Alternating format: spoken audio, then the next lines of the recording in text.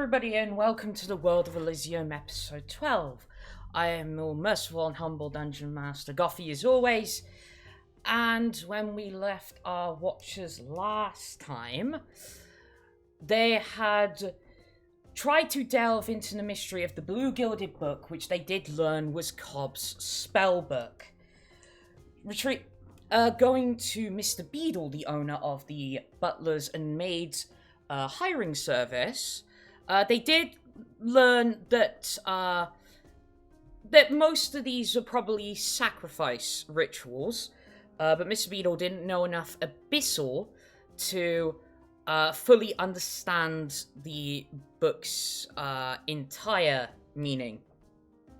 So, with sort of no other option, they decided to meet with Marcus at the Swine and ask for his friend's help. Although they are met with, put it this way, they're met with something they do not expect, as they all see something differently. A certain person in particular wandering around the Swine, each of them seeing the object of their desires, let's say.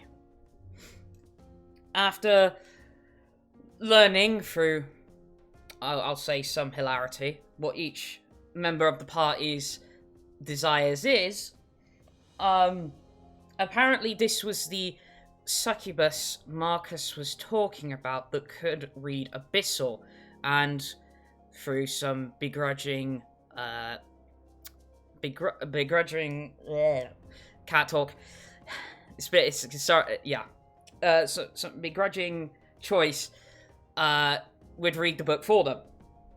So we get to the early next morning, and it is revealed to them when Marcus and his friend gets there that the succubus name in question is Rias, and she was the former lieutenant for Cobb. However, a situation where she got her wings clipped, leaving her less of a succubus now than she formerly was, is the reason why she's not at his side anymore.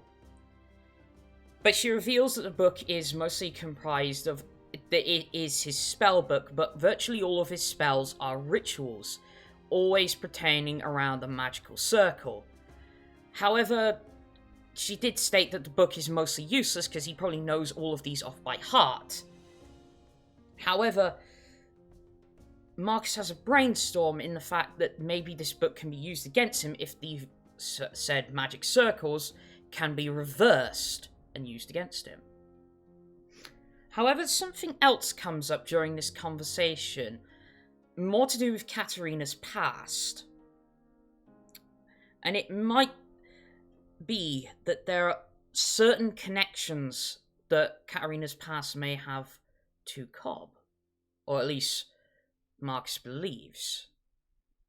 But another thing he also did want to confirm was that the destruct code had resonated with Katterina. And unfortunately, through 36 magic missile darts hitting him all at once, his fears were confirmed, and that the destruct code had resonated with Katterina. Unfortunately, at the same time, the cube was taking its toll on Katterina, and she would not give it up, at least of her own free will. So things go from one thing to another, and unfortunately, Marcus is left with no other option but to disarm Katterina, or we could say dishand, quite literally, Katterina's hand from her wrist, and takes away the cube. But obviously quickly asks for Vendrak's aid to heal her hand back onto her arm, which is successful, but does leave a scar going all the way around her wrist. Obviously, we'll say that in the confusion, though, that one certain person was very upset by this. One Vulen was very upset by this, berating Marcus for his brash and harsh actions. Marcus simply only apologized for his actions and saying that he was left with no choice, but nevertheless takes his leave with Rias. The next day, the only thing they hear from Marcus in particular is a note that is given to Vulen by Sebastian, warning him of the trip ahead, which they do prepare for, gathering provisions and the new Landover, the 4x4 cart, for lack of a better term, that they use to travel to Glenenvale and, more importantly, Herne's Forest to see where the missing druid in particular has gone, or if there is anything that they can pick up about the missing druid in Herne's Forest. So,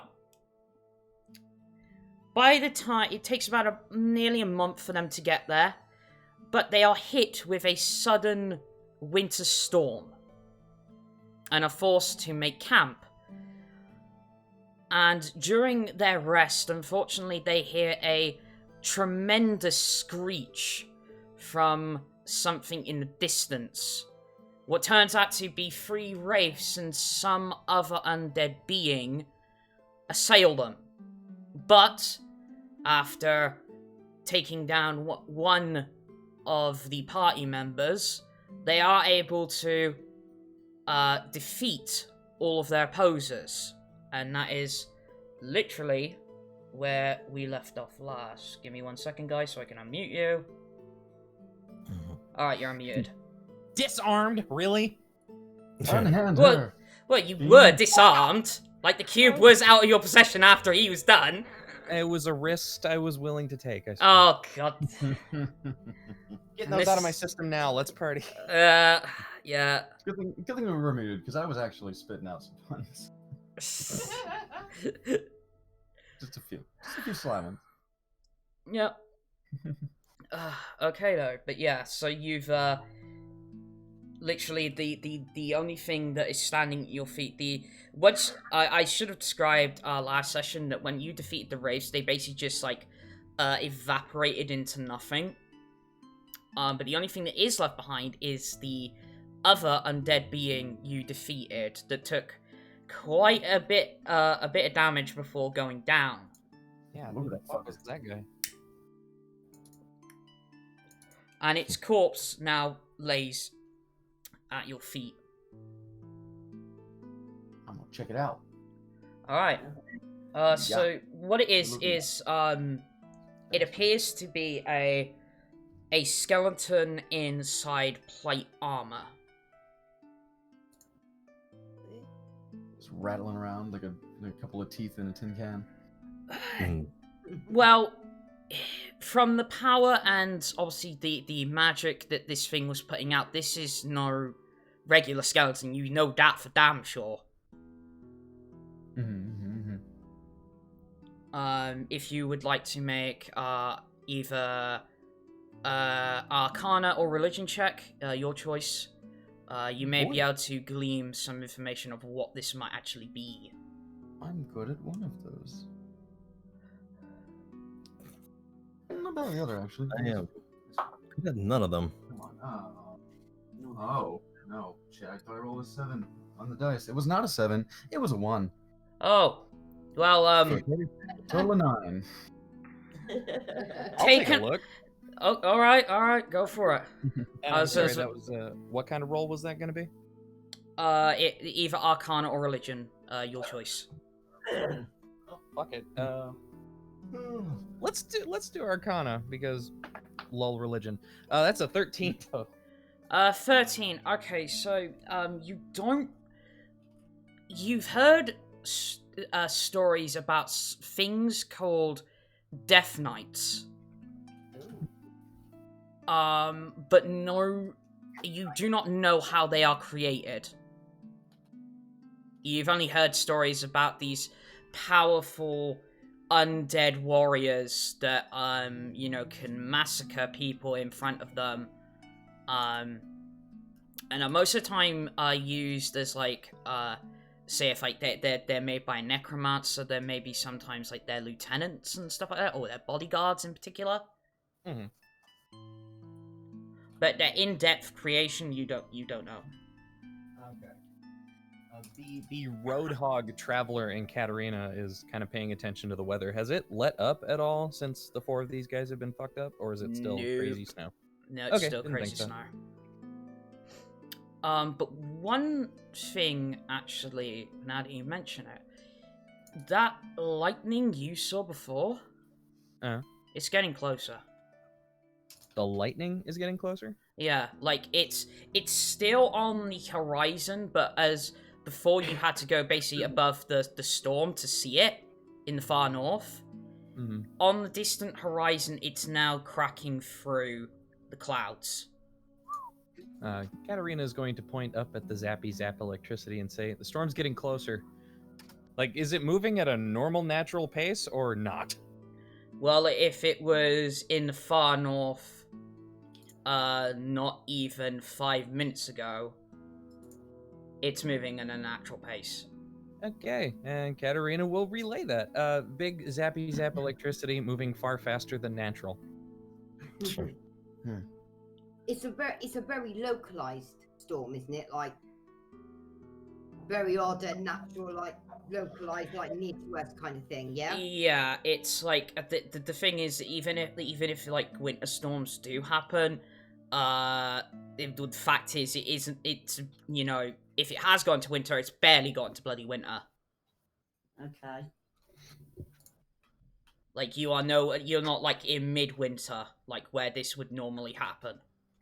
Okay. First time in my life, the first day of winter on the calendar actually has snow.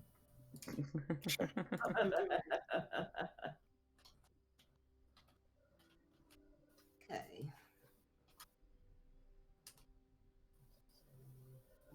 Well, I guess we should probably find ourselves back within shelter then. Can I see what this skelly boy has on him? Besides, the plate. Okay, so That he doesn't. Okay, so he doesn't have anything I should say what he's wielding isn't unusual, like his armor or his longsword, but Okay. it's what's underneath him that's unusual. A big old pair of titties. No, Fucking damn it. Darn.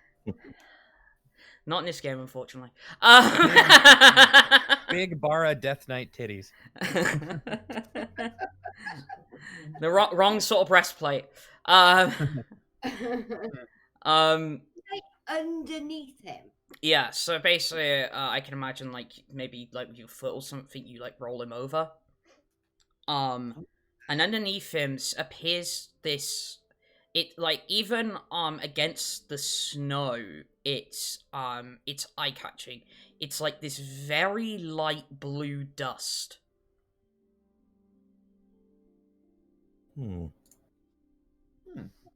Dust. If I can try to separate that from the snow and scoop it up somehow. Yeah. If you do you have anything like a vial or like just an empty bottle? Well, Hold I on, think so. let me check my bag. Where is it? Yes, I have. I actually have an empty like bottle thing from when the intruders came into the Marine Manor. Oh. Ah, cool. Okay. I'm assuming it's safe to assume that Katterina probably washed it out because she doesn't need purple worm stomach acid in her life. So she will give you that bottle. All right, I'll see what I can do about. There's a way to carefully do this. If I can try to prestidigitate some of the snow away. Yeah, easily done. And like you prestidigitate the snow away from the dust itself, and like sort of get the bottle underneath the dust, and then sort of let it fall into the bottle as much as you can get. It probably fills about half of this bottle. There's not too much. Curious. So I'll add. Let's see. I'll add bottle of ghost cocaine. I'm Dr. Roxo, the rock and roll death knight. I do ghost cane. God. I know exactly what that's fucking from. Anyway, sorry.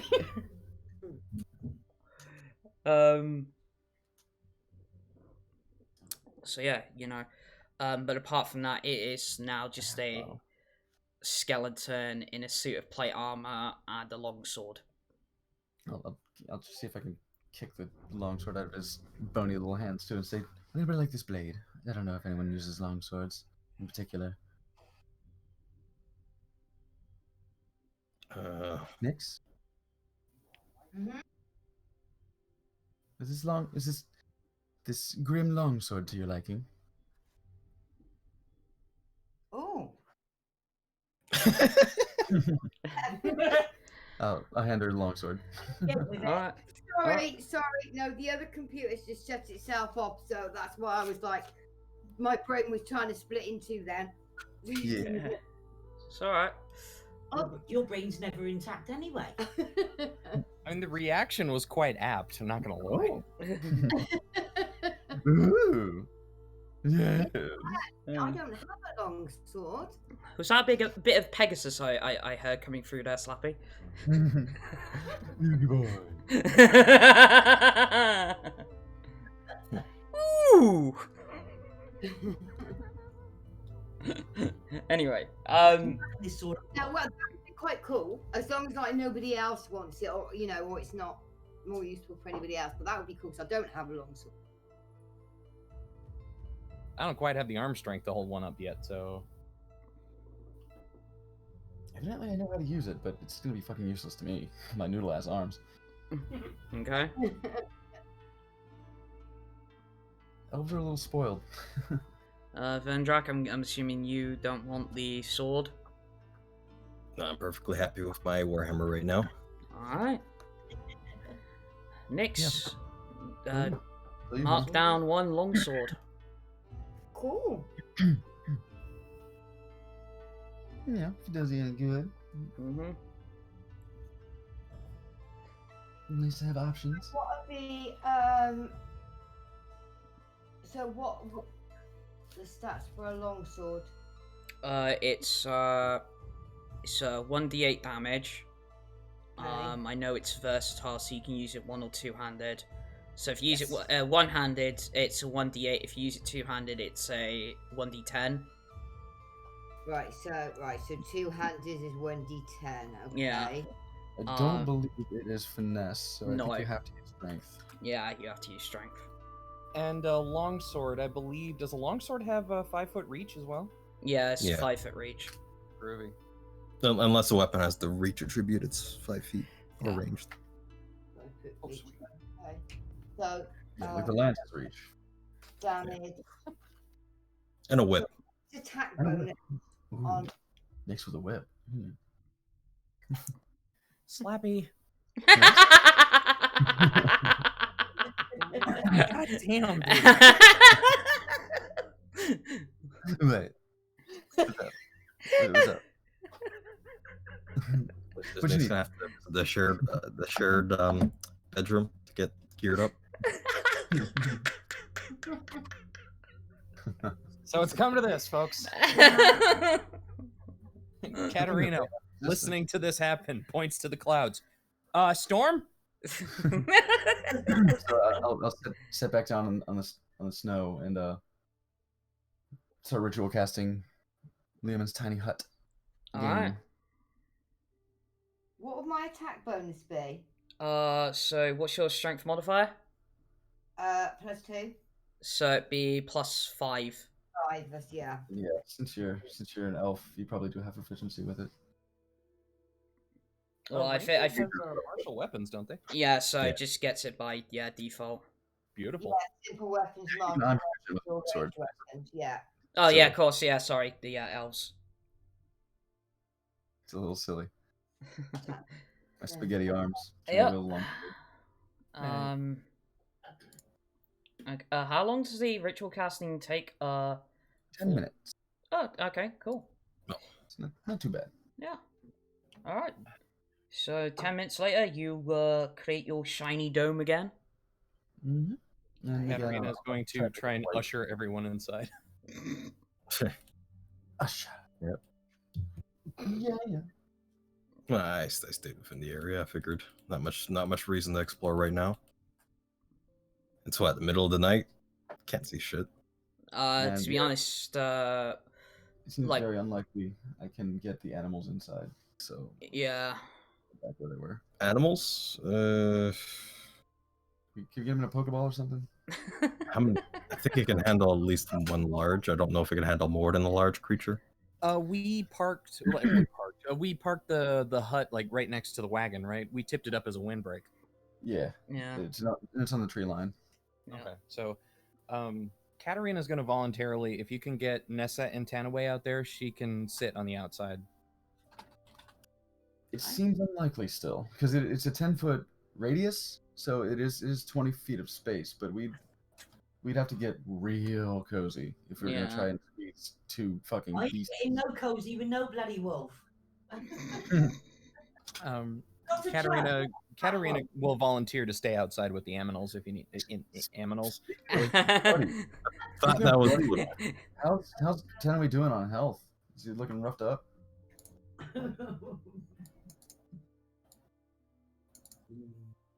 And it's not like I can do anything about it, but anyone can. Yeah. No. Oh, okay. 'Cause mine- Nine medium-sized creatures or smaller. So, Yeah. Yeah. Oh, So the large would fit by virtue of the measurement, but not comfortably, not Mm. well. Oh my god, my hit points are down to 9. You got Well, Yeah, since- you go free. Yeah, Yeah, so- you go raise. Yeah, I'm you know. and not to puff out my chest here, the only reason you have 9 is thanks to that staff. God, I'm gonna have to make. I didn't make good berries last time, did I? Or did I?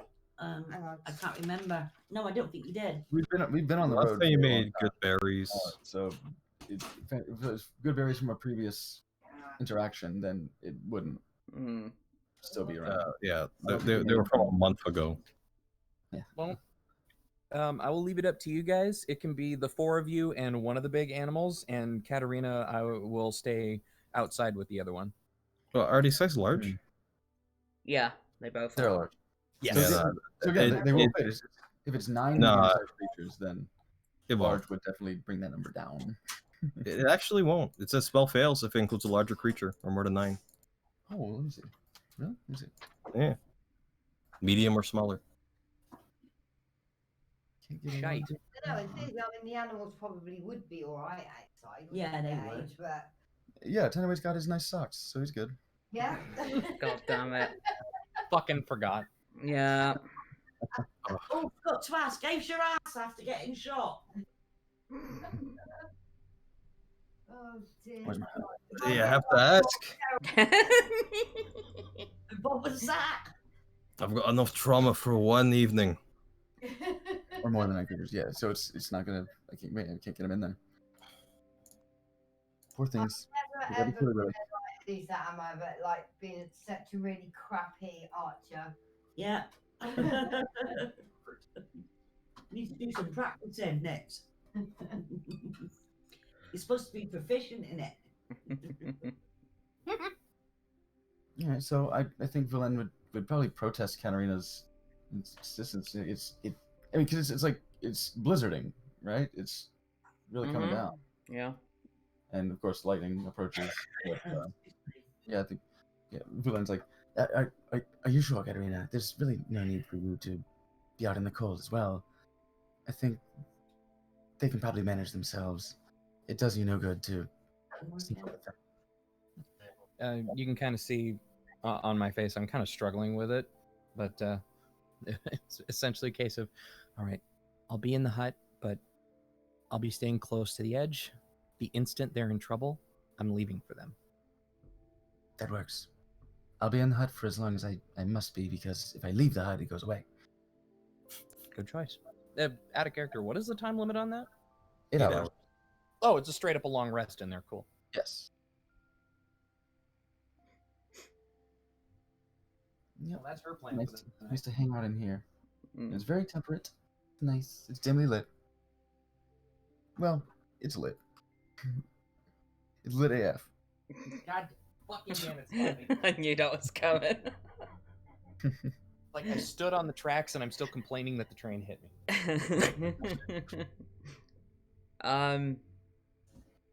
Okay, so I'm assuming you guys are taking a long rest. Oh yes, I would love to take a long rest. Yeah. Def. Alright, so luckily for you, the night goes unimpeded.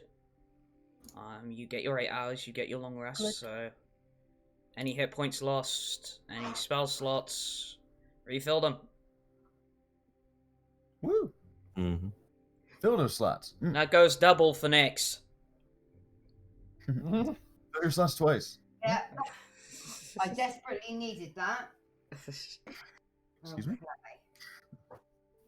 So I'm back to Wait a minute. 75. Yeah.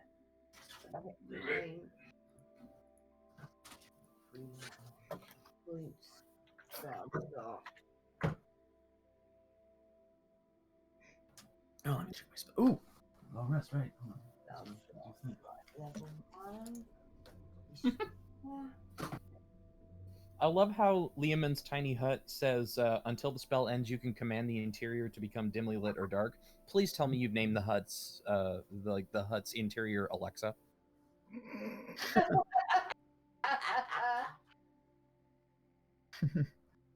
I think I'm a little too serious for that. Ah, God. My kids love it. It's like these stupid questions that they ask Alexa. It's hilarious. Like, you know, like 9-year-olds and 11-year-olds too. So, okay, cool. Portent is rerolled. cool. Ooh. Yeah, we got stuff.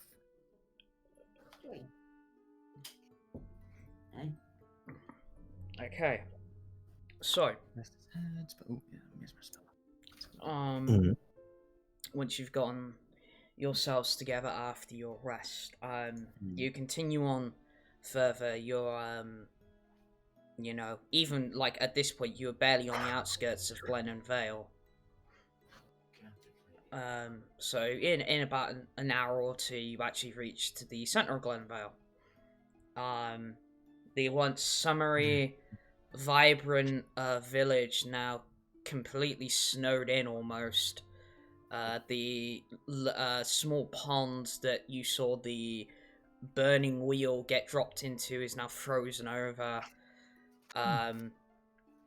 Like every roof is covered with a thick layer of snow.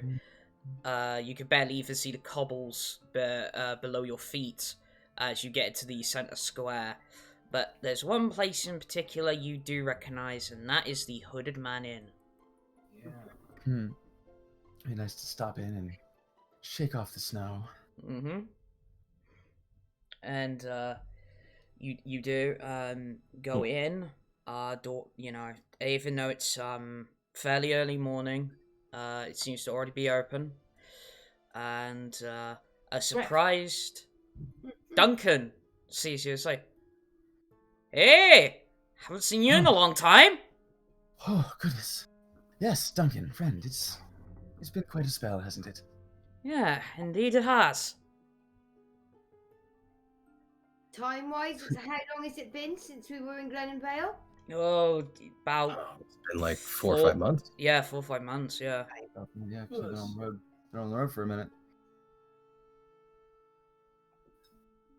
So, how your travels been? Eventful, to say the least. We've actually taken up some property in Dull Dawn. Oh, But- fancy. We've returned to your lovely hamlet Ah. on a task. Oh. It seems that we're in search of someone from the forest. Oh, okay. I mean, for now, at least let us rest in your lovely establishment and shake off some of the cold. of course. Guess I'll glance over at the at the mantle. Yeah. Just take a little look at the the old property stuff, the old relics. Yep. My first ever D20 roll in this campaign was for those little shits. Yeah. Yeah. I see you're admiring the magical bow and cloak of the legendary Marcus Moonchild. Indeed. Indeed. A lot of personality to those artifacts. Oh, indeed. Give them to me personally. Is that so? Oh, yeah. When I was only a wee lad. It seems so strange that such a legendary figure could still be around. Oh, But they are heroes for a reason, aren't they? oh I say- indeed. It's kind of through gritted teeth. Ooh.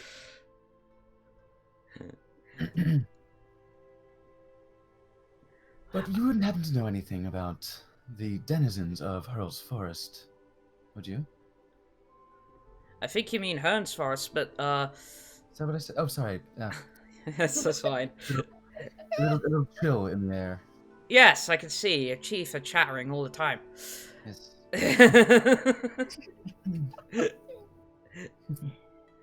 Well, as far as I know, the only res-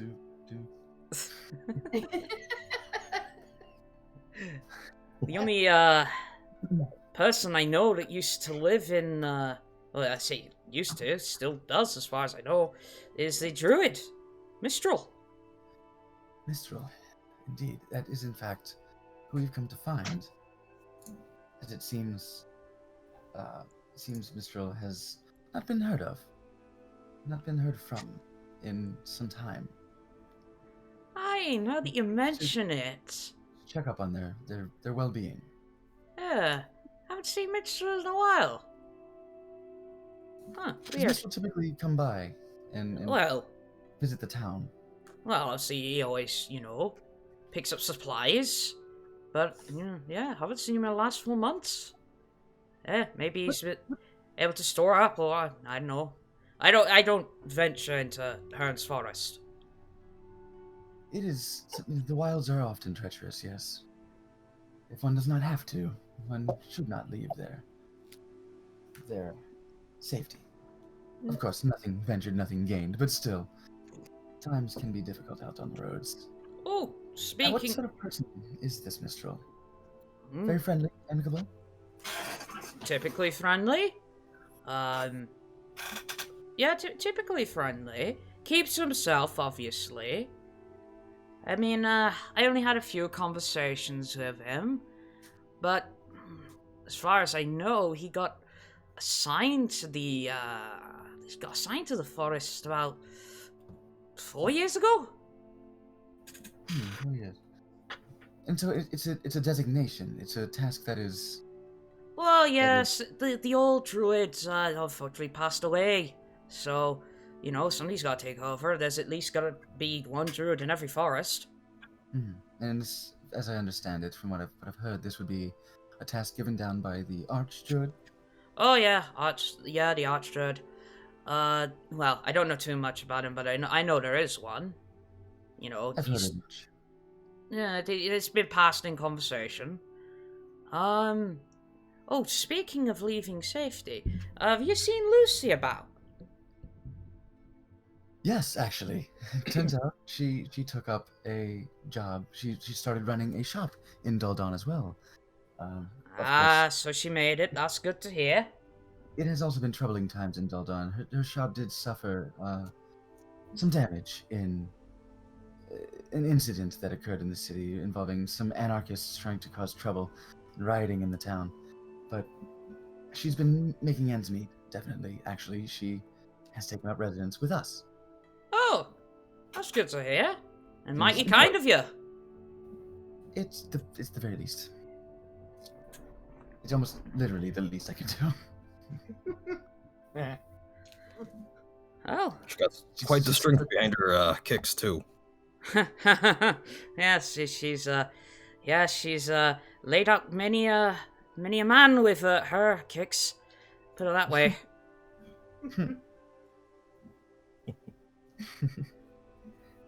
She's absolutely a lovely woman. Very genuine, very, very caring, very knowledgeable. I really want to see her get back on her feet, be able to make it. As you say, she had goals, she had aspirations of running that shop, and I would love to see her fulfill those goals. Aye. Now, by the looks of all of you, you could all use a warm meal. Yes, please. Yes. Everything. I'll get right on it. Cheers. And he heads into the back. From what you can obviously remember that there's 2 doors behind the bar. One, obviously, as you remember, one of the doors leads into like the room he sleeps in. The other, as you now presume, leads into a kitchen.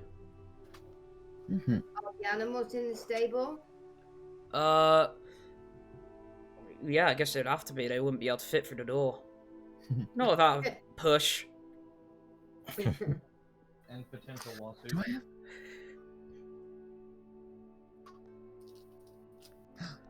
I do have something. No, it's fine. They're good in the stables. What are you thinking? Don't worry about it. Why don't you show the rest of the class, Slappy? No, I was just joking. I might have some spells. Just saying. Ooh. Okay. Yeah. Wouldn't be surprising. That's quite the thick book. Thanks, it'll work out.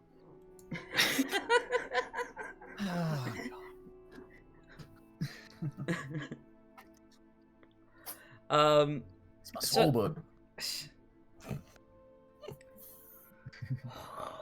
So I'll find a seat, have a little sit down. Yeah. How's the place looking as far as patronage goes? Dead. Dead AF. Yeah. Nobody wants to leave their homes. Well, it's not only that, it's kind of early in the morning. Like, you're talking Yeah. like maybe 8, 9. Yeah, I guess if anyone would be here this early, it would be travelers. But who's traveling in this weather? Us. No, we're dead. We're picking the place up. Yeah. So it takes about 20, 30 minutes to cook you up, all day breakfast. Yeah, I want some fucking sausage gravy biscuits. Stick to your ribs. Sure, whatever you imagine. I mean, in my head, I more imagined it like English breakfast. Like Yeah. So basically minus the biscuits, because that's generally a thing we don't have over here. And all due respect, please keep your beans. Yeah. Not that early in the morning for me. Toast and beans, right? Power.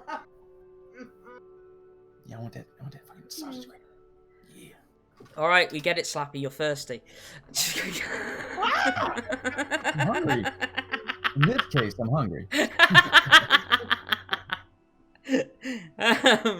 So yeah, it's like sausage, bacon, minus the beans for some people, mushrooms, full works, even black pudding if some people want it.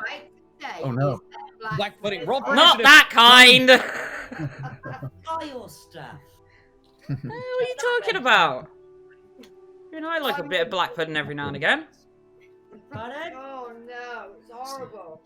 No, shove that where the sun don't shine. Talking about that. Is black pudding blood pudding essentially? Yeah. Yeah. It's traditionally sheep's blood, if I remember rightly. Gross, but awesome. It's pig's blood. Oh no, yeah, pig's blood, my mistake. It Metal, is yeah.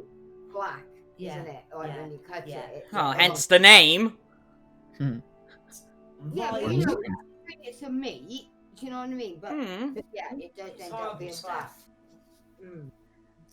I like it every now and again. Never tried it. It's But good. why is the blood black? Why is it black? What's it? Oxidation. You don't just ask blood why it's black.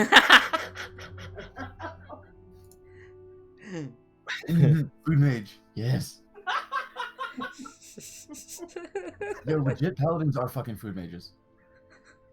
Yeah.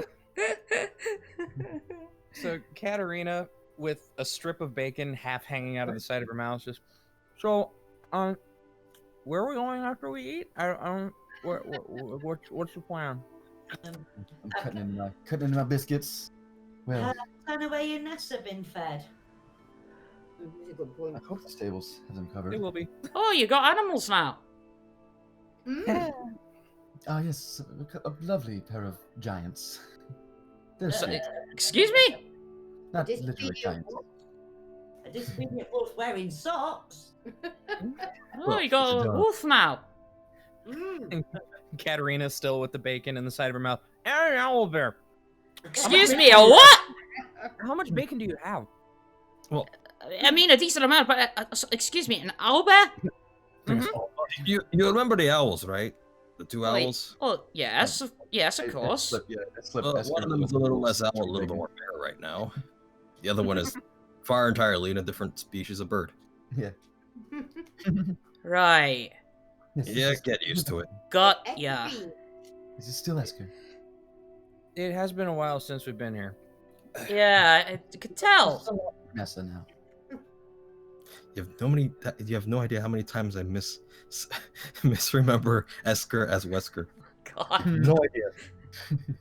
Yeah, we're gonna come back next week, and that little bird is gonna have sunglasses and blonde hair all the way back. Esker That's- just turns his head and goes, complete global saturation.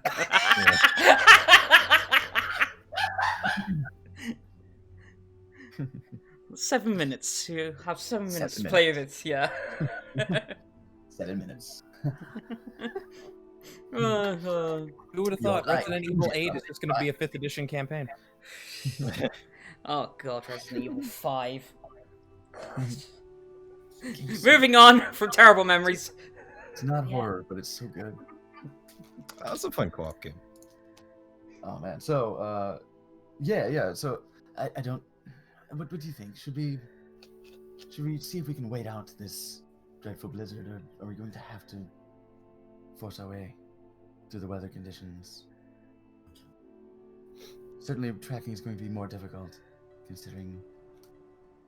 I mean, well, if the trail isn't cold already. Katterina's still kind of clenching and unclenching her right hand. It's like, I wouldn't mind waiting a little bit. How's that doing in the cold? Kind of tingles if I sleep on it wrong. She hasn't tried any of the Enidin or Morphin that we bought. Well, just a little breakfast morphine. It's fine. I forgot we got that. Yeah, you put it on the plate, but you arrange it in the shape of a smiley face. Oh. Phil's here. We're full of piss right now.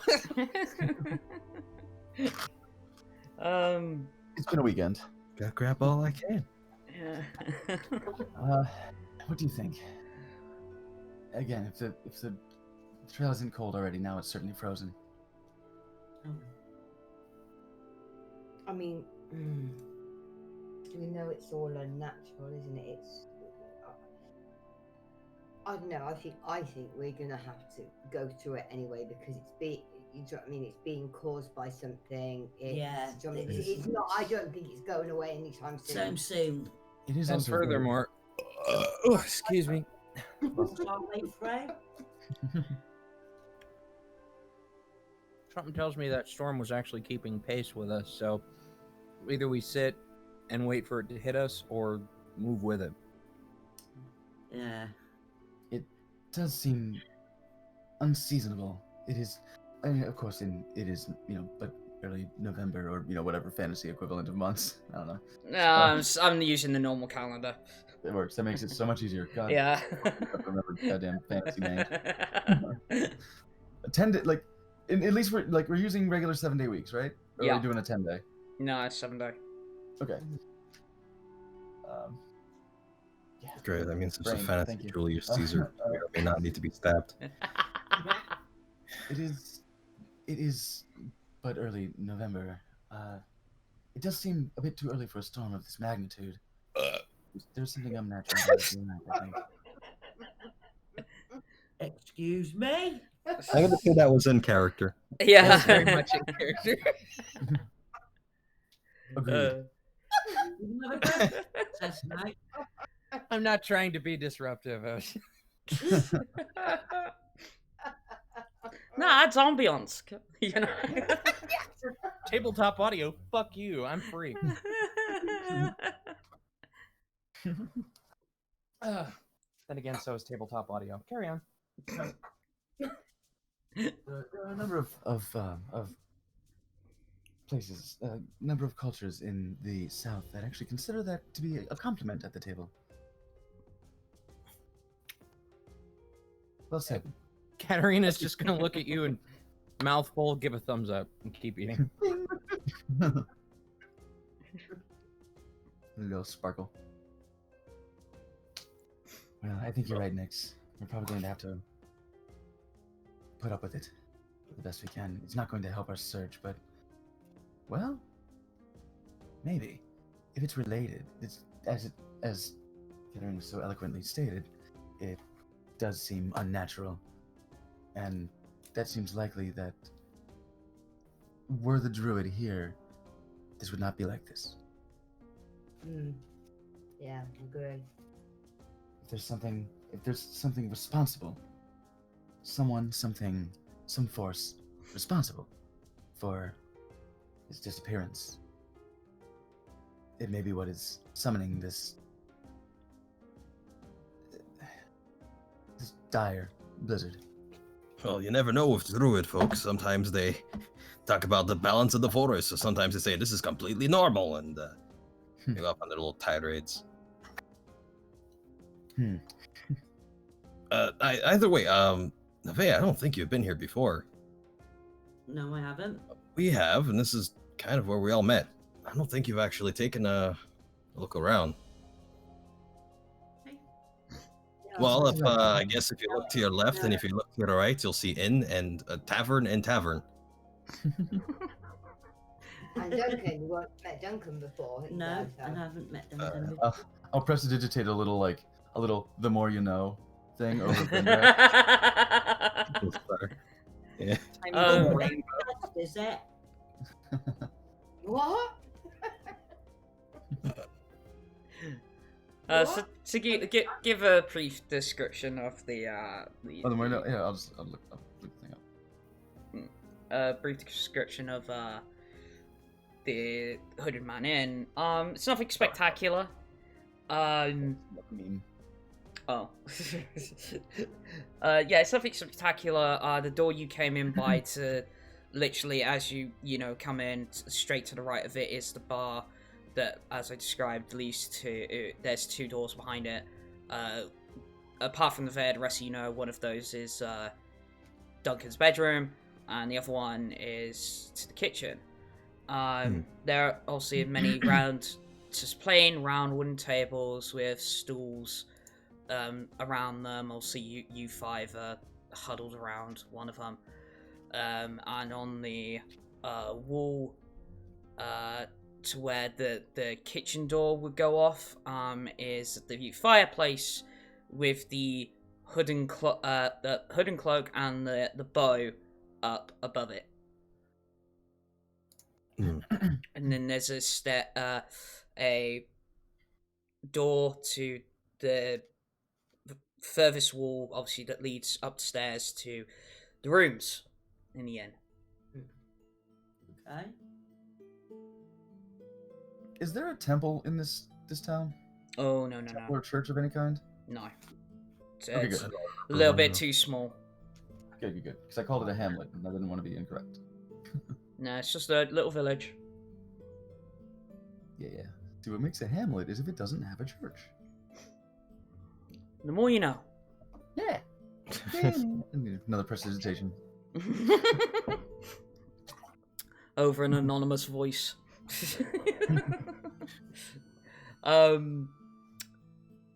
So yeah, I guess at this point it's you guys tell me what you're up to. Well, definitely up to breakfast. Yeah. Then I guess, yeah, as far as it seems, sounds like we're gonna have to power through that storm. Yeah, I think so. You know, almost ominously at the mention of the storm, you hear the sound of like a lightning bolt off in the distance. Like a low rumble or like a hard Like strike? like a crack. Ah. Like, Ooh. yeah. Ah, they're undead. Reflex.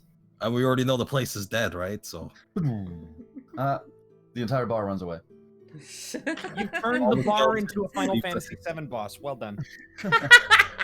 all the skeletons exit the closet. And shivers go down my spine. How much did breakfast cost? 5 copper. Oh, super cheap. Nice. Yeah. Yeah. What a good boy. Thanks. Katterina's going to put a silver on the table to cover hers and Vulen's. Oh, Ah. thank you. Hey. Because she hates loose change. So it's 100 of each goes to the next one, isn't it? So 10. 100 It's 10. copper, silver, and No, it's 10 for each. Oh, 10. Yeah. Oh, Yeah. okay. Right. So, Yeah. okay, so breakfast cost is 5 copper. So, Yeah. Unless somebody wants to be a douche and play with Electrum. Go. Doesn't exist. All right. This is the most unnecessarily complicated $50 ever. Yep.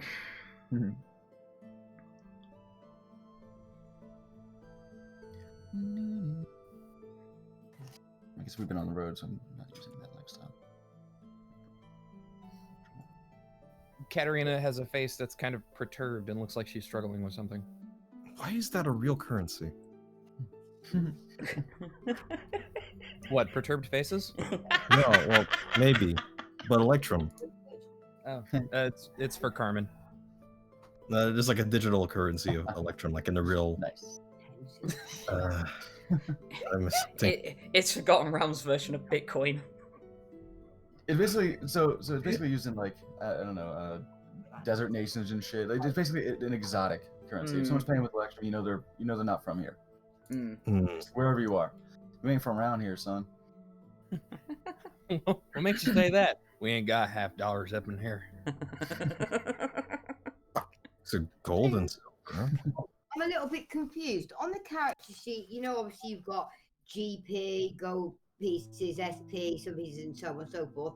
What is EP? Electrum That's pieces. That's the Electrum piece. Yeah. That's the Electrum we're talking about. Oh, right, okay. Infidel currency. All right. Problematic. Dun, dun, dun, dun, dun, dun, dun.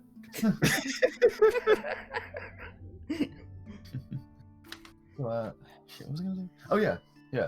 Well, I'm going to have to infer that with my passive perception of a lot, I see Katterina's perturbed face. Something troubling you. She holds up a finger.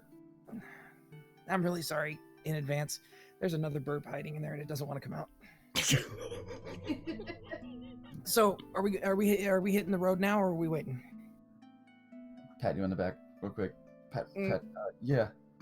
Yes. I think we. It'll come out of its own accord. Hopefully, it happens before I have to make a stealth check.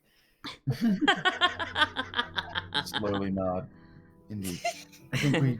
Yes, we should probably be getting.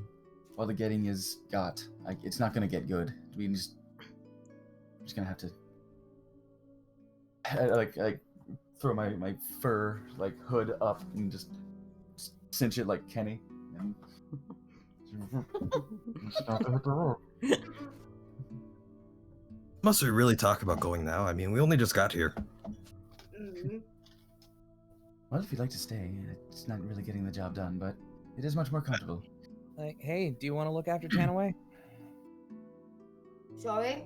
I was talking to Vendrak. What do you mean? Well, we're probably heading out. She's still kind of tilting her head to the side, waiting for it to come out. See, nobody wants to go near your wolf. You barfs on the floor. What? Don't force it. I'm not. Oh, I Just really uncomfortable. With the doctor. I haven't eaten like that since Jolson's. Still not as good though. No. Oh no, it's definitely not. For me. It's the quantity over quality, though. Who's gonna turn down bacon? Come on.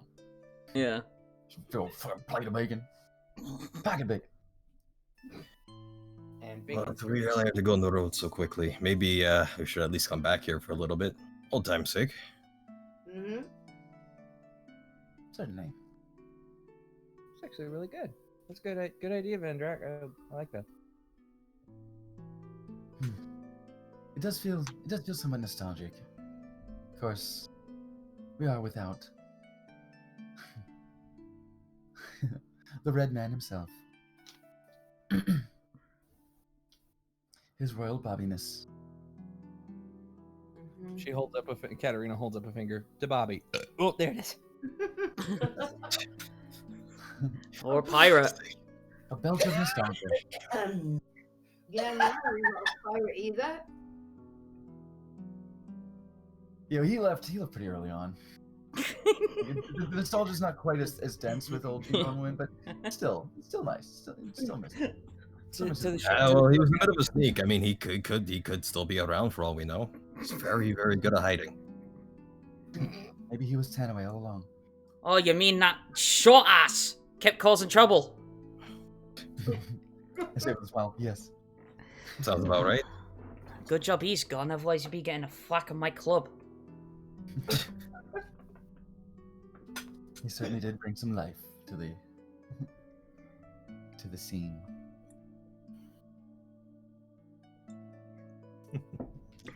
Last I heard, he was doing well enough. He had, as I understand it, he came into some rough crowd, which is to be expected with him over in what was it? Joyous Guard. Yeah. Yeah, it was Joyous Guard. Are you alright? Both the player and the character are actually struggling. Bear with me.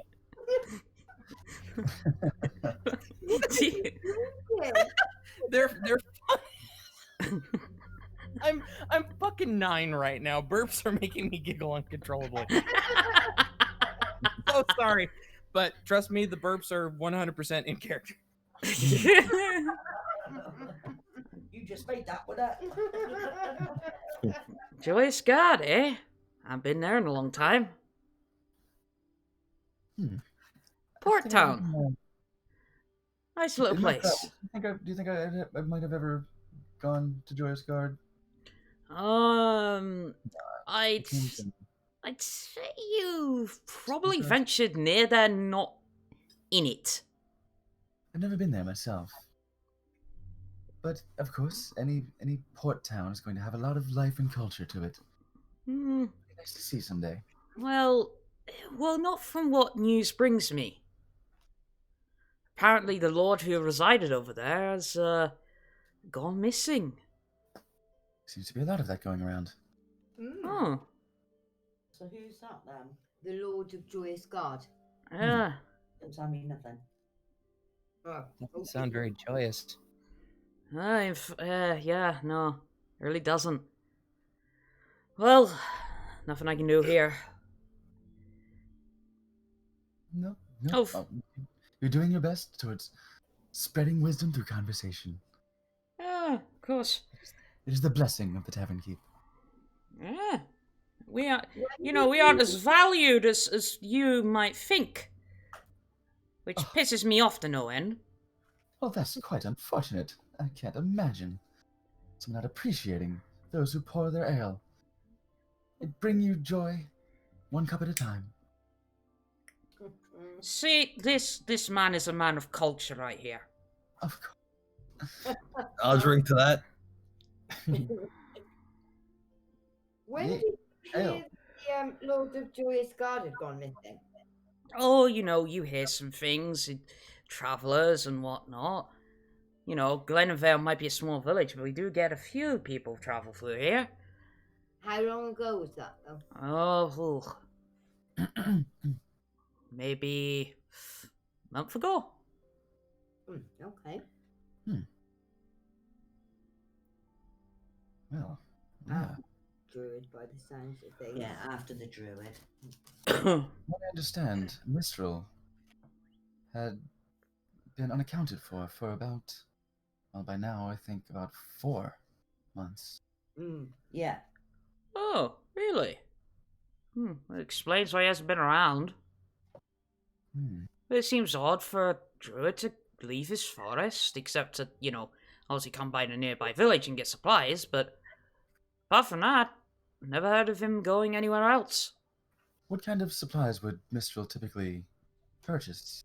Sundries, essentially? Just things to keep himself fed, washed?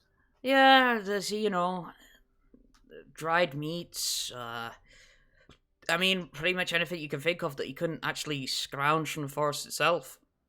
Any sort of, perhaps, tools or just something, any insight into the behavior of Mistral would probably be. Candles, maybe? See, the last person I know to deal with, Mistral was Lucy, and she's still in the shop. Elsie, she is the, general supplies around here. Well, it used to be anyway. Lucy hasn't mentioned him, has she? She did not bring up Mistral, though I don't know if Lucy was particularly invested in the conversation with Marcus when Marcus came by.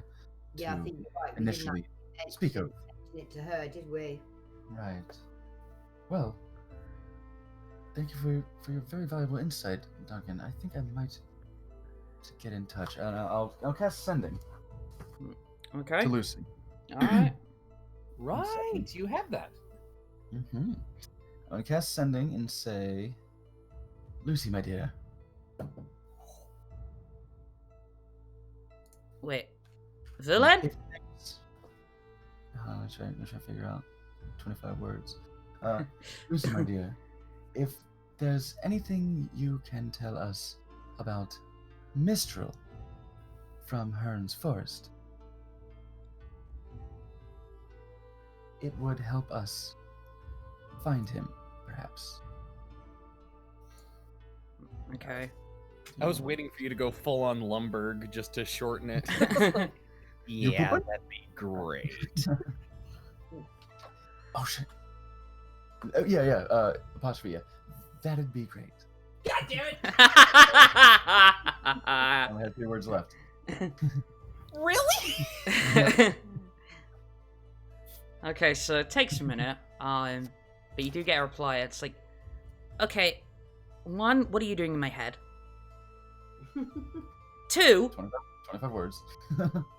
yeah, I'm trying to count them as I go. Mistral, shaggy, human-looking guy, mostly wore leaves. Pretty much all I know. Wore leaves. All right. So he dressed very naturally. We can know that. I see. Not much more insight into. Actually, no, I didn't hear this. Lucy dealt with him. Apparently, when he would come by to buy supplies, he really is apparent to what we have. He was very shaggy, humanoid, human-looking person. Apparently dressed in green. Like zoinks! So we're trying to find Casey Kasem. Like, I see you found my heart.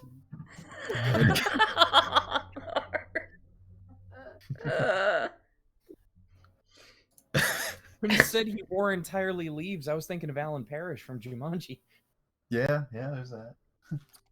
I was also thinking of Robin Williams, but I was thinking from Hook, Peter Pan. Oh my god, that version. We're all in such different time zones right now, literally and mentally. Now, sending, is that entirely in your mind that the response comes, or is that audible for everyone? guess it could be audible if I decide to say it loud, but I think it's just a telepathic connection. Let's take a look. Okay.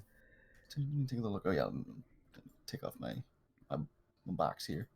Did you set your spell on speaker? Maybe. Yeah. I can do that. New spell slot. Who dis? Oh yes. I can cast things through my familiar. So I have Esker open up his little beak, and Lucy's voice comes out. Okay, it's reminding me of Lilo and Stitch right now. Oh god, the record player. Yeah.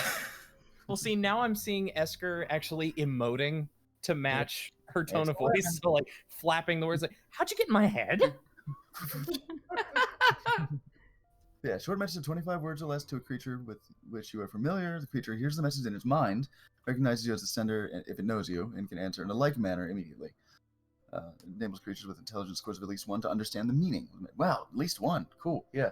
So fucking anything that isn't, well, black pudding stupid can understand. Nice. It's good. Any distance. Ooh, even to other planes of existence. Oh. Yeah, sending is pretty spread. That's cool. The target's on a different plane, though. There's a 5% chance it doesn't arrive. So yeah, if I roll on that one, then it doesn't go. But yeah. So I set Esker on speaker.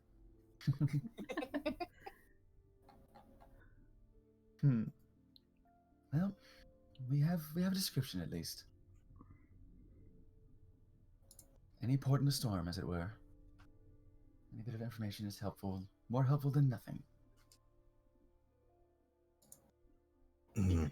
Obviously, well, as he was, like, kept to himself, quite isolated, because you literally, there isn't much to find out about him from anybody. Right.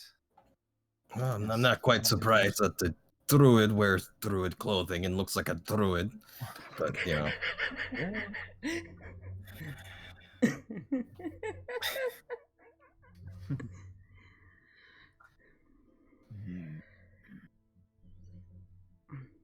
Well, we have a vague direction, we have a description, and we have a lot of wind outside. Mm-hmm. This is our That's plate. something. Shall we Let's be say we off? get a move on. I'll roll with Katterina. Mm-hmm. Yeah, it's like not going anywhere. So all this storm and Yeah, I think we need to And yeah, can I take a look out at the storm? Like, what's find find as the far cause. away as we can and find the cause of it.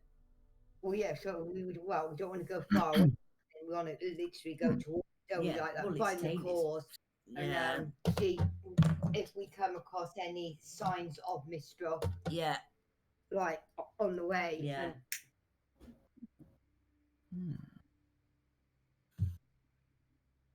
I suppose if we're going off, we're going off.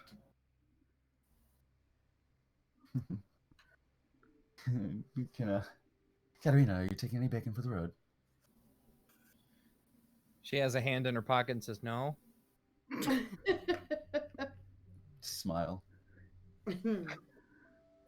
Well, I'll see. Come back anytime. Always welcome. Catching up, Duncan. I'd love to come back. We will. Hopefully soon. We'll see you as soon as our business is concluded, friend. Hopefully a little sooner than 3 or 4 months this time. Of course. I'll try to keep in touch. Yeah. Regardless. 14 years later.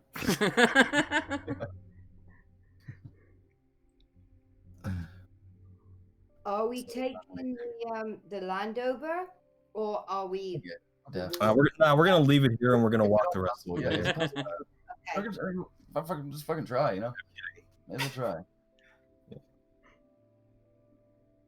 But Just yeah, go I figure it's gonna be rough in the forest, but Have you got snow tires on the land over? Snow chains. we were told it's good for off road, so I'm taking him at his word. Yeah, okay. Okay. Actually, should I put this saddle on the way? anyway? Maybe do you think I think that maybe is to use it entirely... mounted? Maybe Yeah, could do. I could put the targeting reins on him anyway. Can I so? We'll let Tanaway take this one. Yeah, yeah, can do that. Yeah. All right, so we'll load up on the cart. I'm half expecting someone to get dysentery.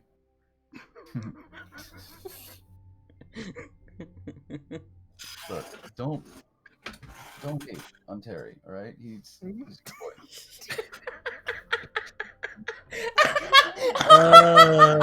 boy. Slappy, get out of my fucking head! Oh, the ironic thing is that's more funny to me than you realise. Oh yeah. I always think Terry Crews when that joke is made. Do not diss Terry Crews. You will die of dysentery. Can you imagine that guy in a wagon train heading to Oregon? What? We're supposed to turn left. I missed that. Well, Yeah, the options are caulk the wagon and float it across, ford the river, or flex. Bear glove! Anyway, yes. So let's get Tanaway hooked up to that thing. I'm gonna hop up on Nessa's back. Right. What you I won't presume to drive Tanaway. I'll hop in the back as well. All right. So, you begin to head off, going the way you did before into Herne's forest, taking it across the shallow stream, past the, pond and into the clearing that the hut was in. And hut's still there. Make me a perception check. Everybody? All Yep. of us? Okay. All of us. Yeah. My passive is 21, if that helps. Ooh, How the fuck? I took a feat. Oh, okay. Well, I rolled a 15. Oh, 18. 24.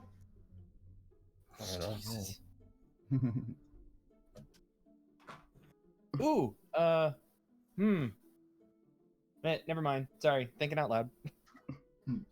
Okay. Roll I think. perception, huh? Yours is huge too, because you got that shield. Your passive, at least. But Yeah. should this be an active one? Because I guess we're here. I would think. Perception? I'm trying to look Yeah. for something. I'm probably doing this. 19. Okay. Right, I was Yeah, the passive is 18. It's ridiculous. 20. I mean, compared to yours, is nothing now, but All right. Considering- everything. Yeah. I'll say anybody above a 15. Aw.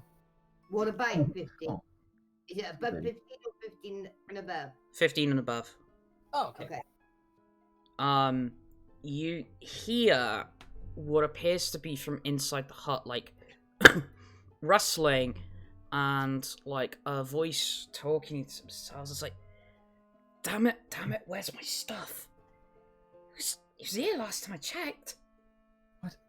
I'll bring out the drift globe and be prepared to make conversation. I'll hop out of the cart and gently pad my way. I guess I'll be stealthy about it, just so I can make sure, it's stop, let's go. Ooh. You're going off to check on your own? Quietly. Uh, I'll initiate the approach at the very least. I'll give you 16. I was gonna give you advantage, I think. Blessing of Trickster? Yes. 16 is still the highest. Thank you. Okay.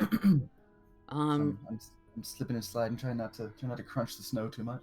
Yeah. I just imagine Vulen moving like a snake. I do not. But like a sidewinder, I'm rolling through the snow. Well, I imagine it's like the Burger King commercial, "Be like Snake." Oh my god. Burger King, I'm sneaking. Here's a snag. So you slowly but cautiously make your way up closer towards the hut, and obviously, you know, getting closer, the voice, you know, is more audible, and the rustling is more audible, and it sounds like that whoever's in there is looking for something, but the way in which he speaks is like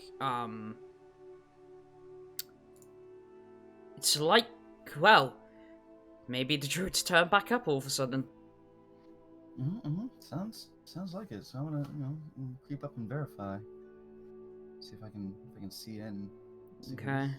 See what they look like. So, you know, Scooby-Doo style, you peek your head around the door.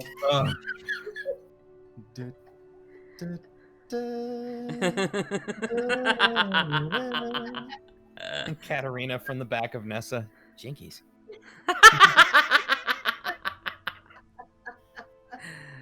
There's a window on this hut, right? No. Oh shit, it's just the door. Okay, cool. Yeah, it's just the door. Little thatched. Yeah. It's been a hot minute since we've been here. Yeah. Thatched cottages. So, yeah, you peek your head around the edge of the door, and you see the back of a guy that probably because of the winter, if it is Mistral, he's put like a fur coat on to obviously shield himself from the cold.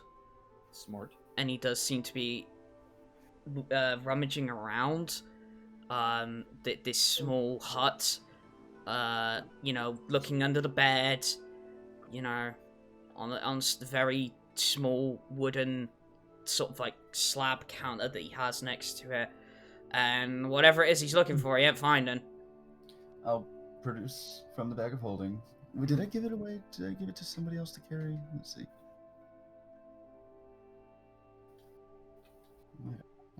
I know I brought it up because I like showed Marcus and was like, we could probably use this to scry or find. Okay, no, I have it. So bring out the drift globe and just hold it in front of me and go. And it's just like ah! And it's just like darts around. It's like, who the bloody hell are you? Hello, forgiveness. My name is Vulen of Herne. Would you happen to be looking for this? Why do you have my drift globe? Well, we came by some months ago. Was there not a note left for you? Yeah, but wait, you mean? And he pulls out this like, can't be, because if I remember correctly, wasn't it Katterina that signed that note? I think Bobby did, actually. That was the first time we got a glimpse of his royal lineage. Oh yeah, no, it was. It was Bobby. I was like, wait a second. He was like super califred. Yeah. He was super calligraphic about it. Alright, so How much he knows about nature or the world right now, then Bobby's king now. and he's basically what the equivalent okay, of an so IOU message. rewind a bit. So he pulls up the paper, and it's like, so you're Robert Montgomery, Close. Again, I'm Vulen of Herne, but we are friends with King now. Actually, King Robert Montgomery. We? There's more of you? I don't see him. Yes, they are minding the animals in the cart outside your clearing. Ooh, animals. And Dinner. Wait, no. I'm gonna say that didn't sound good. Good luck with that, Chuckle Nuts. and you know, he actually almost kind of like tries to avoid you, but kind of like barges past you. He's like, it's the person at the party who hears there's a dog, right? It's the introvert at the party. Like, Yes. And so he stands about 6 foot tall, and it is the person Lucy described. Okay. But Katterina, make me an intelligence check. Just raw intelligence? Yeah. Oh boy. Has he stepped outside now? Yeah. Oh, fucking no way. 17. 17. It's like there's a few more wrinkles there, but and you Son of a bitch. no. Don't you Can't. fucking dare. Don't you do this? But you swear to everything that is holy. It's your father. That nah. I was about to say. Who's Finally back with the milk and cigarettes. Holy shit.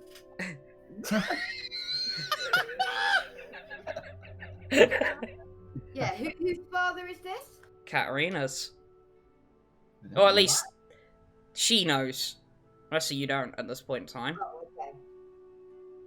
Katterina's staying on the owlbear. And she's gonna pull that tricorn hat down just a little bit. Yeah. So it's like, ooh, where did you come across an owlbear? That's interesting. Oh, and a direwolf as well. Just real quick, do we know this is Mistral, or do we not? From the description you've been given, you believe this is Mistral, yeah. At Okay. least in much, yeah. Certainly smells like it. So that smells pretty Druish. Oh, the drift globe down on his table. Thank you for reminding me about Let space. it roll off. And Druish. it's just like there's a definite eagerness, and like he waltzes over to the animals. First going up to Tanaway, and for the first time, you've only ever seen this technique used by Byron, but Tanaway looks happy. The scratch under the chin. Yeah. What do you mean the third time? The forbidden technique. Yeah. The dark arts. Only the highest ranking members of the And then of the good boy club. yeah. know No. about. Dark art of chin scratches. And so, and then just like speaking just straight to Tanaway. So, what's your name? Tanaway. Well, Tanaway doesn't actually speak, but he just says that. I'm not supposed to speak. Oh, for God's sake! Also, we're going further down the Scooby-Doo rabbit hole. Yeah, can Scooby But he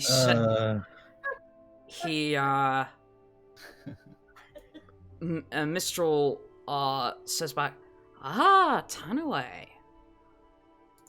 And who is your owner?" Oh, Good. sorry, didn't see you there, miss. I believe this is yours. Mm-hmm. He's your good boy. 1 second. I'm out for the popcorn. It makes you sit on the I carpet. don't mind her. She's been stung by bees in the mouth repeatedly. She's allergic to the cold, so she's got hives everywhere right now. Yeah, that's why he's wearing socks. Anyway, it's a bit of a debate of who owns who. Yeah. Oh dear me. So, what did you say your name was? Oh, my name is Mistral. Mr.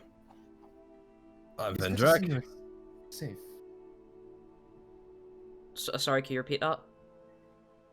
Yeah, I accidentally just talked to Vendrak. My bad. I just introduced, and he said it's good to see you safe.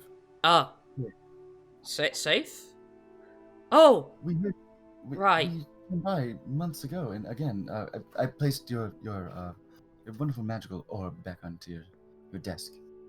yeah, yes. I had to. I had a council meeting. Yes, I council meeting. I Yes, had to I- attend. Yes, I absolutely believe that. I don't believe that. Yeah, I that sounded really dodgy. My passive wisdom, my passive insight is 16. Should I roll? No, passive 16, like, you can tell he's bullshitting. Yes, of course. Also, I believe I have this. I think we got the scroll of lesser restoration from him. Yeah. Yeah, there was this as well. Oh. No loose Yeah. ends. Well, glad you kept it safe. The reason why, I do apologize for the intrusion, but the reason why he came by your hut was to pursue a hag that had taken up residence in your forest. Were you aware of its existence? I definitely felt their presence. This is why I went to this council meeting to alert. Yes, tell me more about this council. Is it perhaps a council of Daldan? Are you familiar with the Taldori Council? Son of a... God damn it. Yes, this council. Tell me more about that. It's a druid council, you know, done in a different forest. You know, under the moonlight, you know, midnight. Yes, full moon. And then there's 7 of us. And yes, I called forth a council to warn them of the hag intrusion. Listen, I'm gonna stop you right there. Vulen, you're gonna hear Katterina's voice in your head saying, "Don't be a dick." You're probably gonna. I'm gonna actually say it out loud. Too late. I'm not sure I believe you. We, as I said, we borrowed some of your implements in order to assist us in vanquishing this hag. The hag is gone now, so rest assured on that. But we were sent by somebody that may be pertinent to you. Someone who had been looking for you. Was sent by the Archdruid. Marcus Moonchild was looking for you. Right.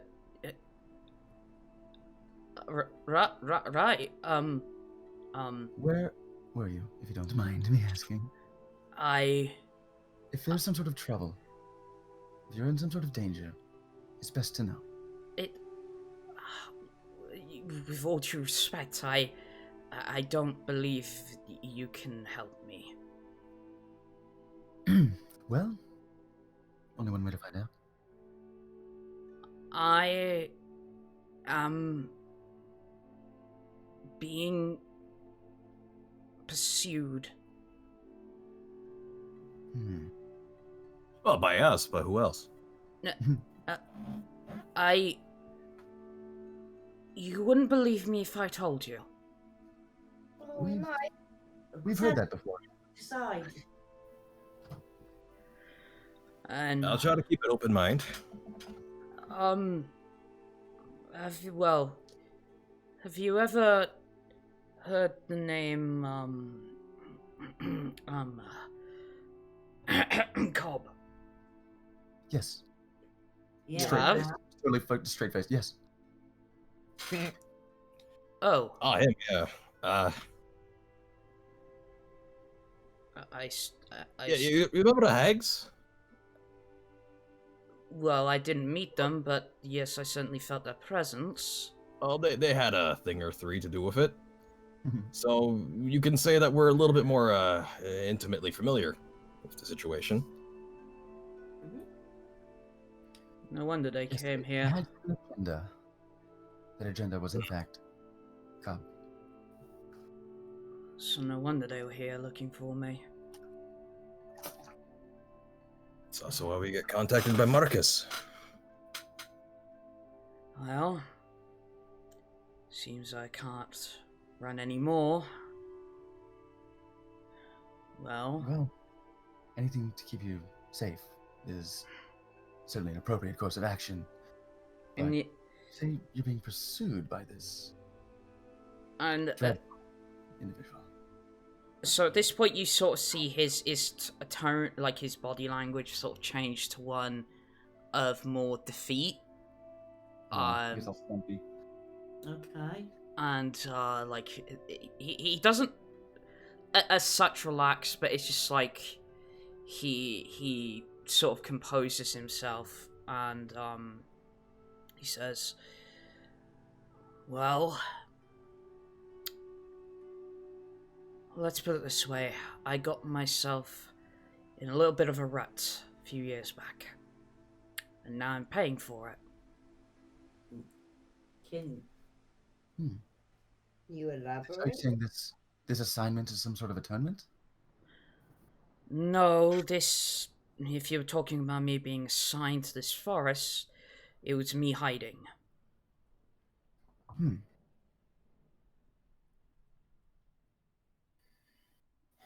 Vulen, you're going to hear Katterina's voice in your head again. Ask him how many years ago. How long ago? Specifically, that might be helpful. 4. 4 years? What sort of trouble? What sort of rut? What sort of situation are we talking about here? Something that has to do with Cobb? This is recompense of some kind? Yes, if you will. If I'm honest, from everything I've heard, it's pretty much my fault. Everything you've heard. It seems as if the hags are responsible mostly. No, Agenda. they just jumped on the opportunity. Some sort of greater so is driving force. Is that word? so is Bring him Cobb back. responsible or is No, I think you're saying that he's kind of responsible for the Hags starting, bringing you know, Cobb back? setting everything in motion. Yeah, And okay. then the hags jumped on that Yeah, okay. So the Hags jumped on the bandwagon. kind of thing. How exactly are you responsible, if you claim to be? Yeah. It's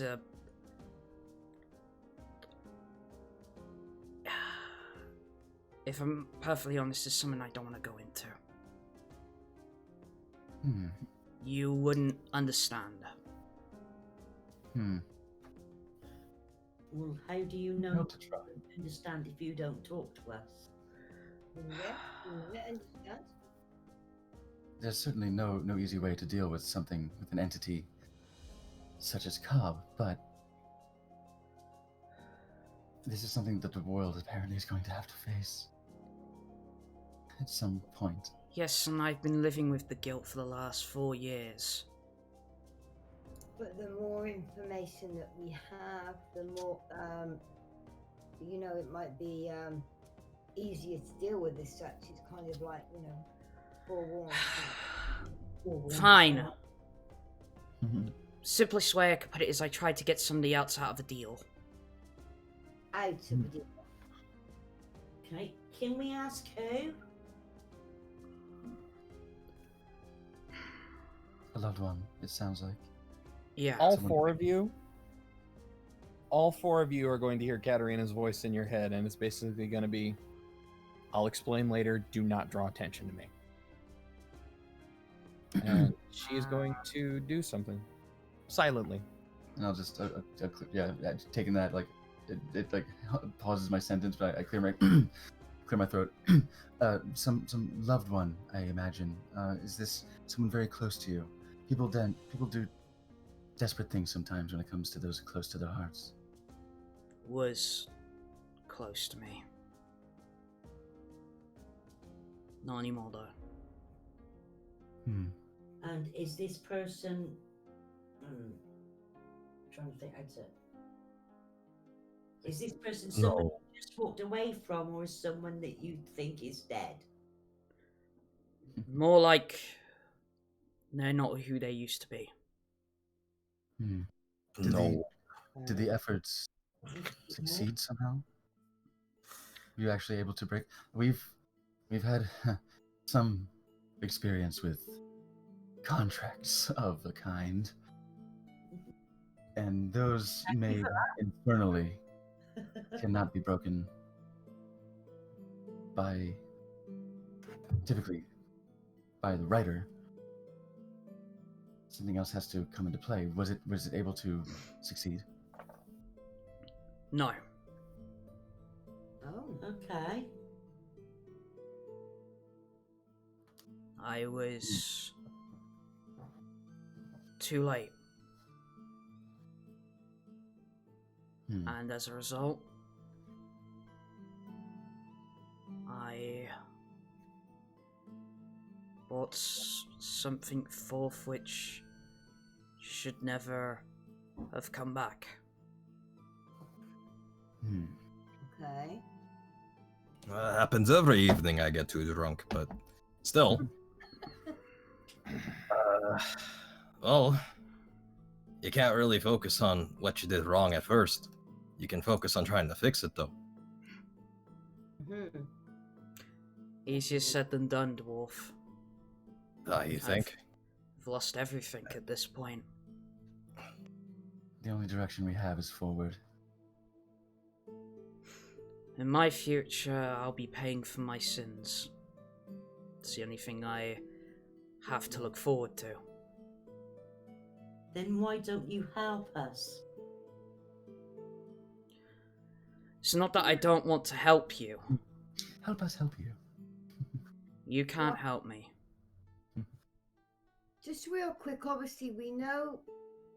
Oh no, we actually know. We don't know, do we, that Katterina's recognised him? No. Nope. She's kept Nope. herself right. Okay. There's a reason she told y'all not to bring attention to her. She's doing something. Yeah.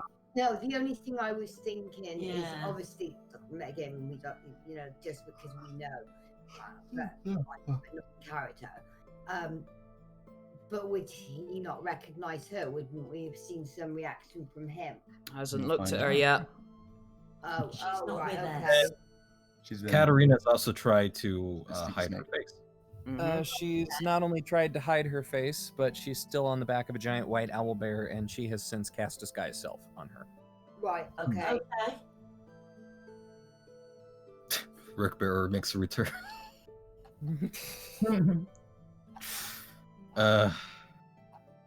He's gonna look on the side of the owlbear and see a portly dude. Yeah. She's actually elected to make herself a foot shorter because she can.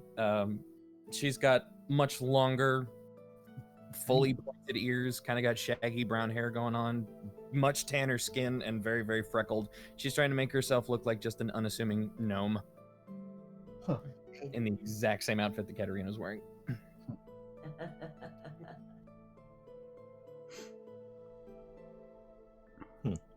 So now it's a 4-foot 4-inch tall gnome sitting on the back of a 15-foot owlbear.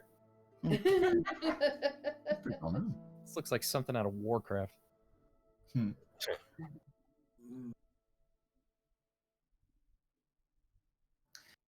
Well, I'm going to cast Sending to Marcus Alright. and report the success. Let's see, 25 words, let's see. Marcus, we have located Mistral. He is safe, but apparently being pursued by Cobb.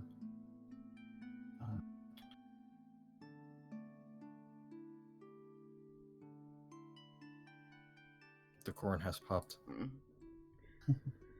And you get. Oh, okay.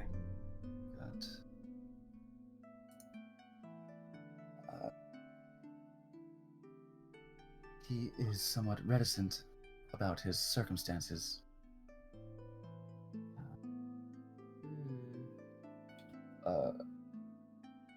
I await status update. Do we totally believe him? We know he might be minor, but we know he lied in the beginning, and we knew kind of heading into this that Cobb might have been looking for him as a vessel. Do you think we're 100% sure that Cobb hasn't got to him already? Yeah. Dang. Do you believe it is Mistral, or do we believe that it is? That's what I'm thinking. We know Cobb? he's already lied. Yeah. You got that Okay. insight, right? If it was Cobb, I think we'd already be dead. Maybe. I don't know. Not He necessarily. walked away from us last time, didn't he? Yeah, to he pursue did. whatever in Tachik Colis, wasn't it? Yeah. Yeah, the old abandoned ruin, the guard tower ruin. Yeah. It's at this point, Vulen, that what sounds like a very panicked Marcus, you almost have to like do silence in your own head as I'm like hold my head, like fucking get out of my head, Charles. It's more like you're just turning down the volume knob, because almost like what's not the definite shouting. It's like, are you in Herne's forest? Yes. Bitch, I'm just guessing. Yes. May I see it? No. He can say more. I mean, I just fucking burn it again. All right, another sending, and yes, we are. We're at his hut. Are we in immediate danger? You sound Worried. panicked.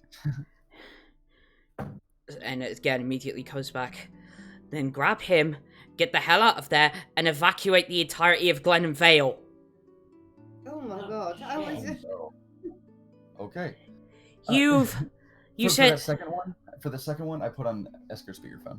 okay, and he continues. Because you said he's being pursued. Yeah, he's being pursued by a damn Dracolich. Yikes. What? Dracolich? Dracolich. Yeah. That's bad. That's a bad thing. Would we happen to know precisely what that is? I don't think it's too hard to understand. Draco, dragon, lich. I mean, yeah. at least have a cursory understanding of what the hell he's talking about, I imagine. Yeah. I mean, if you want to make a further Arcana check, go right ahead. Sure. Religion, would that apply? No, not in this case. There is no god. Right, 17 Arcana. Okay, 17 Arcana. So, obviously, a Dracolich is literally a dragon lich. So Dracolich. it's not like the dragon priest from Skyrim. Like it's No. not like a lich with like dragon essence. It's a dragon, but it's a lich. Yeah. That's It's a Vendraco lich, except without the Ven. And to figure out the difference, we're gonna need a Venn diagram. God damn it. That was good. Oh. We're just going in circles at this point. Yeah. yeah. So the Esker speakerphone, this little beak was open. I snap my eyes to Mistral. I say, "Well, grab what you must. Join us Yeah. now." Oh, okay, so I had speakerphone. Good. Okay. Where's my fax? And it's at that point, on the distance, volume warning, by the way, you hear this. I'll fucking play then. We just hear the spectral voice in the distance. Oh, wow. Okay. Oh, fuck. Sense of urgency. Indeed. As soon as that man comes back out of the hut, the brown-haired lady on the back of the owlbear is gonna say, "Get in the bloody wagon, you fool!"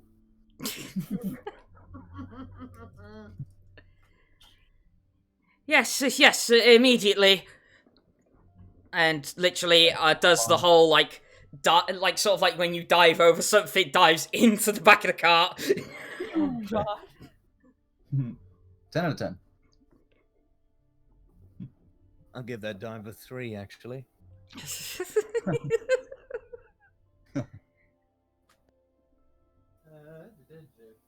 No splash. This little gnomish version of Katterina is looking wildly at all of you. Like, Go, are go, we go. good? Can we go? Go. Fuck off! Yeah. Go. Right, so if you're not on the back of the animal, all of you, I presume, dive into the back of the cart. Yep. So, for the first time, you're seeing both Tanaway and Nessa going at breakneck freaking speed. Barreling back through the way you came, back to Glen and Vale. The speed they're going, it barely even takes you 15 minutes. Like, and, you know, barreling into the center of Glen Vale, like, obviously, the muffled galloping of, like, Nessa, and obviously, you know, the almost the scratching of, obviously, Tanaway's claws, hitting the cobble is actually already caused somewhat of a commotion. His claws are already ripped through the socks. Oh, okay. Oh. But the beans are still covered. The beans are still covered. Gothy, how much of a population is still in Glenenvale? Probably, given the outlying farms, the city centre, and what if you homesteads there are, maybe about 200 people. 200. How are we going to evacuate? Do we know the nearest town? Not the nearest town, but you do know the nearest settlement. Maiden's End. Okay, cool. Okay, we can fucks with that. I think we can fucks with that. That's good. So, well, I'll hop off the cart. You know, like the cart comes drifting in. Yeah. And running in the night, he starts playing in the background. Yeah. Oh, God. yes. Katterina, in her foot shorter gnomish form, is going to cast Fly on herself. And she's just going to start using that 60 feet of flight speed to just zoom through the streets. Get the fuck out! Shit's coming! I'm gonna rush into the hooded man. Yep. And say, Duncan. Oh, whoa, cart. Barely been away 5 minutes. What's going on? We're back so soon. The town is in danger. Please do everything you can to organize the town folks. We need to evacuate. There is something deadly coming. Right, immediately. Just like old times, Duncan. And he grabs from underneath the bar a club. Perfect. And then also grabs the bell off the top of the counter. There we go. And obviously he goes running out of the hooded man indoor and, ringing the bell, running through the few streets there are, and it's like, evacuation! Come on! Everybody out! We're going to have to go to, most likely, Maiden's End. As I recall, most people are not easily permitted into the forest, but that does mean that it has protection. We can speak to the Wiccans there, and try and make sure that everyone will be kept safe as possibly can. Right. Right, come on everybody! On the east road! And I'll run around the town and try to, be knocking on doors, trying to get people's attention to Duncan. Ignore the flying gnome with the owl wings. Like, people are in a panic state at this point. They are paying no attention to you. Whoopsie. Other than her riling them up further. So you... We're gonna die. Obviously, he's got the smell thing, so he'll know where anybody is, because he'll be able to smell them. Right, Katterina, you said you're 60 feet in the air, right? I have 60 feet of movement speed. I'm probably staying about maybe 10 feet off the ground, so I don't clock myself with a hanging sign or something. Okay, never mind. I can certainly. I have 10 minutes of this, so I can probably zoom upward and see if I see anything. Well, you tell me. I would love to see how close that lightning storm is getting. Well, Perception check first, please. I'll be Perception right back. check. Gotta go to the bathroom. Alright, cool. I rolled a 3, but I'm gonna say fuck that and take advantage with Tides of Chaos. Alright. Oh, good. Okay, that's a filthy 20. Alright. So, to your horror, that cloud of lightning has wings now. What? All right, sending message cantrips to everyone. Yes. Lightning cloud now has wings. Move faster. Some James the Giant Peach shit.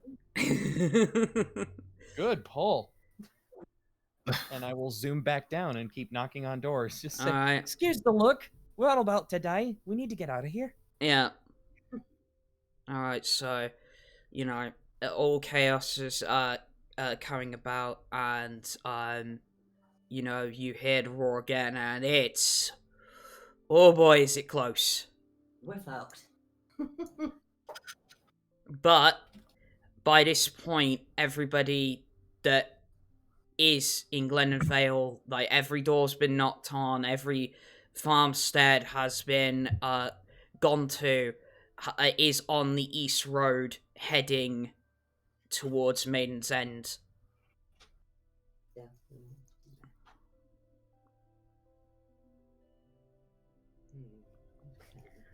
But what we are gonna enter now is a skill challenge. So, I need, first of all, everyone to make me a dexterity. If you have acrobatics, please use it. But yes, make me a dexterity check. Okay. That's a 16 from the gnome. Okay. Poor Vendrak is gonna be going through some hard time. You know what? I'm gonna use that inspiration. Fuck it. Alright. Probably have to use it. Let's see. Well, I guess I can choose when I roll it the first time. Is that? As long as I don't get the answer yet, I can just roll it again, right? Before I choose. Yeah. Yeah. Okay, I'm rolling that again. I rolled a goddamn 4. Okay, yeah, a 19. That's somewhat usable. Dirty 20. Oh, God. Hang on. Right, so. That is gone. No more inspiration for me. Good while it lasted. Okay, so. What's my acrobatics? Right. Alright, so, you all succeed on that one. Well done. Thankfully. So, basically, you're able to keep up with the large sum of people, trying to hustle them forward as much as possible. What I need next is for, someone, to roll me a... Okay, anyone of either intimidation or persuasion to get the crowd moving faster. This can only be one person. I have reasonable numbers in both. I have a 6 in persuasion and an 8 in intimidation. And you do it. Yeah, much better than us. Yeah, much better than what we've got. Well, yours is. No, so mine is terrible, so. I'm okay at persuasion, but not as good. So. I'm gonna stick with the angry gnome thing and go for intimidation. So I'm floating above the city with these shiny wings. Mm-hmm. Okay, math. That's I'm trying to do math. It sucks. That's 25. All right, success. You. So how do you intimidate the crowd into going faster? 30 feet in the air. Flap. Get fucking moving! Load of people look up at you and say, "Alright, this doesn't fucking like it." I'd rather get yelled at than bitten.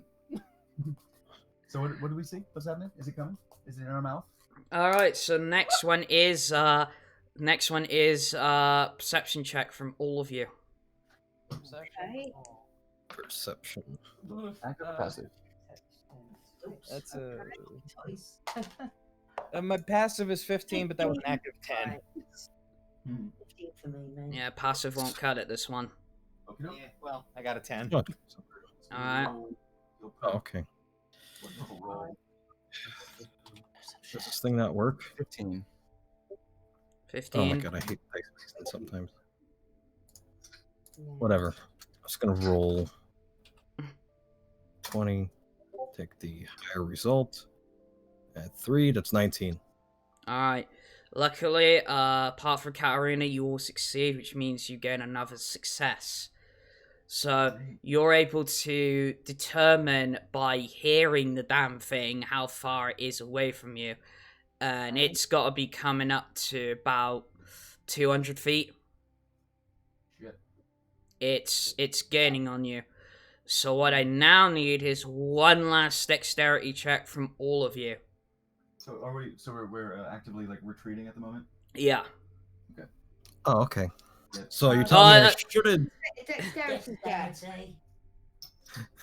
So you're telling me I should have dimension door on top of the dragon. I didn't- No! You know what feels right.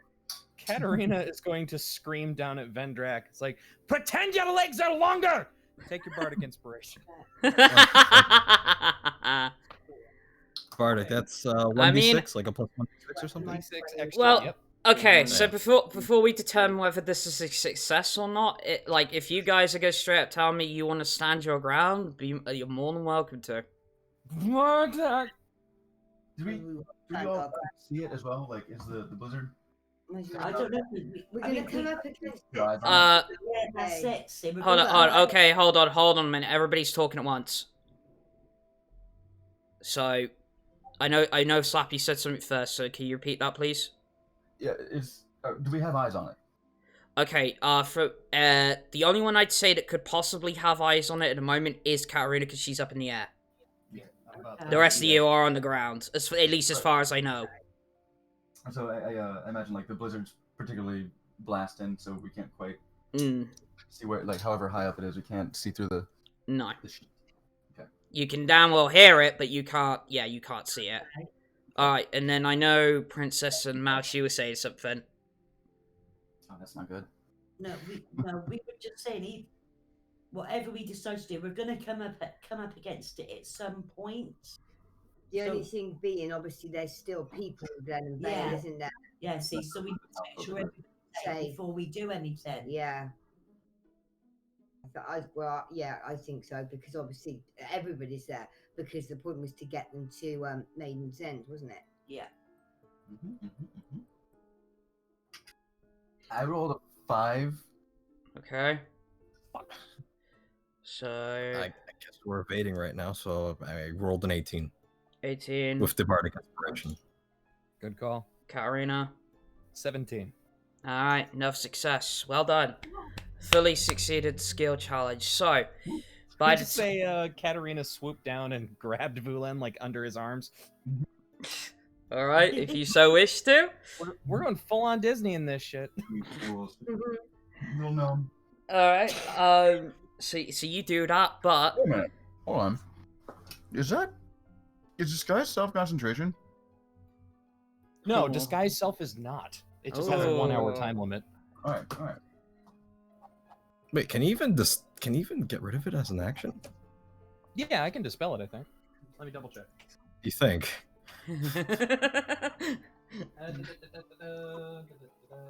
Yeah, you can. It's got a big fat D on my side, so yeah, dispel. Cool. Don't worry about it. Anyway, but as you, at this point, you're like within 50 meters of the border of Maiden's End, literally the tree line of Maiden's End. You literally see it in the distance when, for the first time now, it's come below the clouds. Jesus. It's still behind you. And by the time, like, so literally, it's like pretty much every chaser you see, it's like, it's a narrow miss. Because what happens is, by the time you cross that 50 meters, and literally get, into the tree line of Maiden's End, it literally, almost like when like a pigeon hits like a window, Yeah. a clear window. It's like Johnny. this force field hits, and it cannot pass through. Oh, fantastic. Holy shit. But obviously, as it hits, lets up this tremendous roar, like almost deafens you. Meow.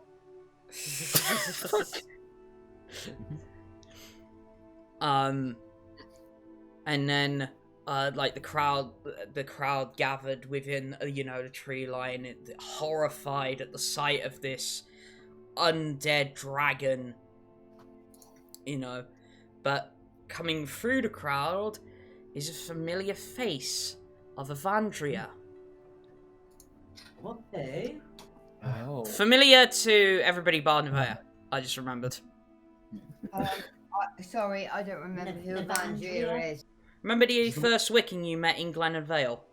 Oh, yes. She the one that didn't wear clothes.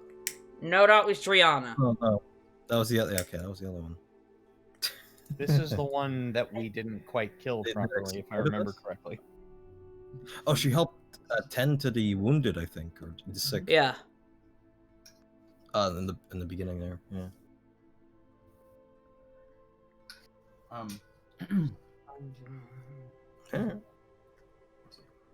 Oh yeah, she's the one who beamed Nessa. No, the one who beat Nessa actually was Driana. Oh, okay, that was her. Yeah. Okay.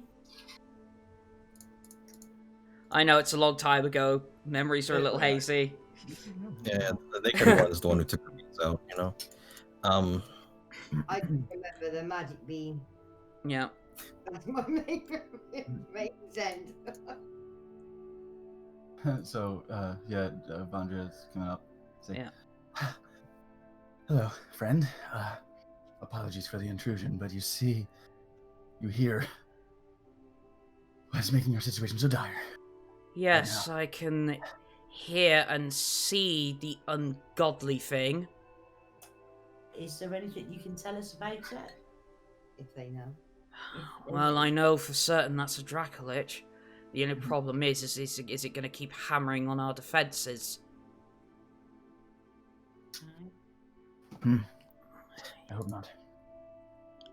I'll have to wait. What? It's coming after us, isn't it? Yeah, so If the people of Glen Vale, if they're able to stay in Maiden's End, and then we go off in a slightly different direction, hopefully it will follow us yeah. and not them, that's it. damaging So- Maiden's End and Yeah, so and what the do we do? people Do we there. stand and try and take it off? Get not here. further I away? think not here. You don't take it on here. I don't think. But yes, we felt its undead presence almost miles away. What can we do about it? We kind of need options and quick. Yeah. Is I it don't- still bashing against the force field?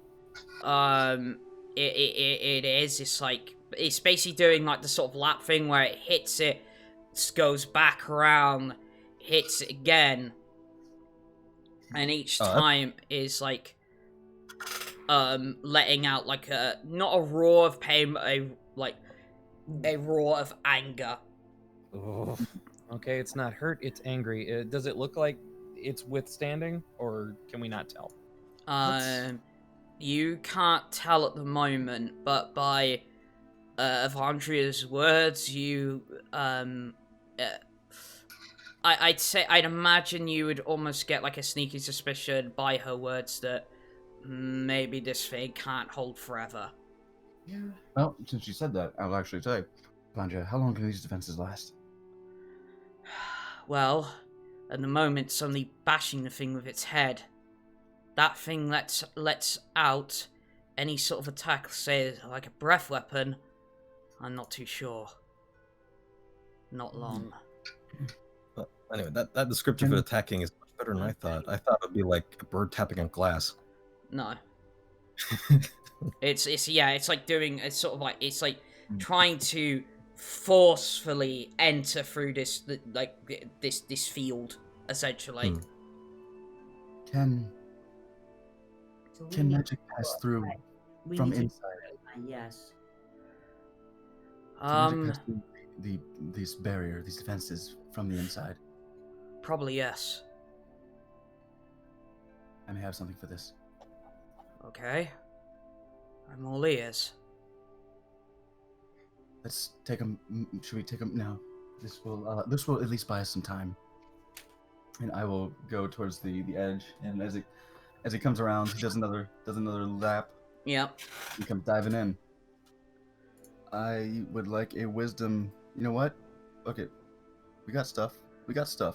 Oh, you motherfucker! It's gonna roll a 2 on its wisdom saving throw. Okay. If the modifier's massive, then I don't know. But I'm going to infer, perhaps, that as I clutch my crystal. Oh, hold on, let me check first, just in case, because it could very well be. It comes like I wait until it comes in, it pings, and like backs off, in order to be low towards the ground, and I will wait until you find your info. All right. This is part dragon, isn't it? Yeah. Okay, just real quick, my dragon slayer sword, short sword. Is that effective on it, being part dragon? You would have to roll me a nature check. A nature check. Okay, so at the point that if I would to hit it with Yeah. that. So yeah, just to be sure, with whatever its modifier is, Mm-hmm. having rolled a 2, Yeah. does it need a DC 16? No. Even with a +7. Ooh, yikes. So, as it comes in, it goes poing. I will point through the barrier, Yeah. and it's an armadillo. Right. What? Polymorph. Mm-hmm. Well, That should buy us at least an hour. And can someone go catch that? Can someone go put it in a jar or something? I don't know. Put it in a bag. shall we throw it into the bag of holding? No. Wait. Yes. Polymorph, once it hits 0 HP, it goes back to its original form, so that would rupture the thing. Would it? That's right. I think that's how polymorph works. Well, the other thing it does go back to is normal. the other thing is it's undead. It doesn't need air. Okay. No, it's I mean, it undead. currently does. Yeah, I think that's what they said. Oh, Can- yeah, because it's to become a dragon licked. It's a Dragon neck. Yeah. Yeah, okay. Well, isn't it? Oh, is it? Okay. I think on the dragon, yeah. So yeah, I'll look to Katterina. Katterina, if you can mage hand that into just a sack, I don't know. We need to keep it under wraps. Don't use my name. What? Oh, what? Okay. Don't ask. What do you want? Catch it. Please. Catch the armadillo. What am I supposed to do with that? Get the fucking armadillo.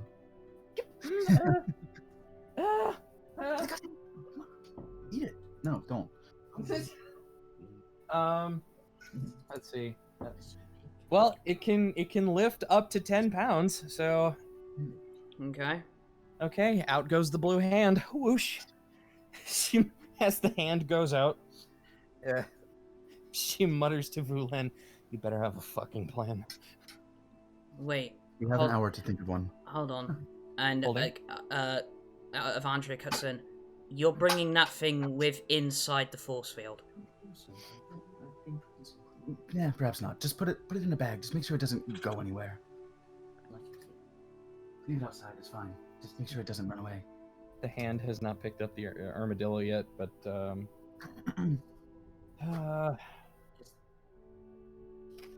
shit. I'm gonna have the hand like grip the armadillo, but not bring it in yet. All right. Just cut the. You know what? Never mind. Sorry about that. So remind me what your plan is. Buying us time. We have an hour. Where's it gonna go? It's concentration for an hour, so damn, I can't get my short rest if I'm concentrating. Can I? Shit. We might have to fight it. We might have to defeat it. Does anyone have any ideas? Not really. I can look into it. If there's something me and Driana and Russell Wickets can do, I will inform you in short time. Can we not? I mean, I'm guessing obviously are they taking the people in to Maiden's End? Yeah, the people going in more into the forest. Yeah. Okay. Can we not then leave?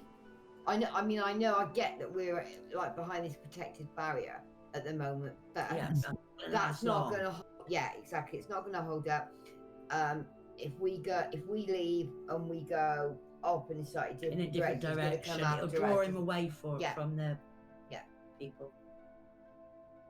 Because we're going to have to like go up against it at some point anyway. Definitely. So but it just needs to make sure everybody else is safe. So, it doesn't want to be there, does it? I don't think. Not in Maiden's End.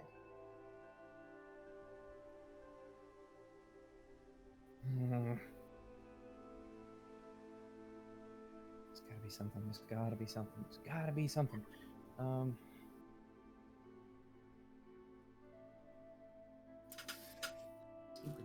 I'm going to dissipate the hand. Okay. And I'm going to dig a 5 foot by 5 foot by 5 foot hole underneath that little bastard. Okay. Because I'm assuming an armadillo can't climb 5 feet straight up. Guess not. Okay. Dunk. They're not necessarily known for their grace. Alright, That's my shtick. Time to see if it makes its dexterity saving throw. Oh yeah.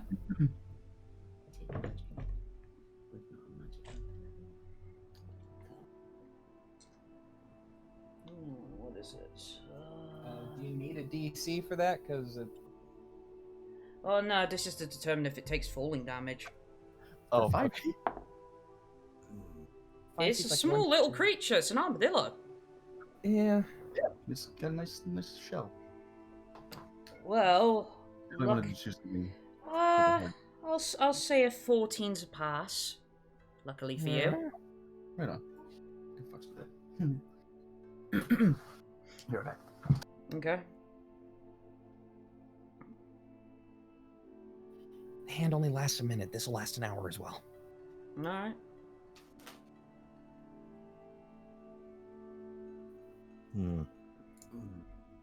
Well, I mean, I'd be up for fighting it. The easiest solution is just to get rid of the problem. I just Did the imagine druid many. go further into the forest? I'm sorry, it's just at that point I'd imagine everybody's sort of heads turn slowly to Vendrak. What? Oh, no, I missed it. What is that? You fucking did it. Hang on, the thing is actually, it's not following us, is it? It's following Mistral. So if we, because unless he's with us, we're not going to be able to draw it away then. No. Because it's going to stay wherever he is.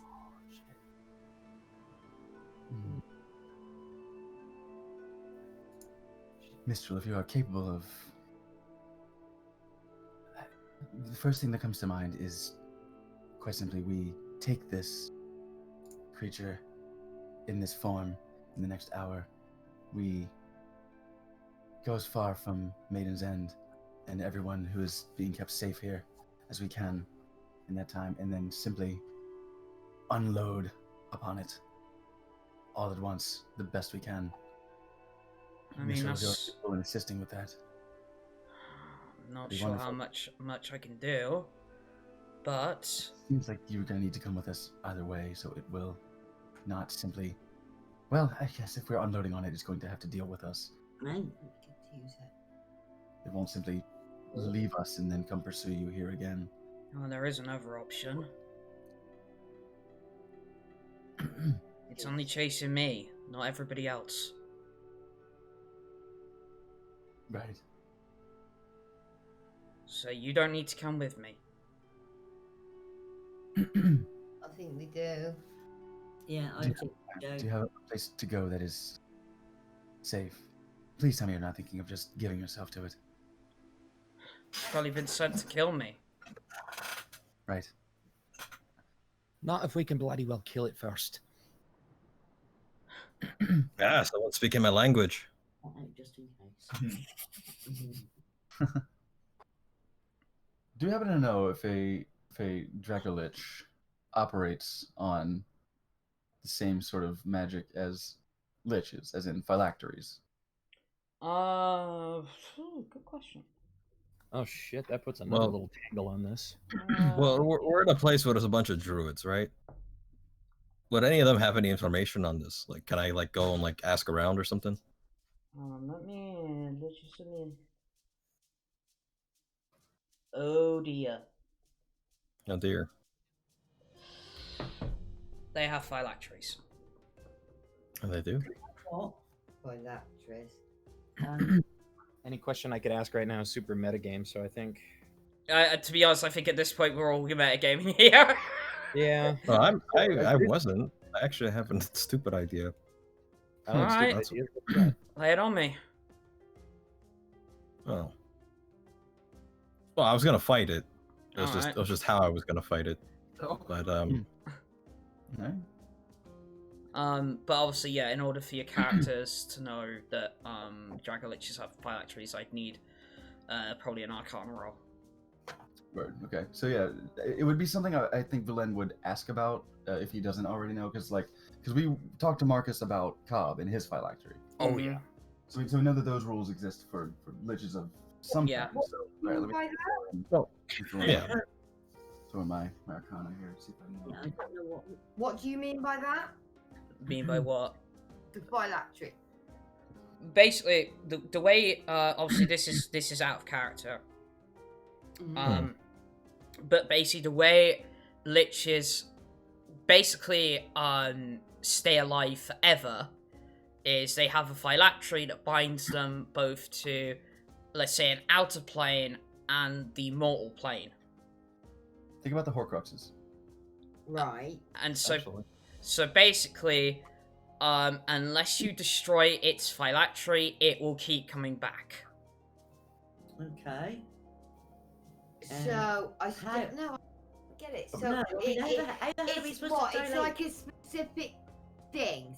Yeah. Physical thing that it It's like a can't- Tupperware container that holds its life. Yeah. Right. Oh, kind of like how it talked about Cobb and the phylactery Yes. not destroyed it. Yeah. Yes. Marcus thought had been right. Okay, Yes. How do Got we it. destroy that? Where do you find it to start with? But so, because it's to be a Dracolich, it's a necromantic energy thing, isn't it? So Yeah. they will do something Yeah, that's it. So how do we? in that ritual. So, but we're not going to know what it is, No, are we, that's it. at this point? So how do we destroy something we don't know nothing about? So I got a 17 in Arcana.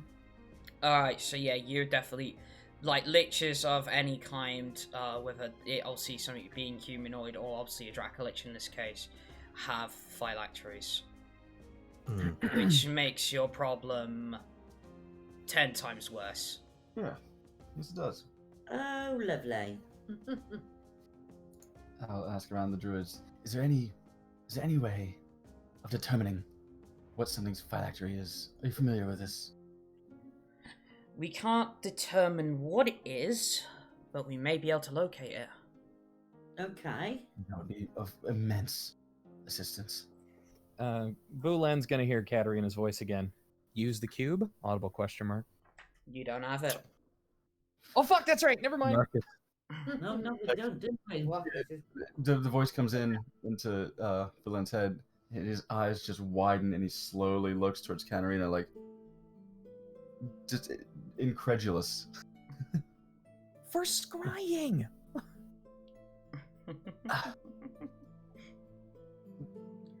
But It's First off, it's gone.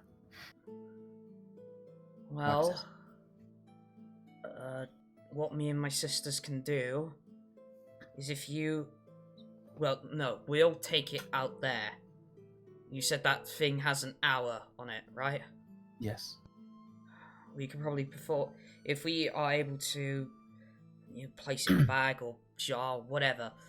Basically, we can cast a ritual around it, because obviously the phylactery would be bound to it. So basically, we can use it as a conduit to find where the bloody hell it is. Fascinating. That would be fantastic. And I'll go out without, if they're coming with me, I'll lead them out to yeah, the fucking armadillo. they literally just quickly grab a few things to perform this ritual before coming out with you, and basically, obviously, it's basically locate object, and so basically around the hole that the armadillos would place in a bag or something or other, so we can't go around. Just put them in a pillowcase. And and then it's like this circle of salt is made in basically a 5-foot radius around this hole in the ground, and 5 candles are set up, one representing the colors of each of the 5 types of magic. Obviously, that being divergent, intrinsic, veiled, virtuous, and oracle. Each in question is, if I remember correctly, veiled is black, virtuous is white, divergent is purple, intrinsic is blue, and oracle is yellow. And light the candles, and they begin like a ritual chanting as such. And after about 10 minutes, both Driana and Avandria sort of like slam their staffs into the ground, and this wave emanates out from this circle, and just keeps going and going and going as far as the eye can see, and then both of their eyes almost kind of roll up into the back of their heads, so all you see is white essentially. And after about maybe 3 or 5 seconds, eyes roll back into her head, and if you will, it sort of hit them, and it's it's too far. Way too far. There's gonna be trouble. Over 100 miles away. But do we have a location? Further west. To the west.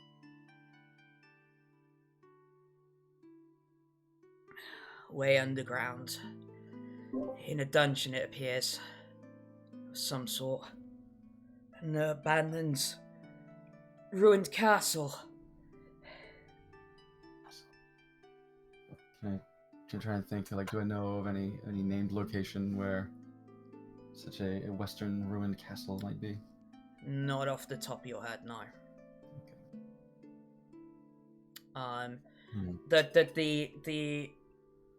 You do know though that obviously that the landscape of Elizium is littered with many obviously ancient ruins. Obviously, a couple you've been into. But at this one in particular, you have no memory of.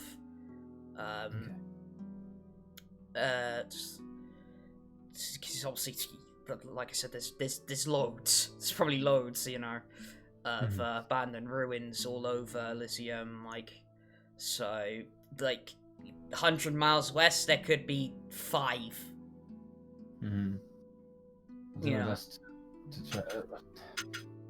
I mean, if you, I'll allow an intelligence roll.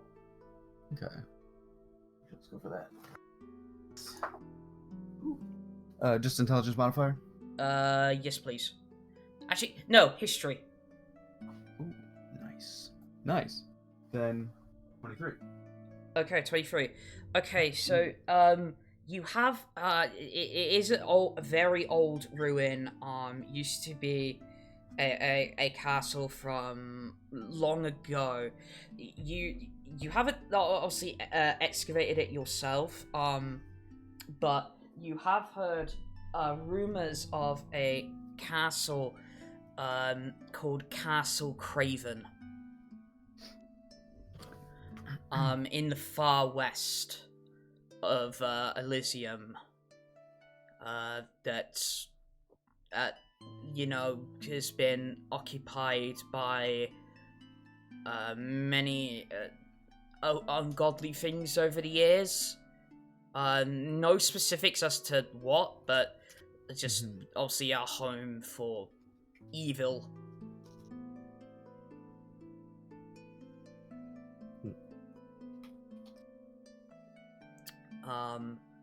But that would be your best guess as to which castle they could be referring to. Well, which ruin they could be referring to. Castle Craven seems likely. I may have an idea of the place. That would have to be our strongest step in ridding ourselves of this threat. But currently we have an armadillo on our plates. So this is where the phylactery is? Yeah, most likely, yes. Okay. As I said, there could be many ruins in that general direction, but... Okay, so do we go forward and head toward the route and toward the area, or... Hang on, thing is, if the phylactery is destroyed, does that then destroy the Dracolich? It doesn't destroy it outright, but let's say if you destroy the phylactery first and then kill the dragon, it can't come back. Okay. Right, okay. So yeah, we need to do the phylactery first and then the dragon. So you are not going to get there within the hour. Yeah, not for an hour. It's like 100 miles away, right? Over 100 miles away, yeah. Okay. But if we killed the Dracolich and we haven't done anything with the phylactery, so it wouldn't necessarily be killed then. It could literally it could come straight back? Or... Not straight back, it takes a day or two. Oh right, so not long anyway then. So we need to do the phylactery first and then the dragon. We're going to have to fight this dragon. Yeah. The dragon will be a threat before we can even get there. At some point, but yeah, the dragon is there. Dracolich, I mean, it's there, isn't it? Okay. But then that 100 miles. Prepare ourselves. Hours at least to locate the phylactery. Shall we take this creature some distance away from the forest where everyone is and unleash hell upon it? Yeah, I think so. I think we should throw it away. Nix. You have you're wearing those flying boots. I do, yes. Winged boots. Yeah. Could I ask of you to take this small creature as it is, straight up as high as you can go, Mm-hmm. and just drop it. Drop it. Okay. Yes. Yep. Yep. Okay, I can do that. Once this creature as it is killed, it will revert to its form, but we just need to hit it as hard as we can. Okay. And gravity does a lot of work for us. Yeah. How high up can I go? It'd be like Terraria, where you just start going up and up until gravity starts getting lower. Sure. Okay. It's going to the stratosphere. Yeah. Okay. Yeah, I'll do that. Ooh.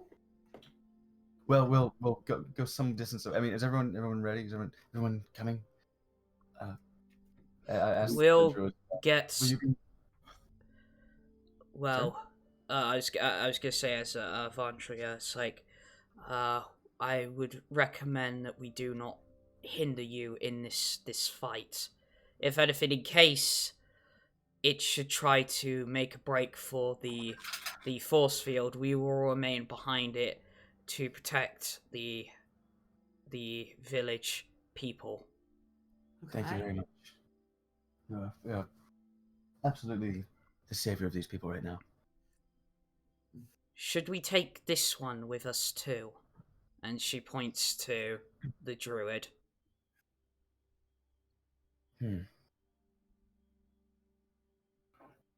It may, upon reverting to its form, decide to go straight for Mistral here, or it may feel that we are the active threat and have to deal with us.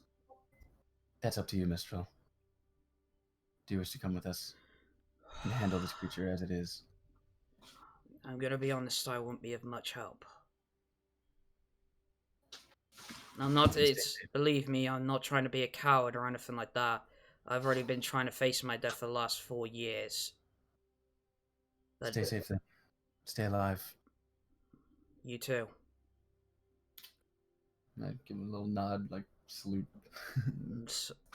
So yeah, Take it Evadria and Driana and the rest of the Wickeds that came out here lead him back, and themselves obviously behind the force field, obviously looking on with basically bated breath as to what will happen next.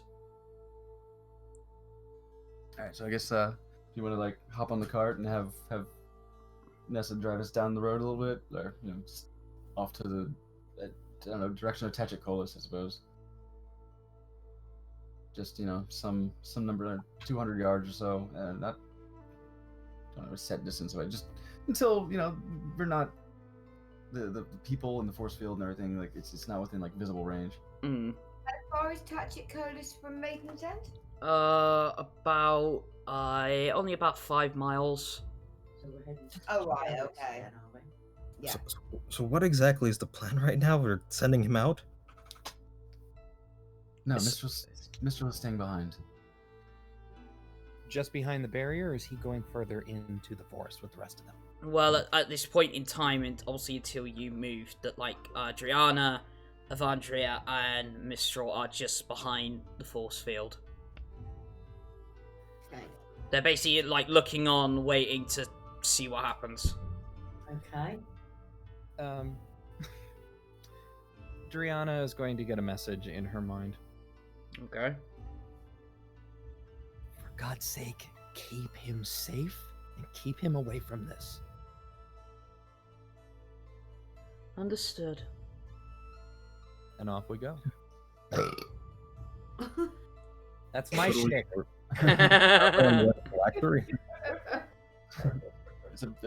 Let's charge, basically. Okay, so which direction are you going? Because the phylactery's west, Tactical is east from where you are right now. That works. East is fine. All Any right. direction is fine by me, honestly. Okay, so As long as we're just Tactical. putting it in our rearview mirrors. Fine.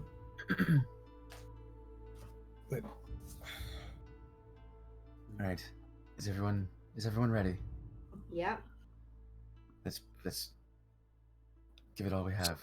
Can So we what's still our see us? plan? What's our plan here? Nix, please fly this up as high as you can go, and Yep. let it plummet to the ground. Okay, yeah. Right, Bring okay. it down like a meteor. DM, Hmm? can they still see us? Or Um. are we like putting major distance? Between Okay, us? so sequence of events. Have you moved towards Tachikolis at this point? I Yes. figured as much. Okay. We're gonna use as So- much as that hour we still have. Yeah. Alright, so I'd say by this point you've got like half an hour left. By which point, because it's only 5 miles, if you make haste, you could actually probably make it to the remains of Tachikolis. Poetic. Okay. I'm concerned, that because Mistral has stayed behind, Yeah. the Dracolich isn't going to follow us. No, that's the trouble, isn't Well, it? the problem is the Dracolich is an armadillo at the moment that's in a bag. Yeah, that's also true. It's with us. So, our plan is Oh, to drop this armadillo like out of the sky. Okay, Yeah. Right, got a bit confused over that. Right. Okay. So Well, yes, So the Dracolich is the armadillo. Yeah. Okay. It's actually with us. Yeah. which is why I want you to drop this armadillo from just as fucking high as you can go. Nevaeh can only go so high, though, right? Yeah, Mhm. Nix has the boots. 40 feet. Nix Yeah. has the winged shoes. Winged boots. Sorry, what? What would my limit on these winged boots be? Well, basically, the only limit you have on it is time. Right. I believe it's like you get 2 hours worth of flying on your boots on one charge. Yeah. Something like that. Yeah, no, Yeah, but then you can Oh, get no, it's higher not. than 40 feet. it's not. It's Oh. you can fly for up to 4 hours, all at Oh. once, or in several sort of flights. Alright. What they just mean is that you can use it like Money. Higher than I can. Hang on, it said while wearing boots, flying speed is equal to your walking speed. So just take your time. Just goes very high as you can. for 6 seconds. So 3, 4 to 4. Okay, yeah. So yeah, I'll take it up as absolute high as I can go.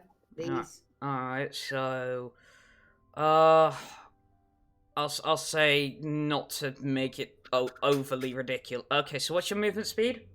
Into space. 35. 35. Okay, let's times that by 10. Say you take a minute to fly up into the air. That's 350 feet. That's Wow. quite a fucking drop. Yeah. Wow. That is a drop and a half. That damage will carry over into its non-polymorph form, correct? It does. Mm. Okay. overkill damage does, yeah.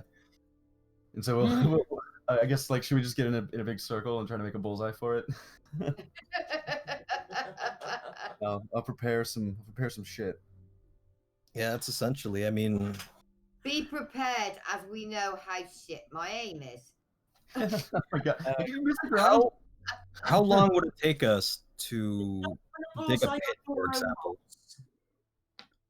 Probably longer than you have. Hmm. Well, it depends on the size of the pit you're talking about here. Okay. Well, wide, but probably somewhat shallow, just to make sure that it's a little harder for it to get out of the to get flying again. Well, the problem is this is a huge creature. Hmm. So you'd at least have to dig about, I'd say, 20 foot down. And about, give or take, 20-foot diameter. Hmm. Which is going to take you quite a long time. Yeah. Yeah, longer than a minute. Yeah.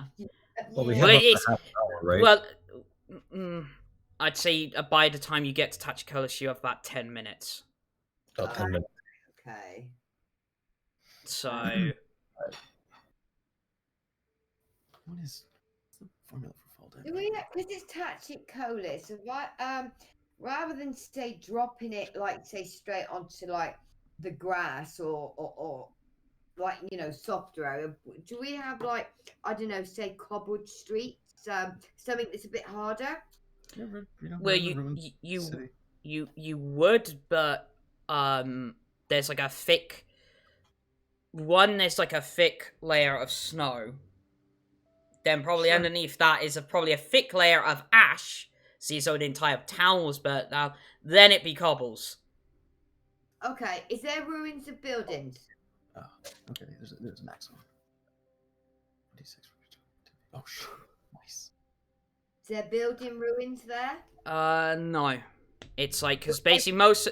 Yeah, because virtually all of the town was, like, wood. Wasn't it? Yeah.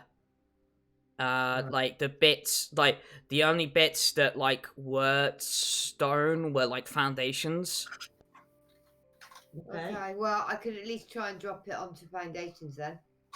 Could do do a bit more damage. than Yeah, just that's what I was dropping it onto thinking. there. And say dropping it onto, say, grass ground or whatever. Yeah. Try and drop it onto foundations and, yeah, see if See that what does more happens. damage. Yeah, 200 feet is the highest you can take fall damage.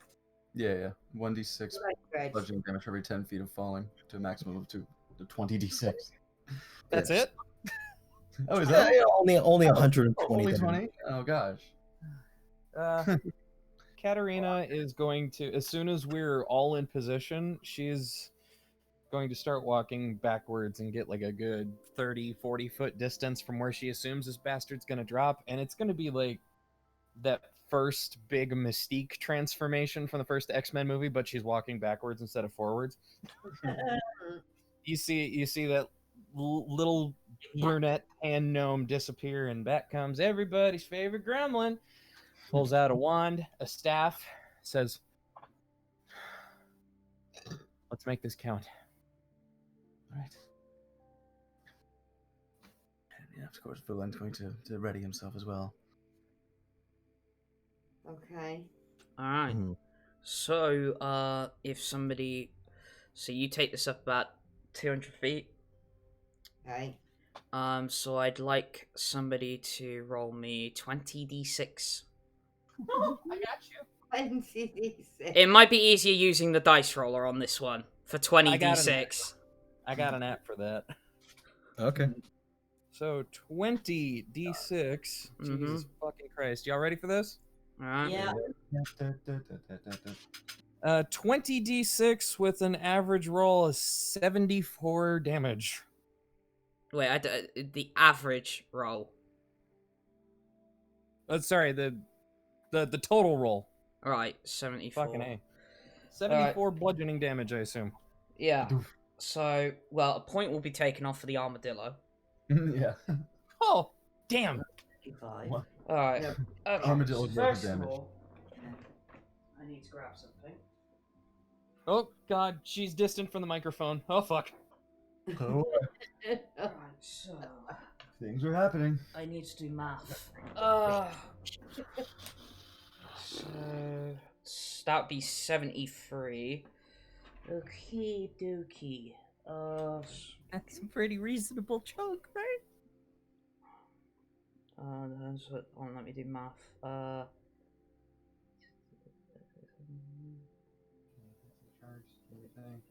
One staff, one wand, one very angry short gremlin. One beer. One bourbon, one scotch, one lich. That wasn't even clever, but Alright, you know what? so... I'll take it. Oh. You know, you go up about 200 feet. Ooh.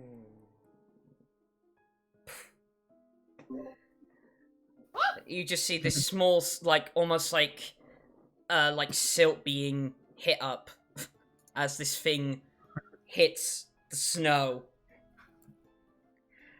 But then, rising from the snow,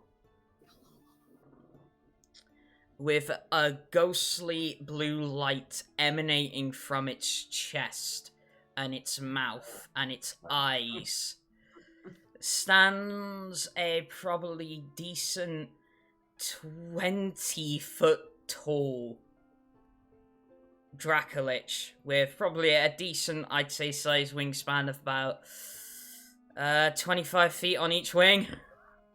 Way. This thing's huge, literally. Alright, But before we get into the imminent encounter, I say we take an intermission because I need to go empty my bag. Alright. Yeah. Alright, so we're just going to be taking a quick intermission, folks. We'll probably be back in about 5 minutes. See you then. Okay, in a minute. See ya.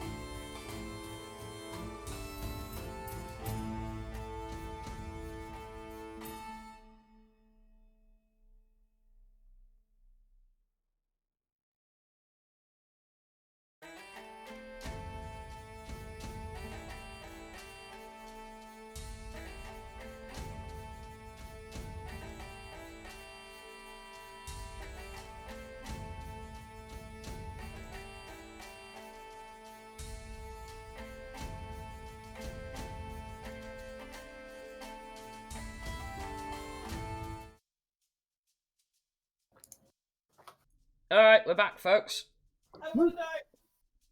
Alright, so as I asked you guys during the break, I kind of need a breakdown of where you are in relation to the dragon. So the way kind of related it was basically like the points of the pentagram Right. surrounding this dragon. Okay, so also what I need to know is the distance. Katterina said 40 feet. I'd say roughly the same. Okay, so... I would probably be a little bit closer. Get a little bit closer. So I'm gonna say... Well, I'm on the ground anyway. If everybody's in a circle, Yeah. kind of round it, is everybody not going to be pretty much the same distance? Yeah, I'd Um, go. I am gonna say I had a different way this would go down. So if the map doesn't match the area you're in, I apologize. Okay. Small price to pay. We obviously did something completely different. No, it's just that obviously it's Also twice. But it's not That's like the that. true It's like D&D. it's rewarding to get around combat in various ways. So I can't fault you for that. Oh, I want to fuck up this dude. All right, so Vendrak, tell me roughly what distance you are away from it. Probably about 20 feet away. 1, 2, 4. I just had a revelation about movement that I can't wait to use. Okay, Nevaeh, how about you? It's going to be about the same, isn't it? Yeah, I think About we're going to be about the 40 same feet. distance, I think. Okay, so 1, 2, 4. It's Alright. about 40 again. I'm in the air. Nix is 200 feet in the air. Yep. Yep. So It's a big time to pull her ass down here. So, what I'm going to do is I'll obviously, despite the fact you're next to it, I am going to put you on a flying stand, but obviously just imagine you're 200 feet in the air. Okay. But do keep in mind, it's going to take you quite a few turns to get back down.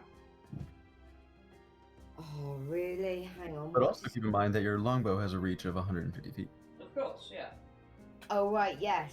Okay, so also, where That's pretty is solid. Tanway Yeah, and Nessa in relation to the Right. dragon? One of the two. Can I get confirmation on that, please? So everyone- Nessa is directly next to me. Directly next to you. Okay, so let's see there. Well, Tanaway will be by Yeah, me. yeah. That's what I was going And to say. Tanaway's by me. Alright, so we'll see there. Alright. Let's go to battle camp. Now everything is Katterina is straight up having a Return of the King moment. She's just like, we're gonna sing songs about this shit. Alright. You guys ready? That one.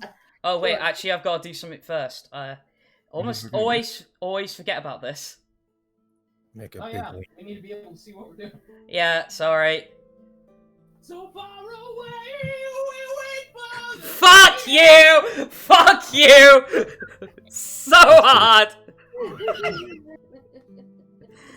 Plus it'd be more like Inside the Winter Storm, so Oh god. Oh god, I'm not ready. I mean I could actually play Inside the Winter Storm if you like. No. Alright, so yeah, you guys ready? Nope. Let's do this. No, but let's do it. Oh my god. Woo, baby. Ah, yes, the new. I swear to God, I don't have an ego. No, there's no ego. That Yeah. that screen looks beautiful. I can't see anything. No, I can't. Click on the stream in the Discord. Oh, it's okay. I've got it now. Oh, that looks like a really nice new Backboard. screen. And I appreciate you putting the owl bear on the 20 side.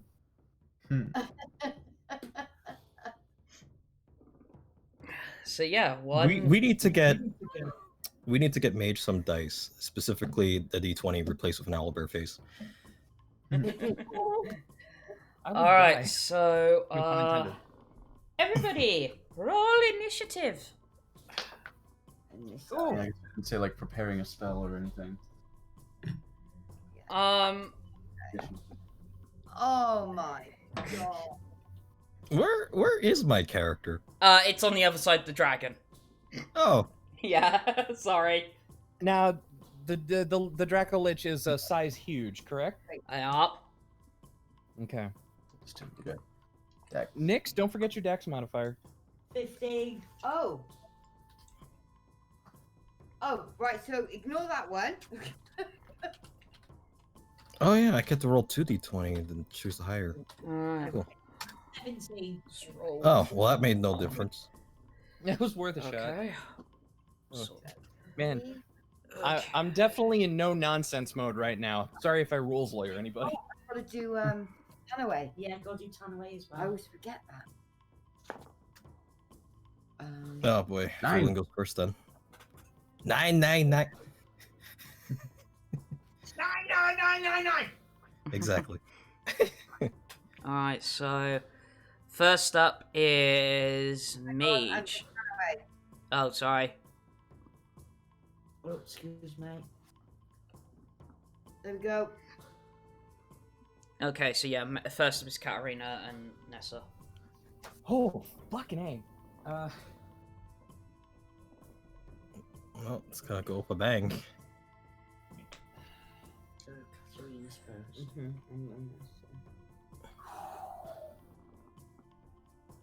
Huge creature. Okay. Yeah.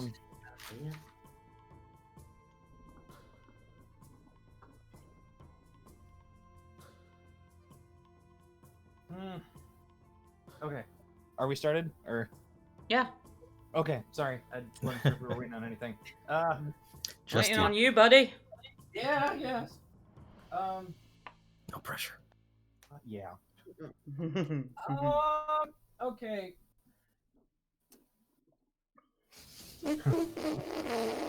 Well, I wanted to fuck. Okay. Nessa Mm-hmm. is going to move her 40 feet. Alright, so basically go right up to us. She's actually going to move over by Nevaeh and Tanaway. Oh, okay. So, like, here?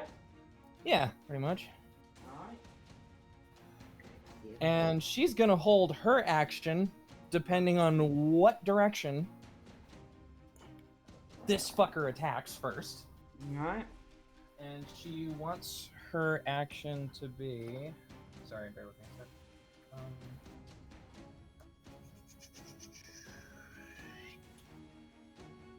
Okay. Yeah, if that thing gets within the 5-foot reach of her claws and beak, she will attack.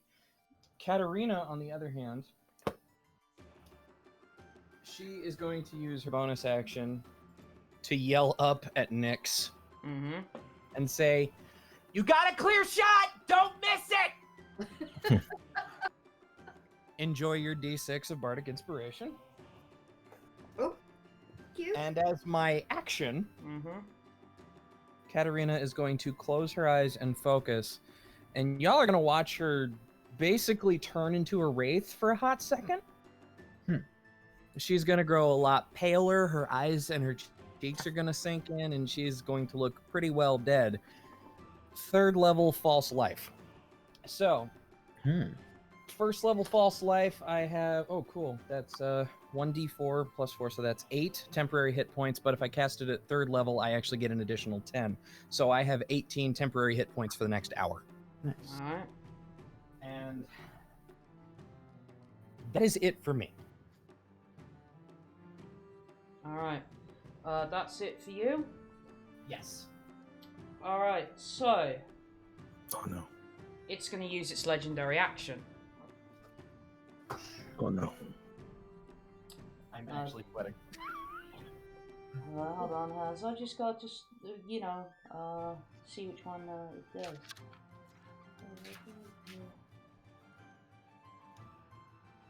Okay,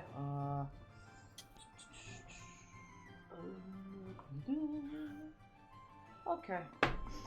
Right, so it's going to use its legendary action to tail whip Nessa. Okay, so no, just. Alright, let's see how this goes. Oh boy. That'll be a 26 to hit. Yeah, that definitely hits. Alright, so. Sorry, just hard reading in the light. Okay. Right, so that'll be 2d8 plus 7. Okay. So that is 16 bludgeoning damage. Okay, 1 sec here. 16 bludgeoning? Yep. Okay, can I... Oh, fuck. I'm not within range. Nope. So I can't really attack back. However, it is within the 15-foot reach of the tail whip. It is. Okay, is that one attack, or has he got another one? No, because it's a legendary action. Basically, to describe, in case anybody doesn't know how a legendary action works, at least for this particular creature, at the end of each of any creature's turn, it can make a legendary action, obviously if it hasn't spent up all its points. But it's only got so many, right? Hold on. There's a catch. It regains its points at the start of its turn.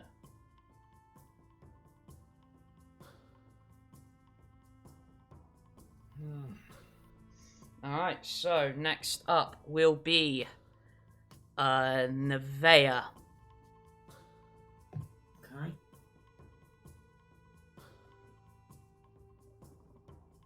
So, what are you about 40 foot away?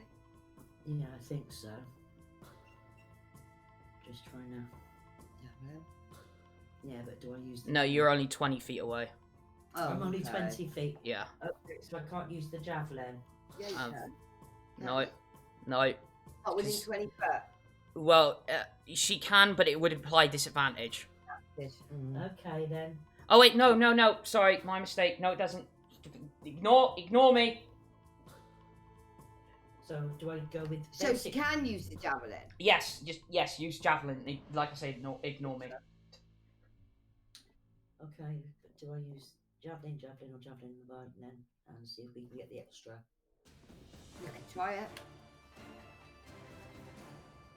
Because if you do manage it, that is 5d6, isn't it? It is, yeah. Worth a shot. Okay, I'll do the javelin and lightning. Alright. Roll to hit.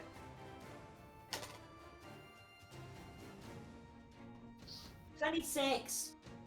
Sorry, 26. Yeah. That hits. Yes. Problem is for you, I wouldn't even bother rolling the lightning damage. It's immune. What? Okay. Oh. So just roll the basic javelin damage, please.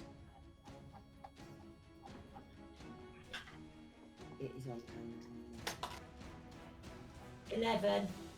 11, cool. So basically, what you see happen to describe this, let's say for the characters, is when Nevaeh throws her, basically her lightning, her version of a lightning bolt, let's say, at the dragon. No, you've hit the dragon square.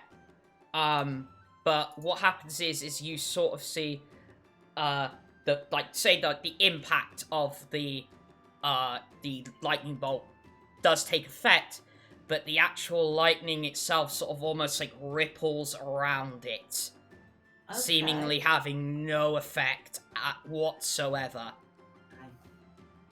Right, so move to that. But you do have a obviously another attack, so you do have extra attack.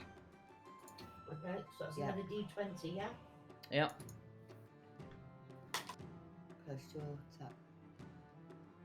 Plus attack is 6. 23. Hit. Christ. 11. Another 11. Cool.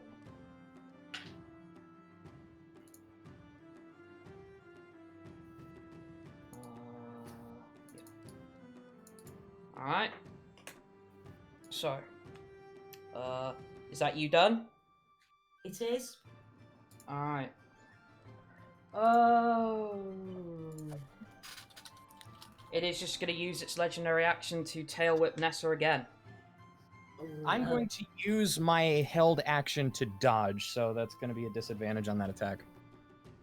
Alright.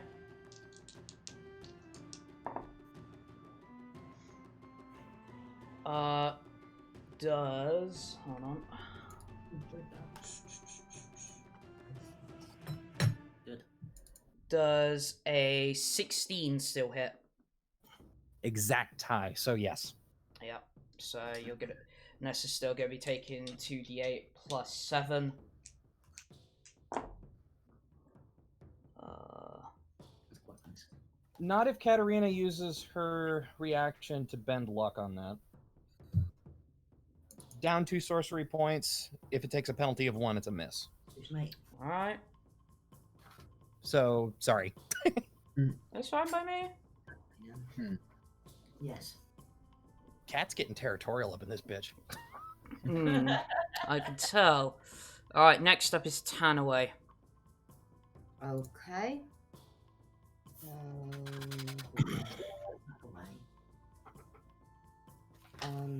Where are we? This is just. Hang on 1 second. We'll flip my pages. Okay, I see. Right. So it's an 8, 26. Oh, nice one.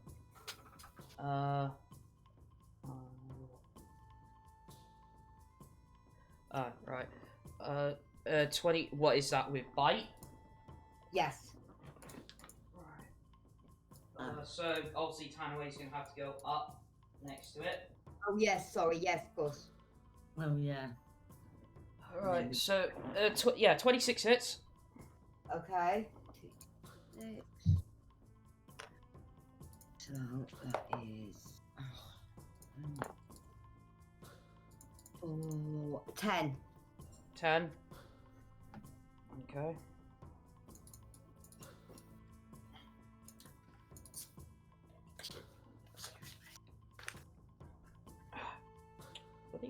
Rub off.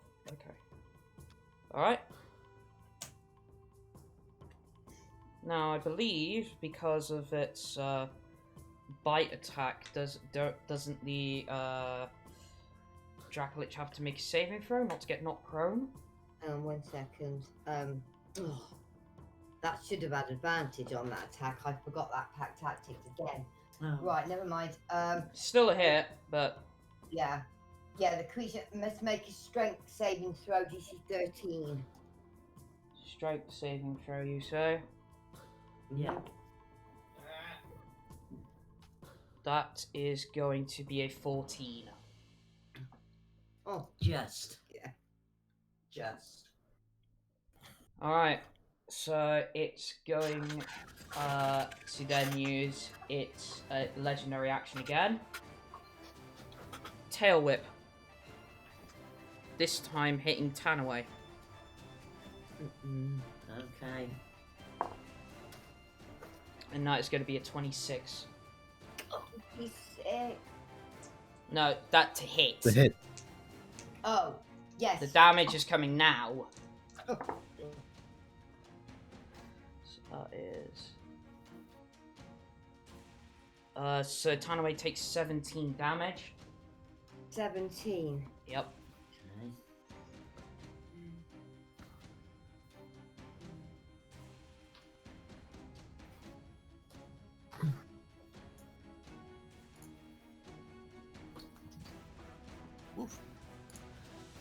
Okay.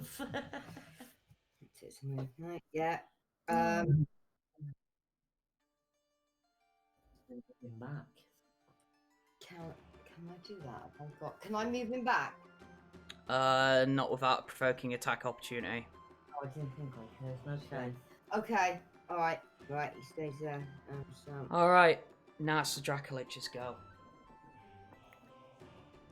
So. Right. I do have a quick question. Mhm. What happens when obviously we level up, right? Mhm. But what happens regarding like say Tanaway and Nessa? Well, you know- Tanaway should have got a stat upgrade because you did. Oh And you didn't do it, did you? no, Don't worry. I didn't. Okay, so that's something I need to do. Alright. Let me just read up That's on this. exactly why I was asking because I wondered how do they? Yeah. So Just this boy can do a lot of shit, so I'm having to read up as I go.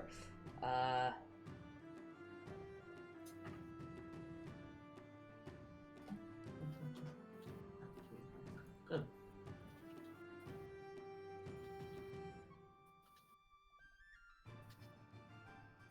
Oh God, so the fact that Tanaway is there so close to him. Alright.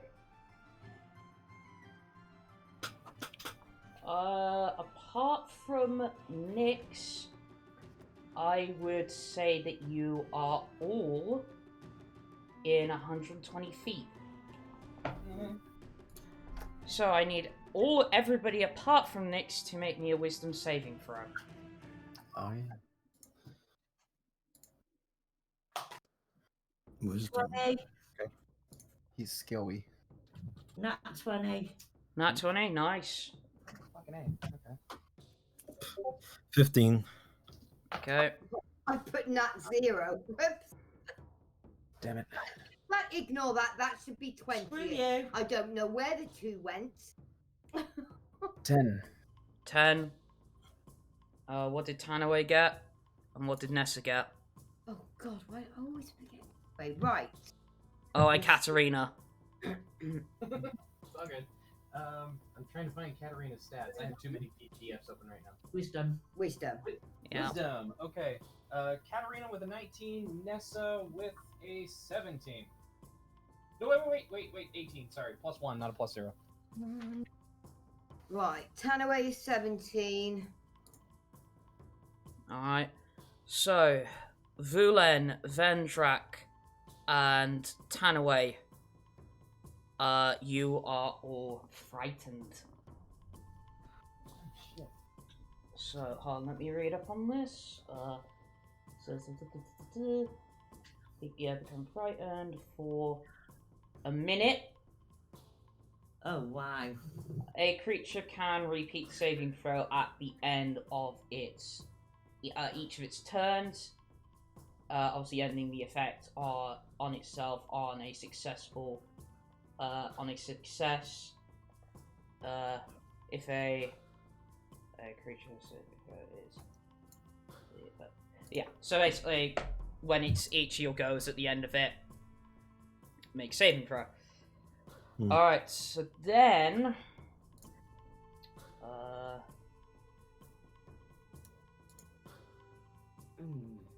Then it's going to hunker down on Tanaway. Oh no. First, with its bite.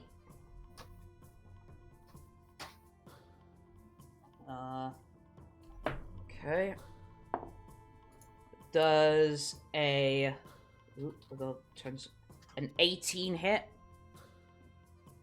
18. Oh, yes, just. Alright. So, the bite does... gotta get the right dice.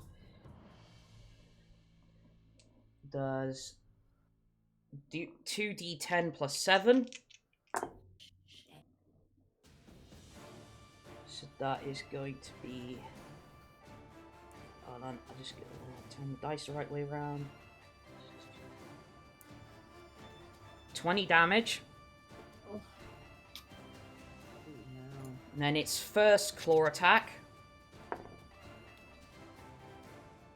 which is going to be a 26. 26 damage. No, Go 26 to hit. Yeah, okay, yeah. And that is 2d6 plus 7. So next slot damage. That is 6. Another 13 damage. 13. Yep, and its final claw attack. Oh my god, now Tanaway's gonna be screwed. 25 to hit. Yeah. And another 14 damage. 14. Right, I'm at minus 12. What, Tanaway is, you mean? Yes. Yeah. Alright, so Tanaway's dead. Well, down. I don't know if, does Tanaway get death saving throws? I wouldn't. Because you can use things to bring them back, so I don't know if they do. Yeah, I don't think Tanaway does. Did I? Beast Master. Let's see.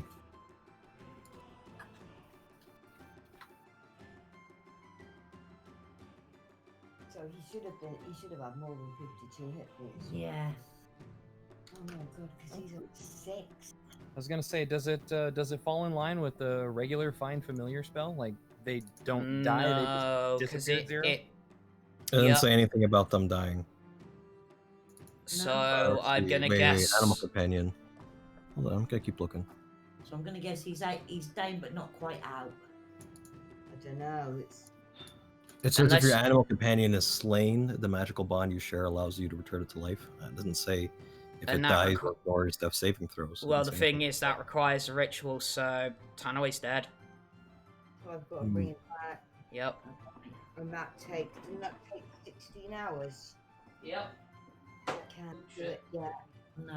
You can't do it Bloody after you've hell. all done. No, I don't know. I don't think it's dead.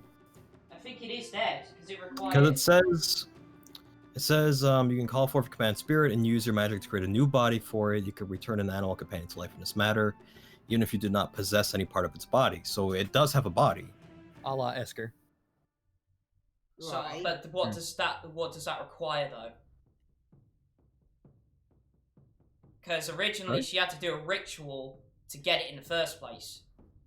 Yeah. No, but you call forth an animal from the wilderness, apparently. You don't actually spawn it magically. You actually bring one from the wilderness. But the point is, the ritual still takes 16 hours. Yeah, but I think it's a living creature. I think... Alright, I'm gonna be honest, I'm gonna make a call on this. According to Mike Merles, they do. They Do do. what? They do get death saving throws. Alright. Okay, so what have I got to do? Alright, well, not yet, but when it's Tanaway's turn again, you've got to make a death saving throw. I'll tell you what to do when it gets to that point. Okay. Alright. Because of how low stats normally are for animal companion, I would imagine that, yeah, that would be a little bit ridiculous. It's just well, I'm guessing it's got to have been asked because it doesn't mention it anywhere. Yeah. You know what? I'm just looking at his sheet. I obviously didn't even do it last time because his hit dice is 6. It should be 8 now, shouldn't it? Yeah. So obviously twice now I haven't put his hit points up. Right, well, with that in mind,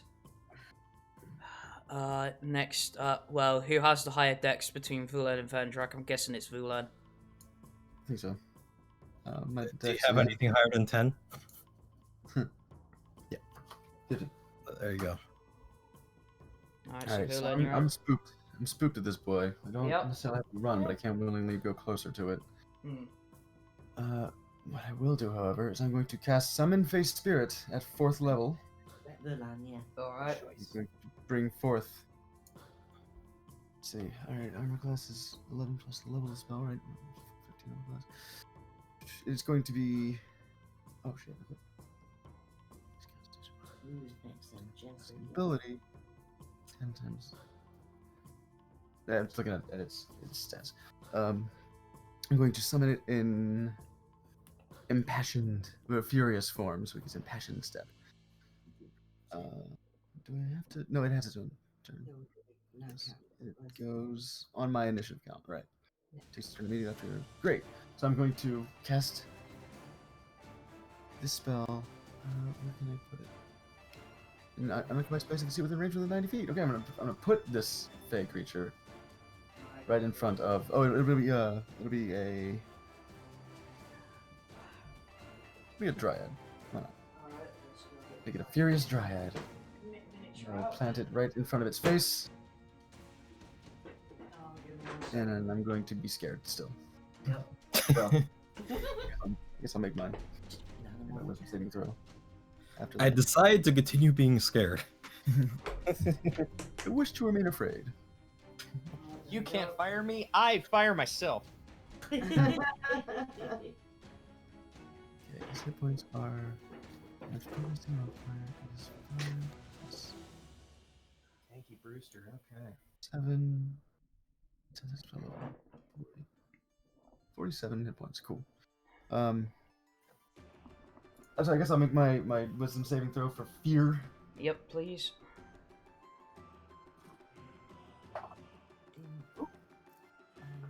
Modified 20.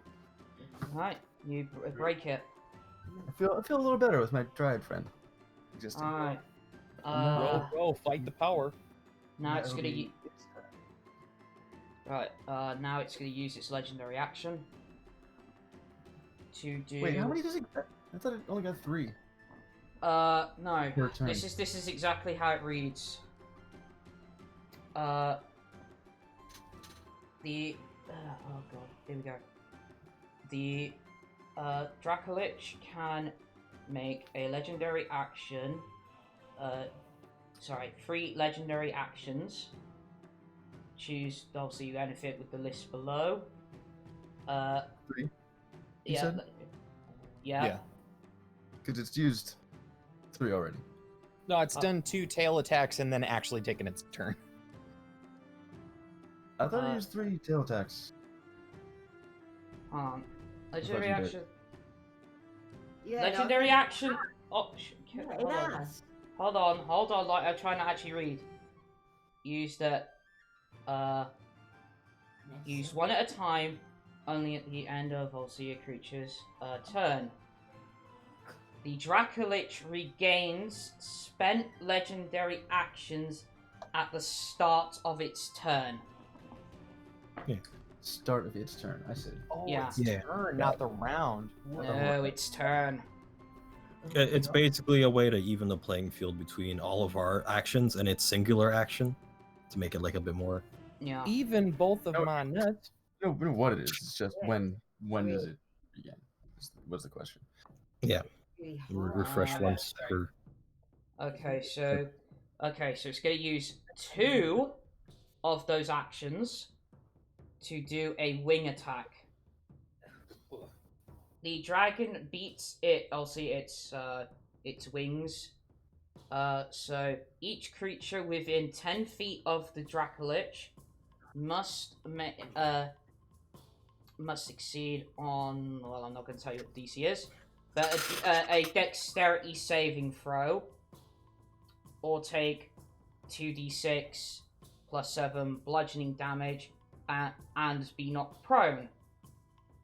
After beating the wings, the Dracolich can fly up to half its speed.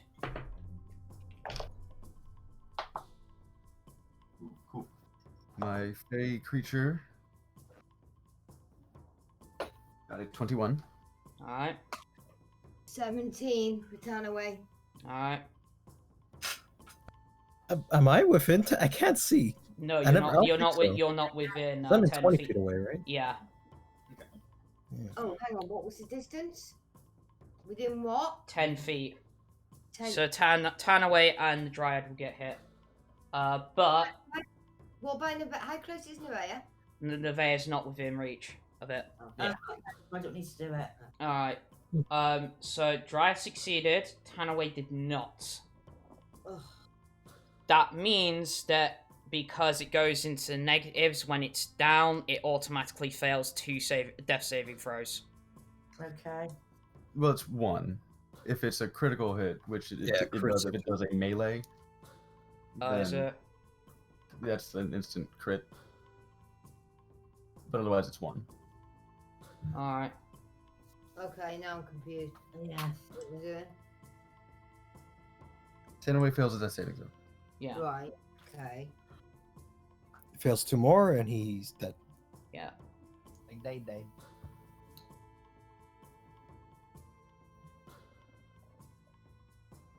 Alright, so, Vendrak. Well, my Fae Oh, yeah, sorry, yeah, you Fae, sorry. is going to make. Well, the Fae creature is going to just do a quick little bamf, just to Yeah. kind of go behind it, I guess. Vendrak Poof. Again. And in doing so, creature. it has the feature of Impassioned Step. Immediately after using its Fae Step, Fae has advantage on the next attack roll it makes for the end of its turn. Okay. It has multi-attack, because it makes a number of attacks equal to half the spell's level rounded down. Cast at 4th level, so it's 2 attacks. With the short sword for some advantage, of course. We'll do this one. The first attack is a. Oh, is that nice? Is a 25 That to hits. hit. D6 plus 3 plus puzzle damage. Plus 1. Ooh, shit. Plus 4 damage. 1d6 plus 7. Cool. Ah. 1d6 4.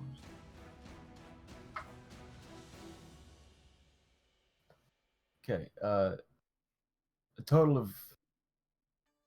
Was that? Yeah, a total of 10 damage on that hit. Okay. It was 8 piercing damage and 2 force damage. Alright. We'll do the other attack. Yep. Oh, for nat 20. Nice. Oh, baby. Shit, yes. Oh, man. Give me more dice, please. Come to me.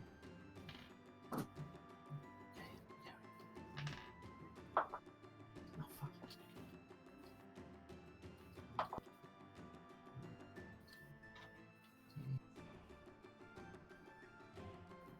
10 piercing damage. Mm-hmm. And force damage is...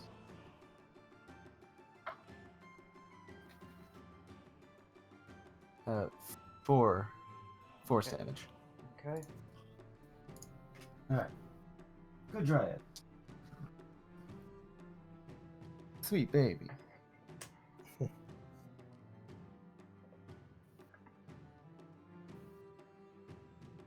All right. Is it my Yep. turn now? Yep. Cool. Well, the first thing I'm gonna do is, since I can't approach it, I am frightened. I'm gonna scoot around, basically clockwise. Okay. So there's 25 I can't get closer than 20 feet, but I can go around it in a circle. Okay, so 1, 2, 5. I can move 6, I think. Right here. Yeah, so maybe 1 south. Okay. Well, I can't do too much from there, unfortunately. Can I hit Tanaway with 30 feet? Is that a thing? Am I 30 feet away from Tanaway?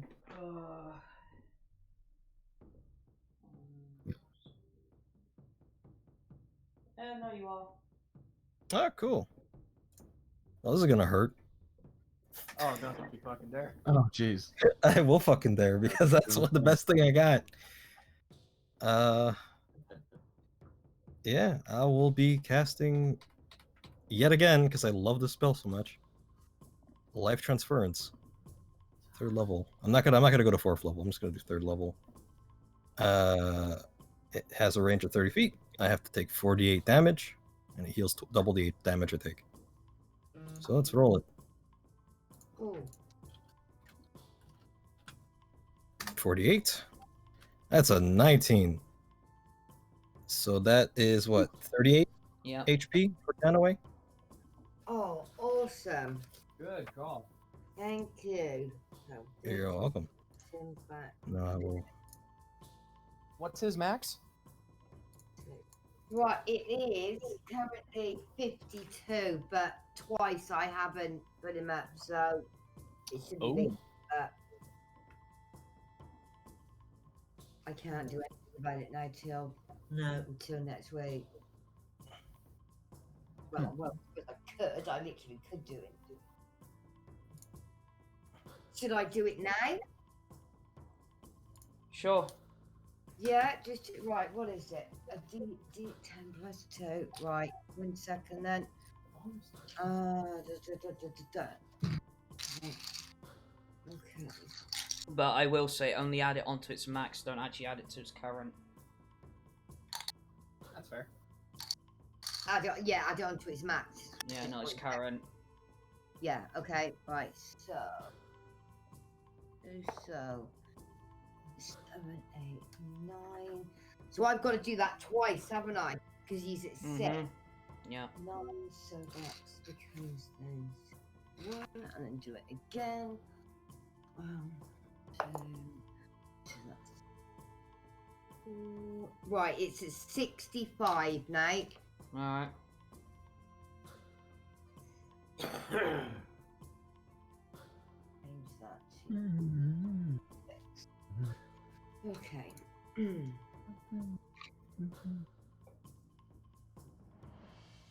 So he's at 26. Can I give him Good break. those good berries? You're not close enough. Oh, okay. Oh, have I got to be 5 feet? Oh, I'd imagine so, yeah. Okay, alright, so. Oh, and if you're wondering, yeah, for a bonus action, I'm doing fuck all. Alright. You do need to roll me a wisdom saving throw. Ah, yes. Perfect. It's a +6, I believe. Yes, it is. Cool. Roll 20 blue 6. 10. Fail. Yeah. Why am I rolling so many 4s? It's like the second 4 already. I was about to make my regular joke about make sure you're rolling the right dice, but these are digital. Yeah, God. I guess the 4s are with me.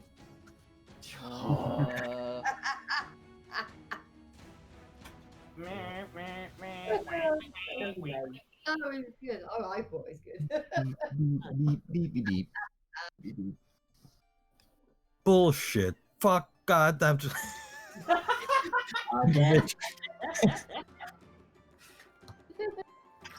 I rolled on that one again. God damn it. Alright. So next up would be Nyx. Okay. Right. I can come down 30 feet, can I? Isn't it 35 feet for you? Hang on, winged boots. No, I don't think it is. That's Yeah, just your movement speed. Yeah. Yeah, it's your regular movement speed. Oh, okay. Yes, it is 35 then. Okay, so Right. minus 25. so 35 off of 200, that's you're at 165 feet in a moment. Yeah. Okay. That's down to- You could still shoot with your longbow. It would be at disadvantage range. Yeah, to be honest, that's what I was gonna do. We're still like trying to shoot anyway. And you still have a D6 Bardic Inspiration. Oh, yes. Just make sure everybody else moves out the fucking way. Right, so this is disadvantage. Yeah, so roll the 2d20s, take the lower result, but you can add a d6 if necessary. That is right. That one would be. Well, bright side. Literally 29. can't be shot. Sorry, Oh, and the 29. D6 as well. what did you roll? I rolled a 29. 17. Right, I've got attack bonus plus 12. yeah. Damn. Yeah, if you want to hit, you're gonna have to roll that d6. Okay, but I've got to do this twice anyway, haven't I? Wait, I'm sorry. What was on the dice was 17, right? 17, yeah. Yeah, Wait, hold on. plus- Was that with the modifier? No. No. Oh, okay. Well, no, you hit then. Oh my god, I'm so confused now. Right. So did you roll a So 17 it's on the 25. dice? I didn't.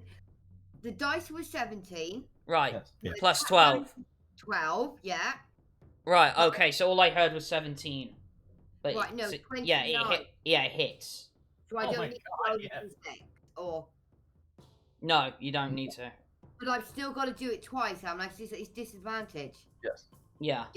Okay. You gotta roll and pick the lower of the 2 Yeah. points, yeah. And then you add your modifiers. Right, okay. So it will be 22. What altogether That's with the modifier? That's all to get, yes. Yeah, the All right. dice. That's still hits. Right, Yeah. okay. Cool. So that hits, right. So damage. Right, so D8. Right, okay. So that is 11. All right. The D6 goes on the attack, doesn't it? Sorry. Sorry? What? The D6 no goes on chance No. to hit. Yeah, chance to hit, not on damage. Yeah, that's, Yeah. that's what I was asking. Yeah, Yeah. I didn't think you did. I was checking. Yeah, okay. So yeah. By the way, I Not should yet. mention, since I don't think you've done it, you have the ability called coordinated attack. Oh, If you attack, you can use your animal to make a reaction for it to make an attack once you attack. I Oh, think that's Obviously, it uses the reaction up, but yeah, actually, yes, coordinated attack, yes. Yeah, I see it on here. Yeah. Right, so okay, so he would attack straight after me as a reaction. Yeah. yeah, Okay. Right. and it would get the reaction back when it becomes its turn again. Right, okay, cool. So 11 dice to right, so Tanaway will go in then with his cheat out with his bite. Where are we? Right, plus 8. Okay. So that would be it's not gonna hit, that's 11. No. Oh, that was worth a go. Hmm? Every bit helps. All right. Okay, So- yeah. We go back all the way to the top. Oh boy. To Katterina. Okay. Nessa would like to move up. Oh God, no. Where's my funnel cake? Crunch. I would like Nessa to move up to where there's one space between her and this thing's tail.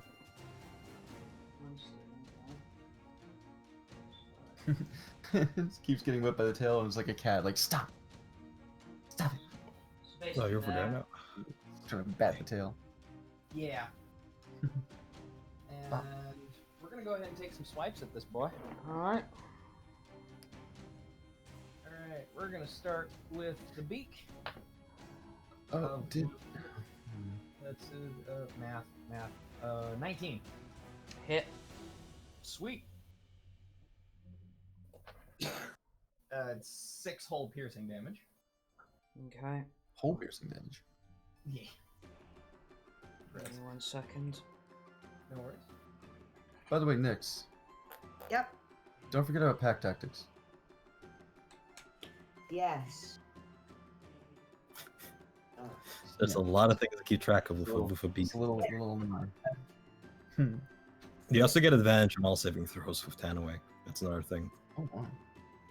That's a good feel. Oh, that's not the one that's only a pack tactic. Ready for the claws?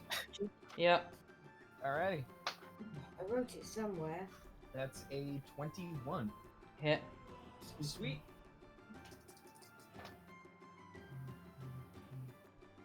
Shit, math. 16 slashing damage. And, Yep.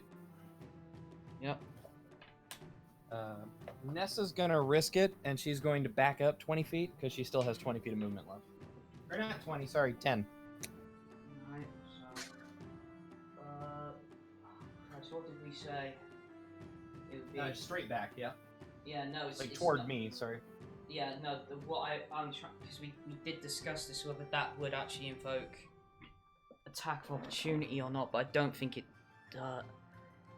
Moving out of its range? Well, see, Yeah, go ahead. see, because the thing is technically Nessa has reach, Yeah. but see, this is a confusing thing. I don't know whether, because it is a melee attack. I mean, I'm gonna rule it as an opportunity attack, but obviously you guys are willing to argue. That works for me. It's within the rules. It does feel, yeah, if it's 5 foot, it still feels like it is base to base, you know? Hmm. Alright. So it would make sense that it gets, yeah, it does. You know, I would imagine it does. Yeah. Alright, so yeah, it's gonna make an opportunity attack. Alright, I will take that on the beacon. Whenever it moves out of your reach. Well, So if it reaches 10 feet and moves out of 10 feet, then you take an opportunity attack. let me see. Yeah. So with reach 5 feet, like, yeah, when it says reach 5 feet, that's base to base attack. Mm. Yeah. That's what my fey creature has that too. Oh, okay. So the reach quality for a Yeah, physical attack as so opposed to the reach quality on a weapon is different. Yeah, so actually, Okay. in this case, it will hit because Bite has a 10-foot reach. All right, bring it on. This fucker. So bitch. that is gonna be. Oh boy. That is gonna be a 31. 31. Okay, That yeah, hit. that for sure hits. Rumor has it. It might hit. Rumor has it this is fucked. So that is gonna be 17 damage. Ooh. I agree with that. Chompies. And that's just a huge mouth. Yeah. Okay. That was 17, you said? Yep. Okay, 1 second. A little bit extra.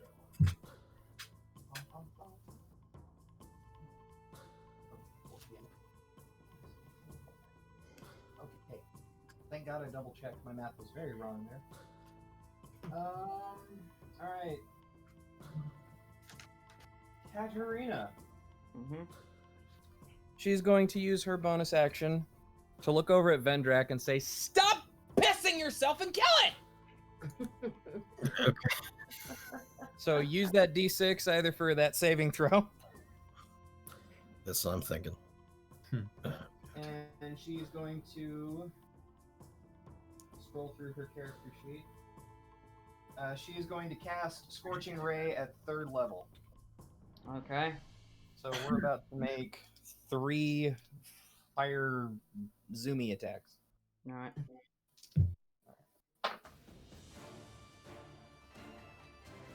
Okay, that's a 21, a 19, and a filthy 20. What's a hit? All 3? Yeah, because it's 3 different rays. Yeah, they all hit. Oh, fuck. Okay. Nice. Good. Okay. This fucker's not blocking shit like that Death Knight. Okay, so 6, 10, 12, 16, 19. That's a total of 24 fire damage.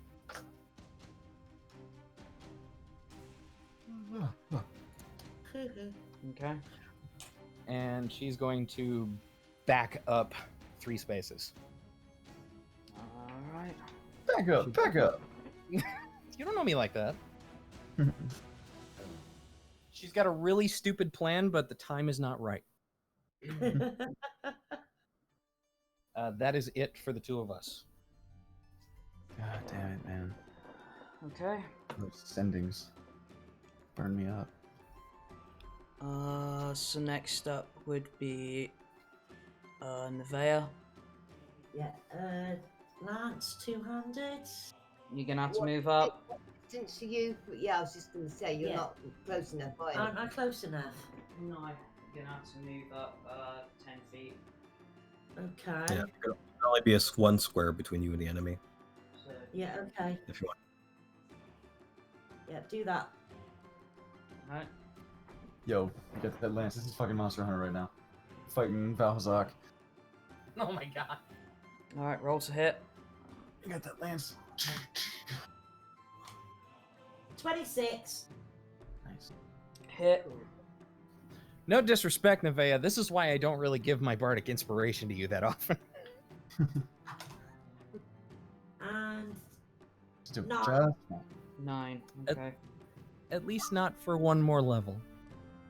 Did anybody just green squares pop up on the screen? yeah, it- Or was that just it- here? it's my telly. Oh, It's confession. thinking, what the fuck was that? No, it's the telly. Do you get multi-attack? And can I move back? You have a how many hits did you do? You do another attack. There, you've got Yeah, extra attack. Oh, I've got another 20. Do I? Yeah, with your Oops. Get it away, cat. Sat on me dice. 16. Miss. is that total 16? Yeah. Oh, no. That is a miss. Okay. Okay, can you move that one then, please? If you move, you'll provoke attack of opportunity. Yeah. Oh, okay, well, I better stay where I am then, hadn't I? Wait, it already went. It already used its reaction. Oh yeah, that's It- true. No, you can move if you want. Oh, that's right. Attack of opportunity is a reaction. Duh. Oh, okay. So you then. can move. All right then. Yeah, you can move without getting hit. Yeah. Move my butt out of his way. Right, so how far do you want to move back? Yes, please. No, how far? 10, 10 feet? yeah. 10 foot. So back here. Yeah, That would be first way on this side. yeah. Alright. Next up is Tanaway. Okay. Get a decent one. So I will try. Don't Okay. forget pack tactics. Oh, yeah. So I've got advantage. in Mhm. This. So the first one will be 18. Okay. And the second one will be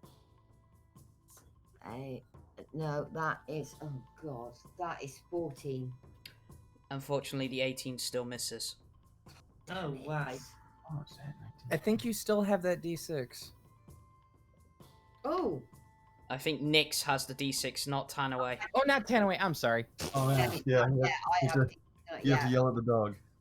Okay. Roar! Just from across the battlefield. Who's a good boy? Alright. Who let you out? Okay. Alright.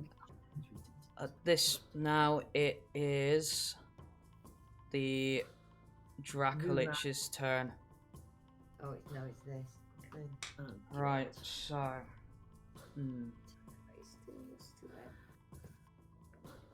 So, looking dead ahead of itself, it's going to use its breath weapon. Goody. On. On Oh, you better have some portent, Titan. Vulen. Oh, wow. Not much one can do on this one. Well, actually, a saving throw. Let me check. Attempt, but not for this. Uh, The number's not high enough. You better keep Next. standing, Olaro. dexterity saving throw, please. Dex, alright. Ugh. 5. 5. Okay, Ouch. All this. you're gonna take 12d10 damage. Oh, shit. What? It's a breath weapon. This is going to be poorly. So I'm actually going to use the bot for this because I am not rolling 10d12 on this. Or 12d10, I should say. Well, all due respect, I would roll it for you, but no. This is a personal slight. Okay, so I'll see everybody, I guess, keep an eye on the Mhm. Rolling. Yep. 12. D10. At least I think. At least I hope that's the correct. Exclamation roll space 12d10. Yeah. God. 54. Whew. Wow. 4 enough damage. What kind of damage is that? That is lightning. Of course.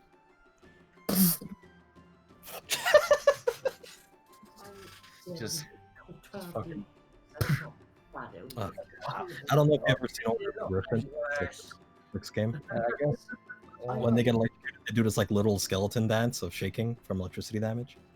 Talk to me, Elton John. Are you still standing? It makes this whole like noise. It's great. Yes. Barely. Ah! Barely. Right. So, ironically, Vulen, you're next. That was okay. For Summon Face Spirit is concentration. Half. Oh, it is, huh? Half of 54 is 26. No, 27, sorry. I don't think that's possible. We try it anyway. Try that You one. can get a 20. Well, you add your con. My D20s. Face Spirit must go away. Now. Okay. Shite. Bye-bye, Dryad.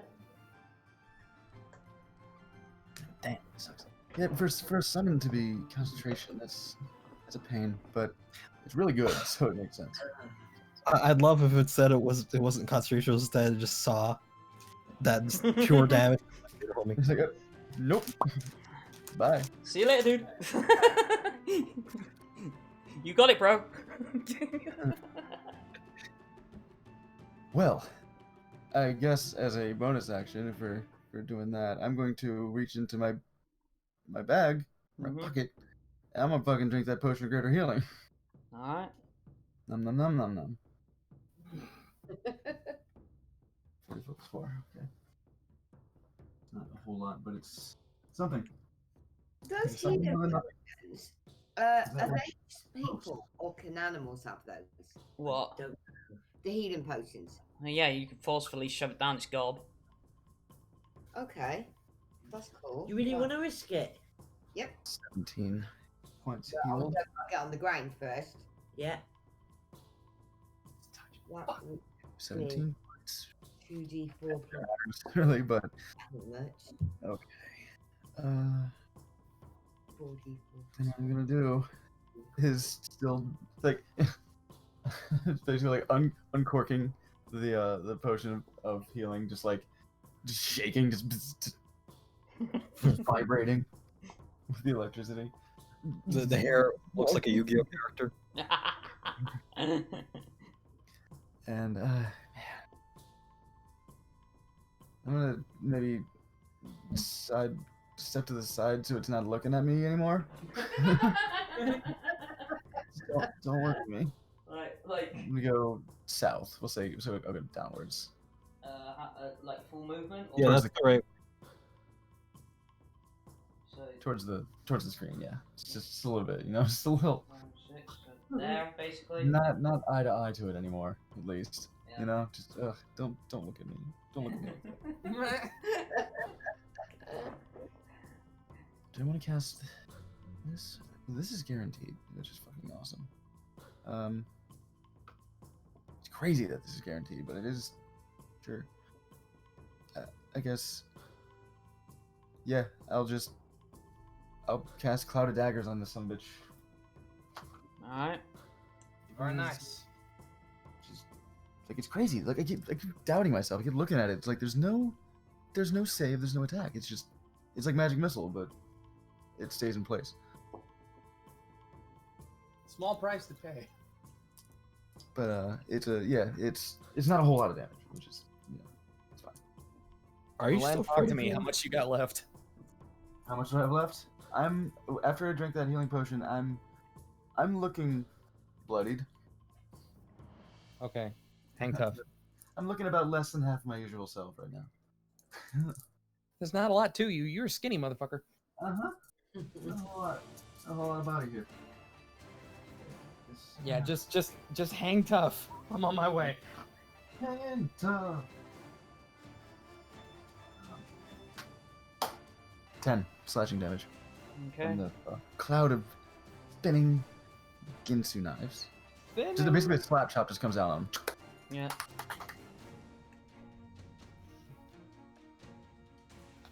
Shit. Sorry, just had a realization. Continue. Did you succeed on your frightful presence, Vulen? Yes.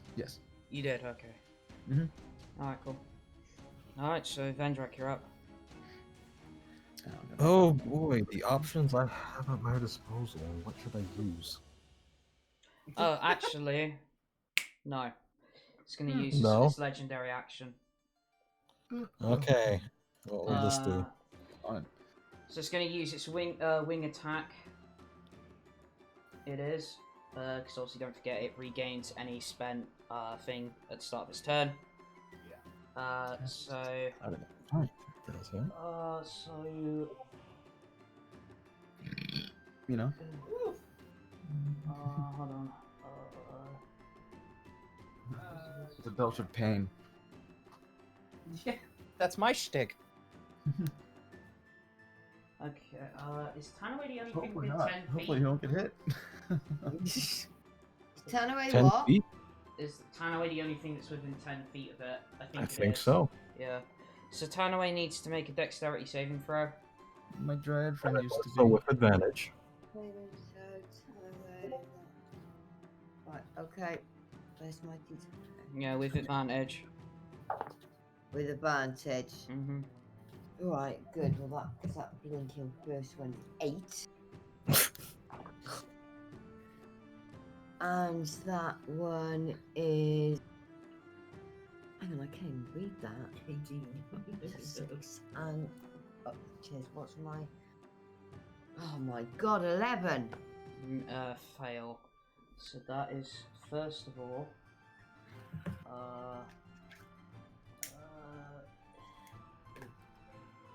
Okay, so that's going to be 2d6 plus 7 to Tanaway.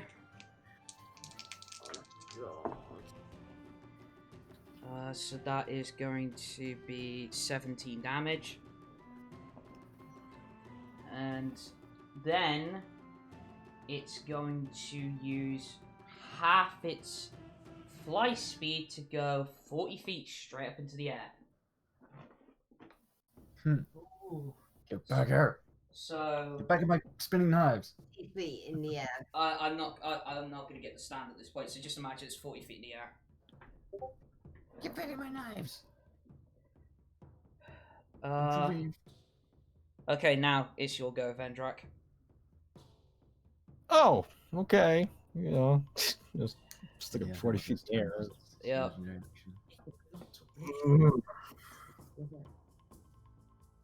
Never mind the fact that I have so many 30 feet options. That so of course it's 40 feet. Yeah. God.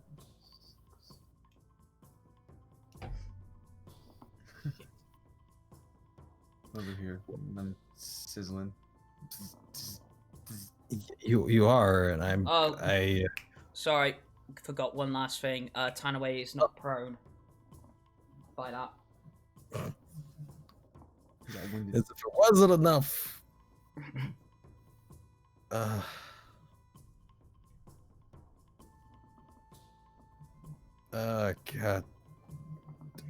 It's not gonna do anything.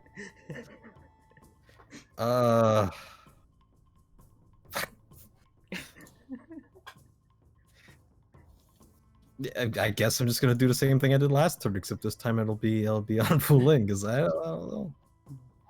Alright. I think it's the best option I got. Alright. Can I have to get in range though? He's too far away. Hurt on yourself. So I'm gonna move due south or towards the camera. Yeah.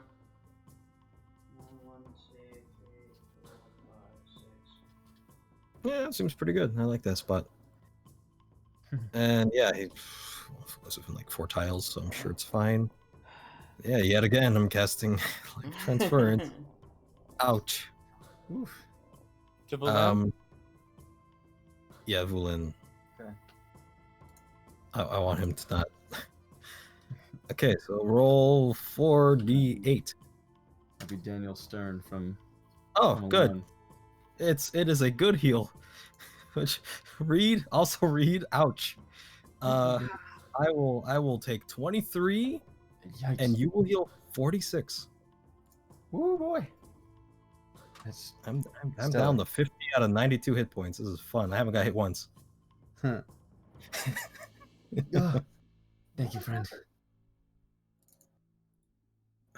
Okay. I am Yeah, no problem. overhealed. Overhealed. If only. If only. TF2 overheal mechanics 1. And I think beyond that, the fuck else am I gonna do? I could cast. And I guess at this point I should. Oh, I can't though. I can't. Can only cast 1 spell unless a cantrip. Fuck! Alright, next turn then.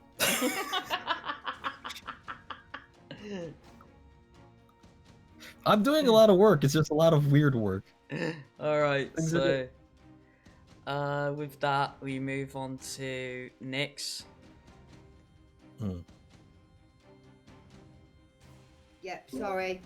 Okay, right. I am. What was it? 165. Right, so I'm going to come down another 35 feet. Alright.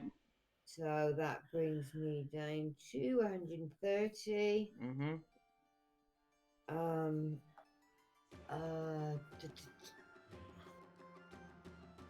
And it is 40 feet higher. Oh, it's gonna meet you in the middle. Oh, yeah, it's 40 feet in the air, isn't it, at the moment? So basically you're 90 feet away from it. Okay. Okay, right, so So, what weapon can you use? I'm Anything? I'm using my bow, my long bow.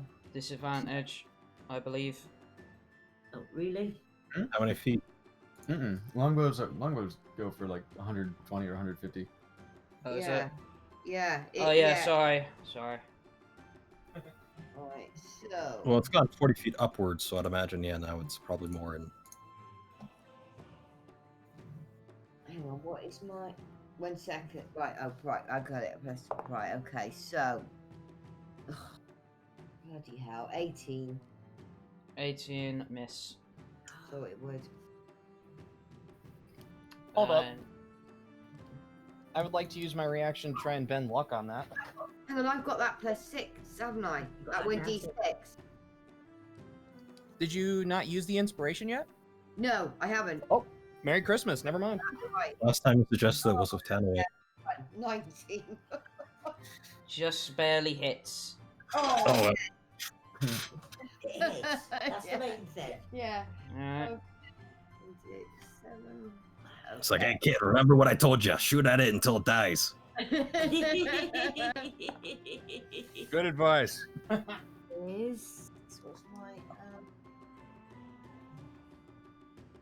I looking at, oh, +7. So that is 16. Okay.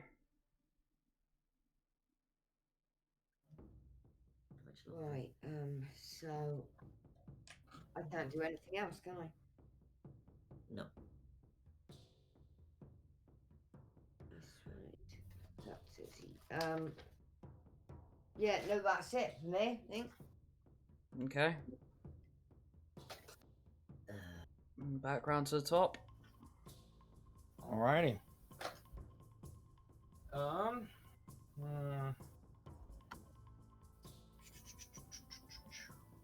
Tanaway's knocked prone right now, right? Yep. No, it's not, no.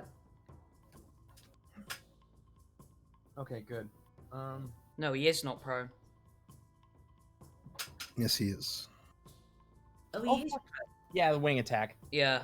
What? Oh, yeah. Yes, he is. Why is he prone? Because He of was the a wing wing. attack. I did forget at first, but then I did add on that he gets not prone. Alright, I didn't hear that because he's on 19. That's fine. He's just He's lying just- down. Yeah, he's just led over. Yeah. Okay, I didn't hear that. Sorry. It's all good. Standing back up. Okay. I mean, or not. I mean, you know, Right, so it's advantage. back up now. No, wait. It has to wait till its turn. Oh yeah. Okay. Question for you, DM. If I were to just pull something out of my pocket and drop it into somebody's hand, is that an action, bonus action? What's the deal? Because I know there's like a free, air quotes, interaction movement thing. Well, okay. Well, first of all, you're gonna have to tell me who it is first. That'll determine. Oh, I was gonna pull out one of my potion bottles and hand it to the dwarf. Are you not on the other side of the map? You're on the other side of the map, dude. Well, I know eventually when I get there. Well, yeah. Once you get to him, it'll probably be a Okay. free action. Then in that case, I'm going to move toward Nessa. Okay. I'd say not to worry about it too much. It should be fine. What? Just up to Nessa, or? I'm going to move directly to Nessa, Okay. and then as a bonus action, I would like to Misty Step about 2 steps to the left, 2 spaces to the left of Vendrak. So here. Oh, okay. That takes care of that. I'm going to just pull out my potion of greater healing and said, "For the love of God, take it." You're not gonna give me a choice in the matter, are you? Well, the problem Well, I is. mean, you're she's not just gonna stand there holding the bottle. What you do is on your turn. Yeah, because I was about to say you can't actually give him yet. You're not next to him. But I mean, you can as throw my- it at him if you really want.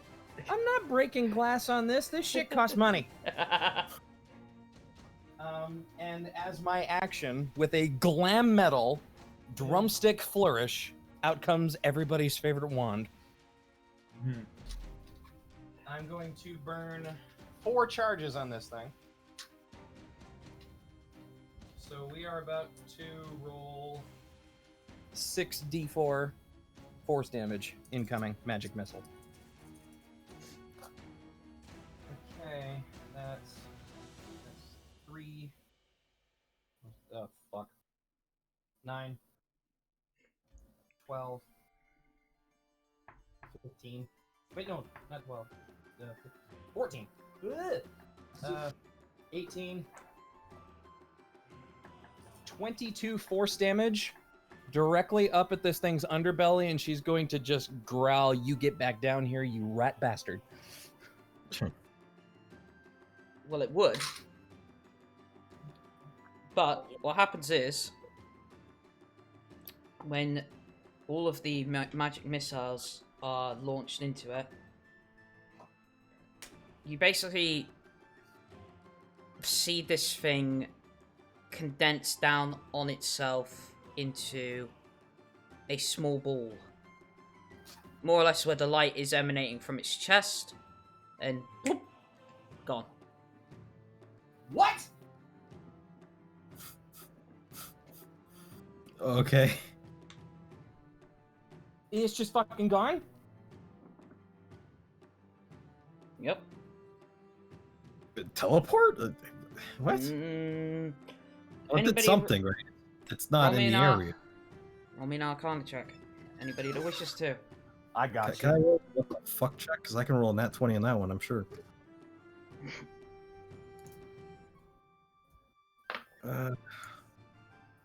18 Arcana from Katterina. Okay, so what you believe it did is what you think happened is you did kill it, but what you think has happened is it's returned to its phylactery. Yeah, alright, man. I just have to wait to get my soup and Katterina fucking blows it up. Katterina's gonna whip around on her heel and point at Vulen. Message directly into his brain. Find a way, tell Driana just to be prepared in case it's on its way.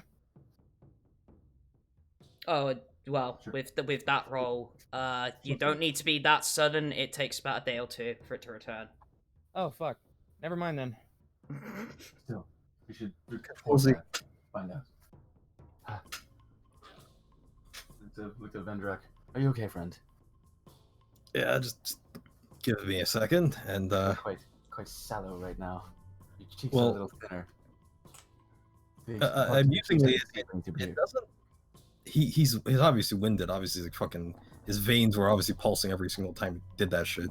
But he actually starts regenerating faster than you might expect now that he has time to take a breather, because he seems to in literal game mechanics, obviously you can dodge once per action, right? Mm-hmm. That would be once every 6 seconds. Mm-hmm. So he's able to use a hit dice every 6 seconds. Oh shite. So instead of him, like, he looks tired, but he gets back up pretty quick. I guess I'll use one of them here, at least one of them, and I will D8 plus 4, huh? Okay, sure.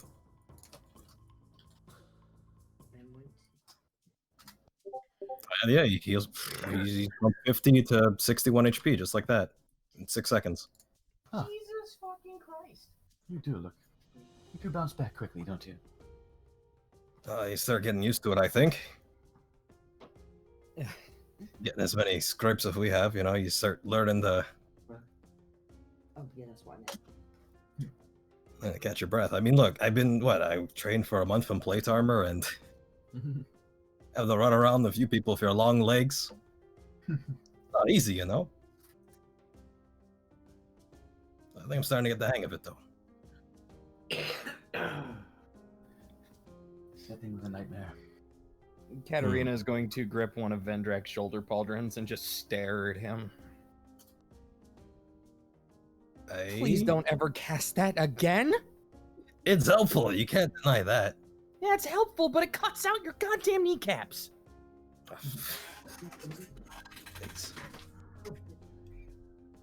It's not half as bad as Lucy, I'll tell you that. So I guess a Lucy would be like 2 battle axes to the face. Alright. Make me perception checks. Don't run from me. There you go. Go A to your perception position. check. 22 for Katterina. Alright.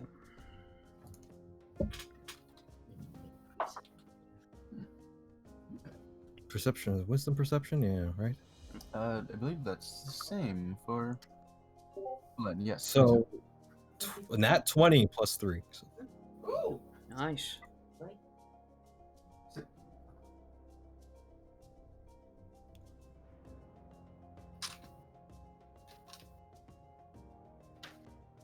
What does it mean? Alright. So, all of you hear what sounds like running. Basically, not where you just came from, but like, let's say the way you were going. Say if you were heading back towards Dull Dawn. You hear, like, sprinting down the road. Fuck my drops back. No. But it's easy to see, even on the horizon, even with the blizzard, a patch of red long hair running towards you. Can I just interject real quickly? I was in the toilet. What's going on? My screen is the battle That's cam's my off, TV. and Oh, so you missed the entire ending, okay. yes. Dragon turned into like a tiny ball and it's gone. Oh, Oh, okay. As blew far it up. as I knew from an Arcana check, is that it's dead. It will, but it could come back in a day or two. yeah. Oh yes, that's because it. it's got that phylactery. Yeah, because we gotta get rid of the phylactery. We gotta Right. find that and destroy it. Yeah. Okay. Right. And apparently, Katterina and Vulen are showing legitimate concern for this almost Wolverine-like dwarf at this point. I'd say. Well, we weren't ready for the Wolverine part, so But yeah. she's still gonna like box you on the ears. Just fucking stop that. But yeah. Take care of yourself, darling. Babaka. Can I give Tan away my good berries now? Yeah, sure. But while you're doing that, but yeah, on like running towards you as fast as he can, you see Marcus on the distance. Okay. Marcus. Yeah. Oh, good. Oh, right, that Marcus. Yeah. Not that one. Not the other one. For those not in the know, I've been playing a lot of Vermintide too. There's some Marcus in there. We had an interesting conversation of like, no, Marcus is an elf. What do you mean Marcus is an elf? Marcus is a human. No, he's an elf. It was like, I'm getting confused. oh, I'm Yeah. talking about in this game, and he's like, oh, she's like, oh. Mm. Katterina still looking pretty much half dead because of the false life spell, looks at him and goes, "Oh, hi, Marcus." Oh, hi, Mark. Oh, hi. Of course. And it's like, obviously, panting heavily. It's like, hey! So, well, I could see on the horizon that something happened. I guess you guys are able to take care of yourselves? To some degree. For now, at least. We've been able to, I guess, slay, perhaps not quite, well, essentially, yes, slay this Draco Lich. However, now we must, if we wish to be rid of it once and for all, seek out its phylactery. Okay. Any idea where it is? Best guess we were able to determine from some assistance with the Wiccans is that it's likely at Castle Craven, some 100 or so miles to the west. Alright, at that point, like, he almost stops breathing for a second. And his eyes sort of grow wide. Castle Craven. Yes, I've heard there's some sort of presence there now. It seems you know about it. Yeah.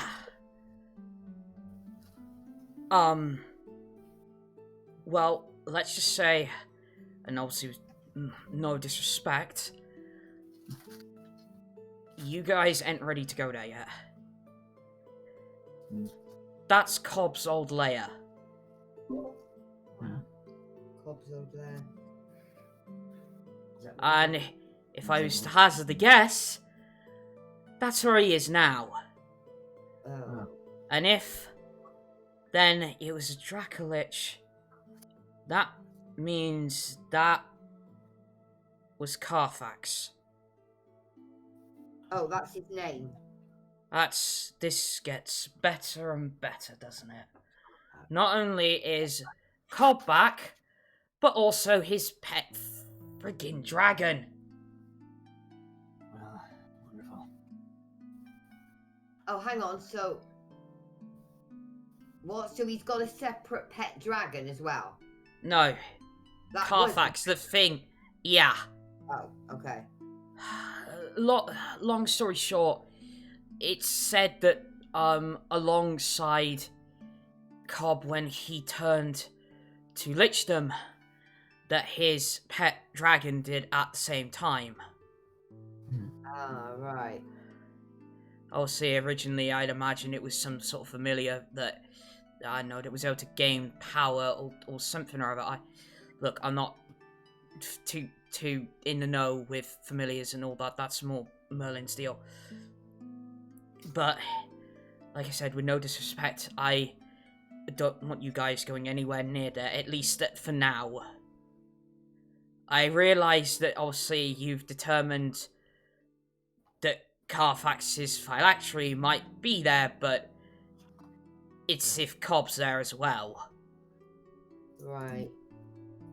And my suspicions, and he sort of looks around and it's like, this whole blizzard, it's Cobb's influence.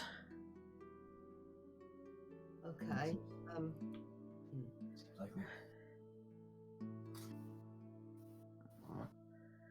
Did you at least manage to get everybody out of Glenvale? We did. They are taking refuge at the moment at Maiden's End. Oh, thank Herne. Right. Good. Hopefully, it may be safe to return to Glenvale for now. But I don't know what to do about Mistral if he's going to continue to be in danger. Wait. Oh, yes, of course, yes. You found Mistral. Wonderful. I assume he's back at Maiden's End? He is. He's with the Wiccans there, tending to the townsfolk. Okay. I guess we'll head to Maiden's End. I'll see if there's nothing else you have in mind. I think checking up with them and also making them aware to be prepared for the possibility of repeat incursions. Well, if it's okay with you, I'd ask them, given the fact that it will probably take a bit before the Carfax is back, that they start moving towards Daldorn. Seems to make sense. Much I mean, more fortified location. Indeed. Okay. Although, before we move, give me 5 minutes. Just hold entire ass. Yeah, pretty much. I wasn't sure what was going to happen. Obviously, after you sent me that message, I got here as fast as I could. I did hear rumour of the blizzard happening, which unfortunately also meant I couldn't get to Forest Pan like I originally intended.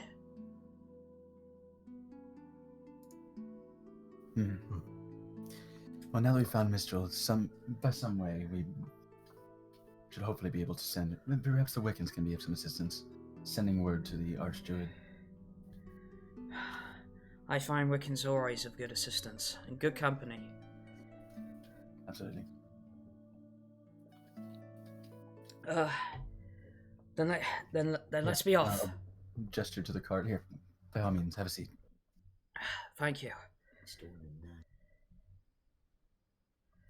And take it a little easier. Yeah. And it doesn't take you too long. You know, gathering up everything and then getting all onto the cart, heading back to Maiden's End. Takes you about half an hour to travel back. You know, by which point, you know, you're in Maiden's End. Right before we round the corner, Katterina's going to cast Disguise Self on herself again. And whisper to Marcus, the next time there's a bone dragon involved in all this, please tell us up front. I thought I did. Hey, look, I only heard of the blizzard. I didn't know Dracolich was going to be following you. But I only knew about it. As this emaciated elf just turns into a tan, brown-haired gnome. What are you doing? Shut up. All right, forget I asked. Katterina, what are you doing? Shut up. Telling you to shut up too. Oh, yes you are. All right, then keep your secrets. Of all the lines you could drop on a wagon trip in the forest.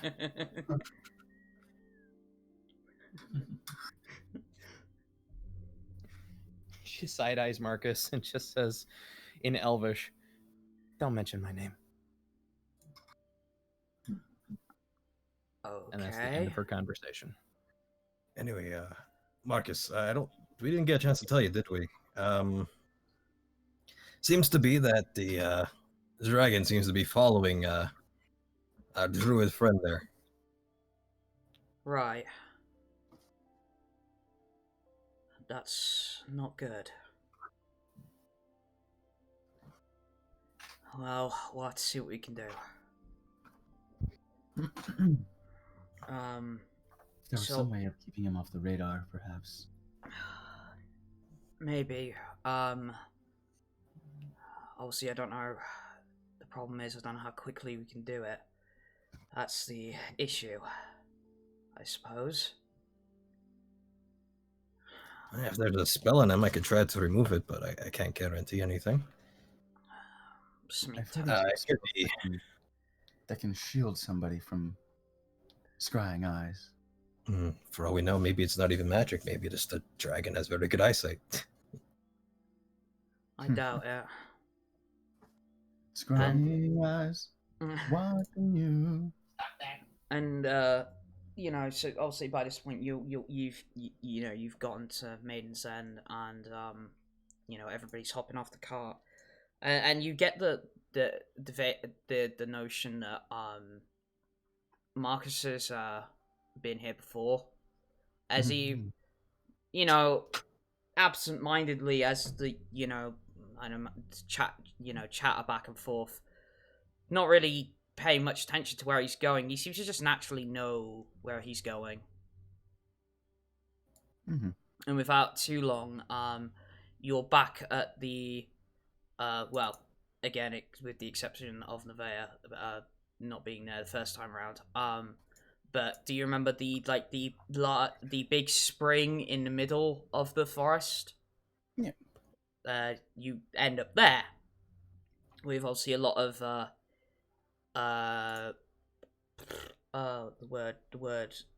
refugees, if you will, from Glen Vale. But Driana and Vandria are easy to spot, along with Mistral.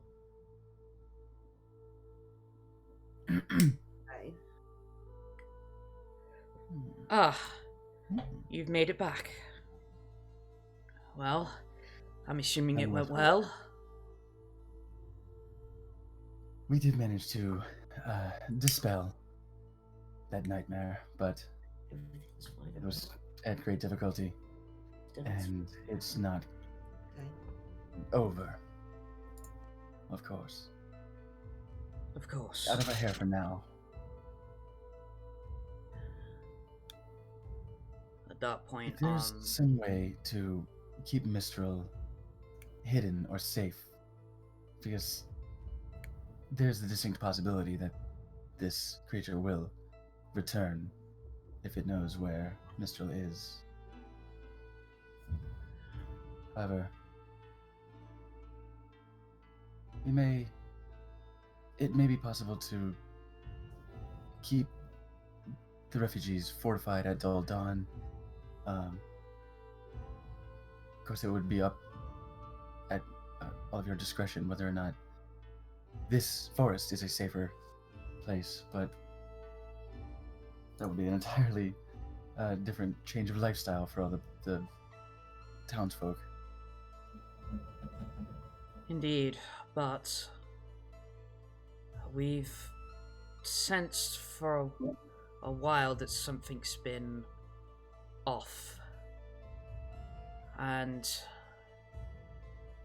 well, to put it lightly, I think even we will have to set course towards Dull Dawn, maybe towards Forest of Pan, where we'd probably be more home.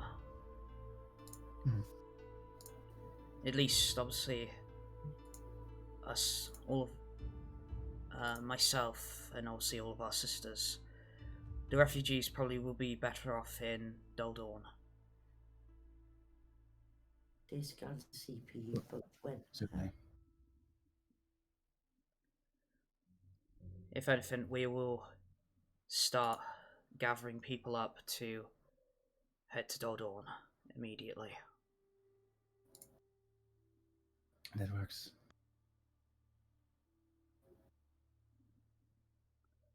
And then Marcus steps forward. I guess the only question to ask at this point is why is that dragon following you? And Mistral kind of just looks aside and it's like, I've already told my story. I already know what's coming for me. He already knows what's coming for him. Is that what he said? I think, I guess he's trying to re-imply that he's like ready to face his end. Right.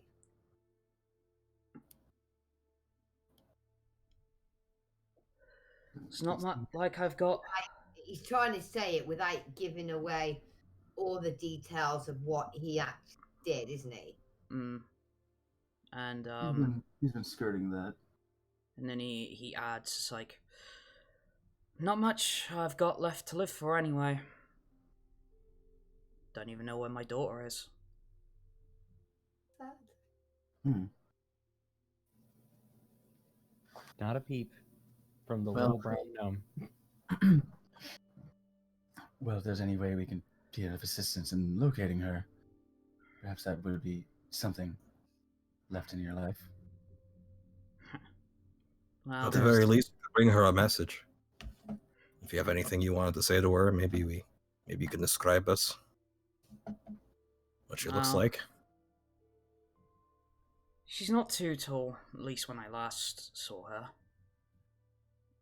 Covers herself in mostly rags, don't know why. I look at his leaves, I'm like, uh-huh. I said like father, like daughter.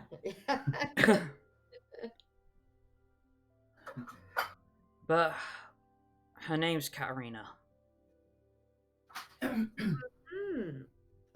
What? Katterina, what a lovely name. I'm looking at the gnome now. Not a very common one, I'd wager. No. Brow furrows. So I'm guessing you haven't seen her in a few years. 4 or 5, give or take. Okay. Now, you mentioned something happened 4 or 5 years ago. Oh yes, I told you I'm not going back into it again. You heard my story. I heard some of your story and just got just derailed at speeding. Was it your daughter you were trying to get out of the deal? No. No, it wasn't. Was it your wife? Well, we weren't married. But your partner? Yeah. Your lover. Katterina's mother. Okay. Do you know who her mother is or was? Well, we know, don't we? But yes, we don't... he doesn't know that, does he? Well, no. Well, she simply went by the name of Marie. I can, like, Vulen's chin is jutting out. Biting his bottom lip, like, Do we know what happened to her or where she is? All I know is she made a deal with something and... Something? Yeah. And she wasn't the same afterwards.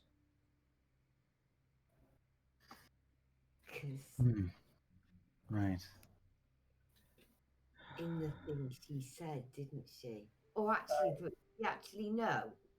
Because there was that there was that conversation from Lady Marie and Katterina, wasn't there? Yeah. But do the other characters, do we actually know what was said there? Vulen does. Did he relay it at all?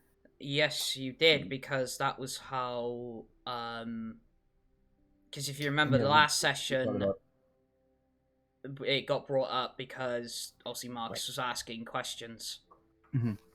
Right.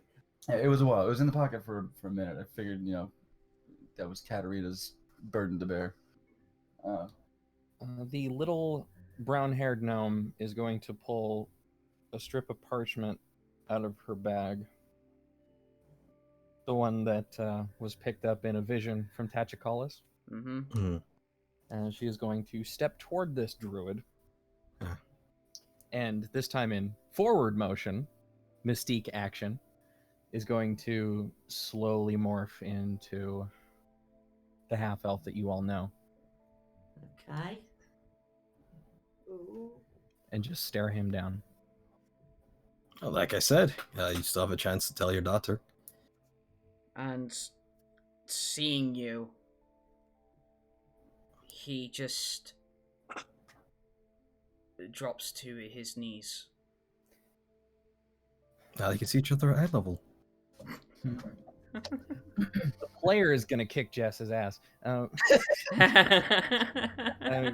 Katterina she's probably still got like 5, maybe 10 minutes left on this false life look, so she looks awful right now. But she's going to just hold out the piece of parchment to him and say, "You have a lot of explaining to do." Dad. No, don't think that's going in there.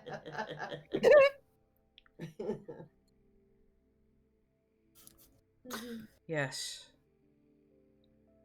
I guess I do. Mm-hmm. And that's where we'll stop for tonight. Oh, what a stinger! Yeah. I was gonna make a joke about a jump cut of going to that song. Daddy wasn't there. We cradle in the silver spoon. Little boy blue and an elf of the moon. So, Hooray! obviously do cheap plugs as always. Obviously, if you guys haven't already, we have Discord. Just press the Facebook button below in the description, and you'll join right away. So, and luckily our bot's working, so you'll get the roll straight away. Join each time. Yep. Thank you. Yep. Obviously, we are on every Sunday, 9 p.m. GMT, 4 p.m. EST, and 1 p.m. PST. But obviously, also during the rest of the week, check out our friends, obviously Loot the Bodies and Roll for Seduction. Mondays, of course, are Swashbucklers night, the very, very lewd pirate D&D session. And what's the name of the stream? Mm-hmm. Loot the Bodies. Yeah, so Loot the Bodies is the channel. Oh, Loot the Bodies is the channel. Okay. Yeah. Yeah, and Swashbucklers is the campaign. Got it. Gosh, I always need more D&D in my life, but the problem is keeping the names in line, because I barely even know my own father's name, apparently. But yeah, go check those guys out. Obviously, let's be honest, they can offer you something we can't. But obviously, I hope you guys all enjoyed yourselves. And unless there's anything else I'm forgetting, I guess we'll see you all next time. Bye. Bye. See you, mates.